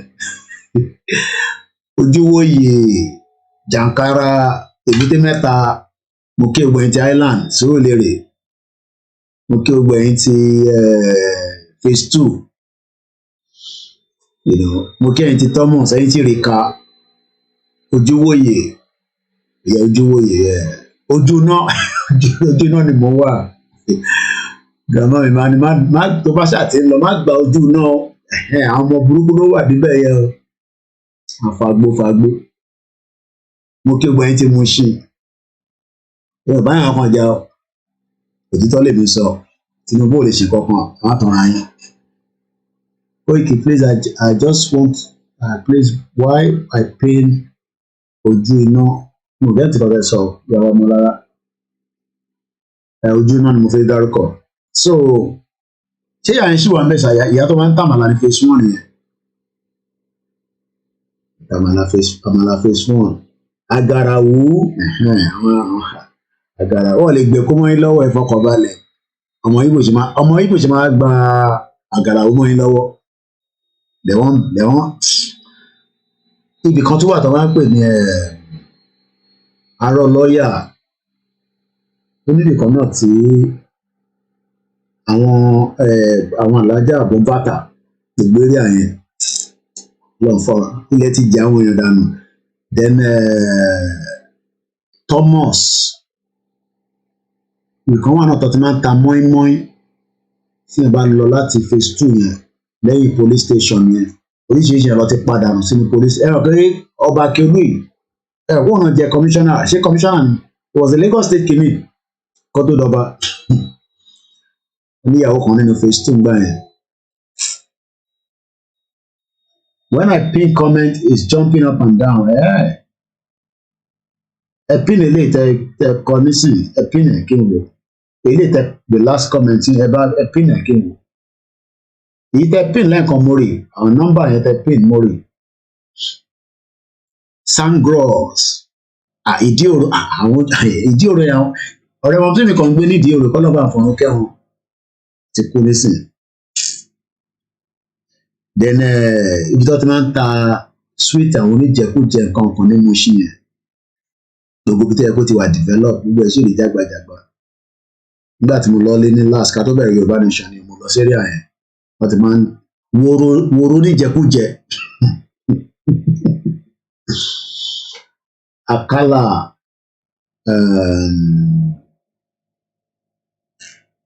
ìta fájì gbogbo bẹ̀rẹ̀ nísìnyí fàájì kan fàájì ò sí mọ́ gbàtẹ́ pé gbogbo ọwọ́ ti dàrú Ládìpọ̀ ni mo ṣe then tí bá ń padà lọ tí bá jáde ní ọsí Surulere mo ní máa ń gbà lọ tá a bá ń lọ sọ́nà Àlèmọ́ṣọ́ yẹn a lọ sọ́nà area yẹn Àlèmọ́ṣọ́ local government Àgàràwú ṣé Lagos Island náà ni Àgàràwú wà bí mọ́ṣáláṣí Jímọ̀ lòun táwọn ọmọ ṣe àti tajà nìyẹn Àgàràwú ibìkan náà ìgbẹ́ orí kan wà á mọ̀ pé ojú olórí àbí kíní kan mo mọ Lagos púpọ̀ náà but àmọ́ díẹ̀ náà ni ojú orin Ọ̀nàlá wọ́n máa ń gbá football níbì kan ní tó ti máa ń ṣe every December a ṣe tí Jimmy Jat máa ń play wọ́n máa padà jà náà ni wọ́n máa fọ́gbà gúnra wọn náà ni wọ́n máa gúnra wọn yẹn wọ́n láìkẹ̀ lẹ́kọ̀ọ́ yẹn wọ́n ti fọ́gbọ́ ti gún yàn ìfun ti bọ́ta Ọ̀nàlá wọ́n máa ń gbá bọ́ọ̀ níbì kan football wọ́n ti fọ́gbò carnival ó bá lọ carnival yẹn nígbà kan nígbà tí wàhálà yẹn fi pọ̀ ní àná like all this one àpá mi ṣe èdè láti Abẹ́òkúta ń gbà yẹn ní JC ní phase 2 àlọ carnival wọ́n máa jà ní wọ́n máa gúnra wọn ṣáà ní àwọn ọ̀rẹ́ Èkó wọ́n jà ju kí ló dálẹ̀ ní any small thing bá wọn ìjà kan ṣẹlẹ̀ nínú phase 2 campus àwọn èèyàn gbá bọ́ọ̀lù ìlú burúkú ní Nàìjíríà yẹn tó bá dé campus yẹn àwọn small boys ó dàárọ̀ bàbá Ṣítù àwọn tí la ṣe ń ṣe àṣìṣe ẹ̀fẹ̀ lọ́wọ́ báyìí àti parí program ẹ̀fẹ̀ ló ń ṣe nísìn wá dé campus Pélé Wúrà níbo ni Pélé Wúrà yẹn wà Broad Street yẹn ni tó bá dé bẹ àwọn ọmọ Ìgbò yẹn lè ta péèkì fún aláì ó bá ra ago báyìí táwọn abigbedele báyìí ago yẹn ti di ẹbí kan wà náà máa ń ṣe Olúwọlé tí Olúwọlé ṣì wà sá Jàǹkárà àmọmọ Jàǹkárà dáadáa Àgárán Ìmúṣin àìní ìmọ̀ yẹn ọ̀yá mi ọmọ lára mọmọ Jàǹkárà market wá dé campus ìjà náà lọ máa fi ń parí nǹkan tó yé mi lọ́rọ̀ Lagos ìjà náà máa fi parí gbogbo kan ṣá that's why I no dey go out o àwọn ànulẹ̀ mi ìjà yẹn ti pọ̀ jù tó bá bẹ̀rẹ̀ ìjà ìyẹn ló máa fi ń ṣe pé ọmọ àta àdúgbò alágbára àdúgbò ntẹ̀gbọ́ gbogbo àwọn MC Olómọ ń gbà yẹn àtẹ̀gbọ́ gbogbo àwọn MC Olómọ ń gbà yẹn gbogbo àwọn yẹn wà ń gbà yẹn ìsàlẹ̀ Èkó The poverty has just killed everywhere now. Ṣẹ́yìn náà láìkẹ̀ ìpinnu gbogbo àṣẹ ń dárúkọ ẹ̀kọ́ wá jẹ́ pé proper akúrò ní Nàìjíríà fẹ́ yẹn campus like campus àlọ́wọ́ bọ̀ ojúwòye ni mo ṣe. Bẹ́ẹ̀ni ibìkan náà wà mo tún fẹ́ rántí ojú ẹlẹ́gba ojú ẹlẹ́gba pélé wúrà ìsàlẹ̀ Èkó ló wà okay. Ibìkan wà tó ti máa ń ta mọ́ínmọ́ín ìfẹ́ rántí bẹ́yẹn kò ń ṣe phase 2 náà ni bàtà bá ń lọ sí ó lè ti kúná lè dáhùn ọmọ ẹ̀ṣin ṣe mọ́ínmọ́ín ẹlẹ́mìí méje ìbí fádé yìí ọ̀nà Yàbá nìyẹn Owóró Ṣókí ẹni bàbá wa yìí wà kí lórúkọ ìmọ̀ àfà wa dáadáa lọ́n bá ń dúró tì wọ́n kí lórúkọ wọn náà ọ̀rọ̀ tí wọ́n mọ́ nísìnyí àwọn tí orúkọ wọn. Lagos ti dùn gan wọ́n ti bàjẹ́ Bariga Ṣómólú Bariga Campbell ó dà pé rí àìná mi wọ́n ti máa ń ta mọ́ínmọ́ín jẹ́ mọ̀ pé nísìnyí poverty na bastard nígbà yẹn ti bá lọ ra rice èmi láìkí kí n máa dákà jẹ tó bá sóúnjẹ nílé màá ní mò ń jẹ grandma bá sóúnjẹ màá ní mò ń jẹ máa fi fìyẹn sùn fi nọsẹ̀ jáde lálẹ́ lọ́sàn fẹ́ káwa wà níta títí di 7 wá ti ẹ wọlé o àwọn ọmọ burúkú ló wà níta títí aago 7 o àṣẹ gbogbo kí ní ẹ̀fà bú ni so òkè súnà Tinubu ti bà tó jẹ́ fún Mandelas ìbọnìfà Mandelas náà kò ń ṣe bàbá confam ni mo sọ ó ní bàbá wa kan àfáwà kan tí ó wà ní Owóró Ṣókí àwọn tí orúkọ àfẹ́ràn tó bá mọ̀ wọ́n lérí àyàn kò ń ṣe Muslim ni wọ́n tí orúkọ wọn bá bàbá kò dẹ́ ṣe bàbá Lágége ṣé ò Lágége náà ìwọ̀n ìyàkẹ́ ìwọ̀n làwọn wà.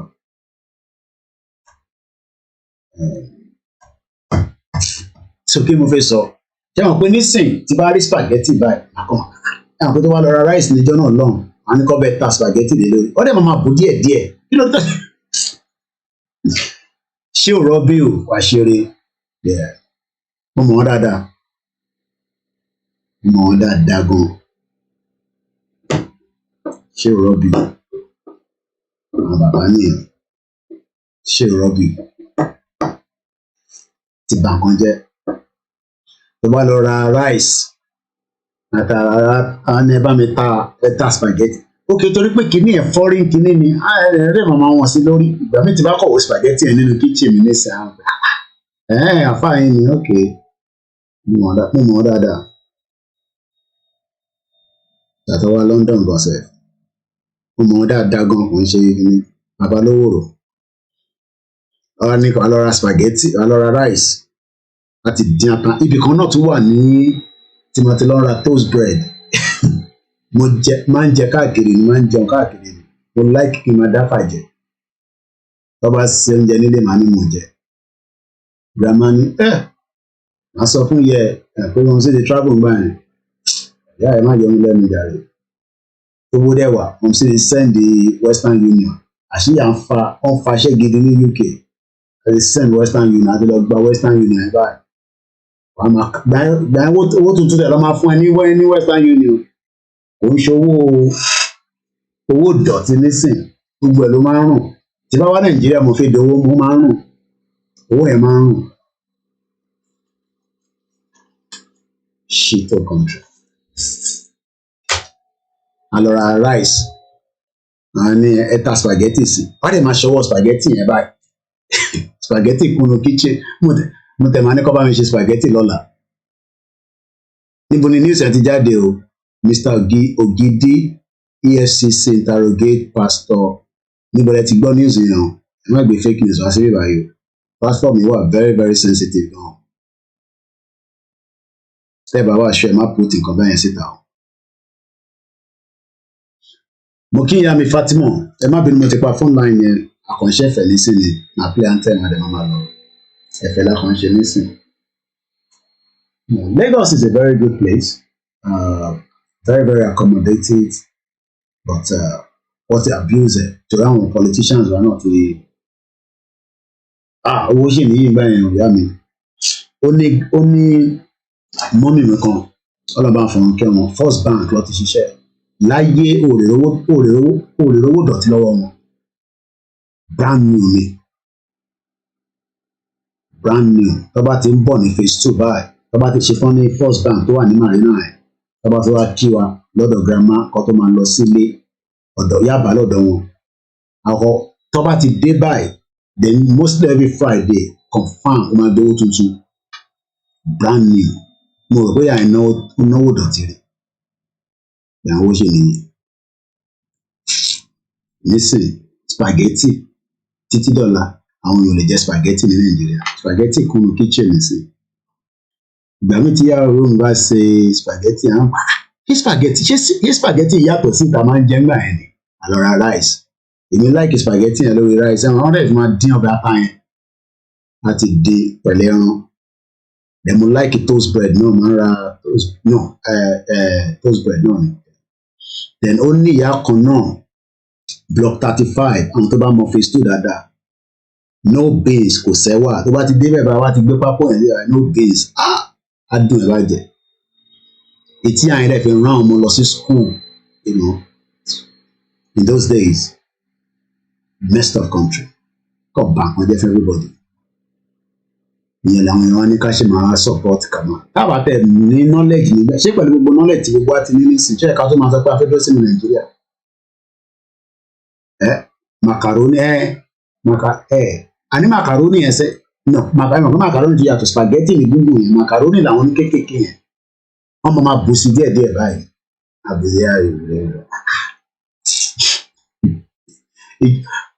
mo tẹ̀rù pé mo ti jẹ láti bí ọ̀sẹ̀ méjì nísìnyí wà ń kéjì tó kún bẹ́ẹ̀ poverty ìbáwá tẹ ìrówó ńgbà yẹn tí bá ti send Western Union àṣé mi kẹ́ ń ṣe ọmọ lọ́ba nígbà tí wọ́n dé London pé iṣẹ́ nìyá yìí ń ṣe ní bíbá ẹ̀mí bá ti send owó Western Union ò dé Nàìjíríà mọ́ rẹ̀ àbí they stop it because of the criminality àwọn Yorùbá Igbo Hausa fi ṣe fraud Western Union is not coming to Nigeria anymore mo rí ẹ̀mbẹ̀ Lamid ẹ̀yin ti ará Dubai Àtíkù fẹ́ tó padà ẹ̀ má wọrí Àtíkù is on his last lap Àtíkù máa kí n padà nísìnyí ó máa padà wá sí Dubai kò ṣe takuntakun poverty na bastard ìgbà yẹn báyìí wọ́n bá ti send owó ẹ̀fọ́ àwa níyà tó wà ní abroad ẹ̀ ti send owó sí mi ó dẹ̀ lọ́rẹ̀ mọ́ sí mi kan almost every week wọ́n travel wọ́n ti dé wọ́n pe shop yẹn ní bus stop supermarket ní Surulere everything foreign ló wà níbẹ̀ they've messed up the whole society so kẹ́lẹ̀ mọ̀ pé mo mọ Lagos dáadáa but àyà mi máa ń já pé bá ti pàgọ́ báyìí fọ́gò ikọ́ any little thing máa fọ́gò ṣáni mo rí rẹ́rìn any little thing ó ti fẹ́ dọ́dọ̀ yín tán gbogbo ètò ń ṣe ẹni sìn ó máa lọ court tó bá ti settle down ní ṣé ó máa gbé private jet ó pọ̀ ń Dubai nìyẹn á fi ìtókùlẹ̀ fún dínà all right ẹ̀yin mi let's call it a day I appreciate you all odò agbéwà kò ní gbọ́dọ̀ lẹ̀ ẹja play anthem kan máa lọ èmi náà ti lọ jókòó gbọ́ tẹlómi ìrọ̀lá ń pé Michael ìgbọ́n mi Michael ọwọ́ lẹ́bàá ló máa ń bẹ̀rẹ̀ program Labido tẹ́ ń ṣe program mọ́ ni I don't actually catch up with your program anymore ó ti pẹ́ tí mo ti rí program ẹ̀ mo mọ̀ pé ẹ̀gbọ́n mi ọmọ borí owó ń ṣe program lọ́wọ́ kí ló ṣe yín ìyá mi Honestly, the whole country is messed up. I'm just àwọn ìyá wa kan ti invest millions of naira lọ gba ṣọ́ọ̀bù já ọjà síbẹ̀ ọjà wo economy máa pa gbogbo ẹni for the country. Ó dàárọ̀.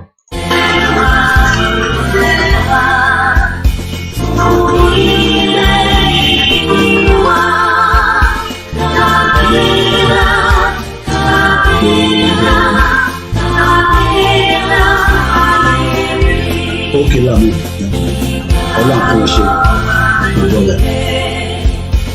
àti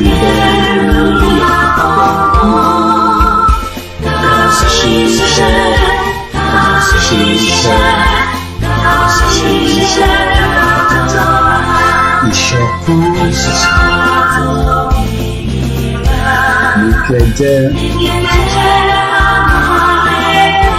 tẹ̀síwájú pọ̀pọ̀ rere àtòhun ọmọ òògùn sì yípo ìwọ ní ìmọ́lẹ̀ ìgbàdúláwọ̀ àwa ní.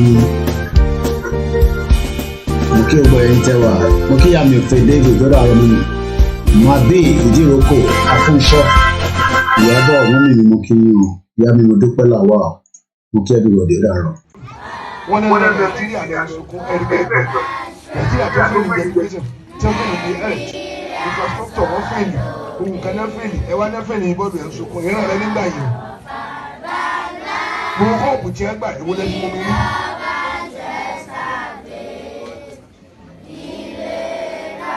Àfáàmì náà wá sí òun kí lórí wọn na ọmọ wọn ládàá lórí ìgbàgbé ọmọ rẹ̀ dánú wọn.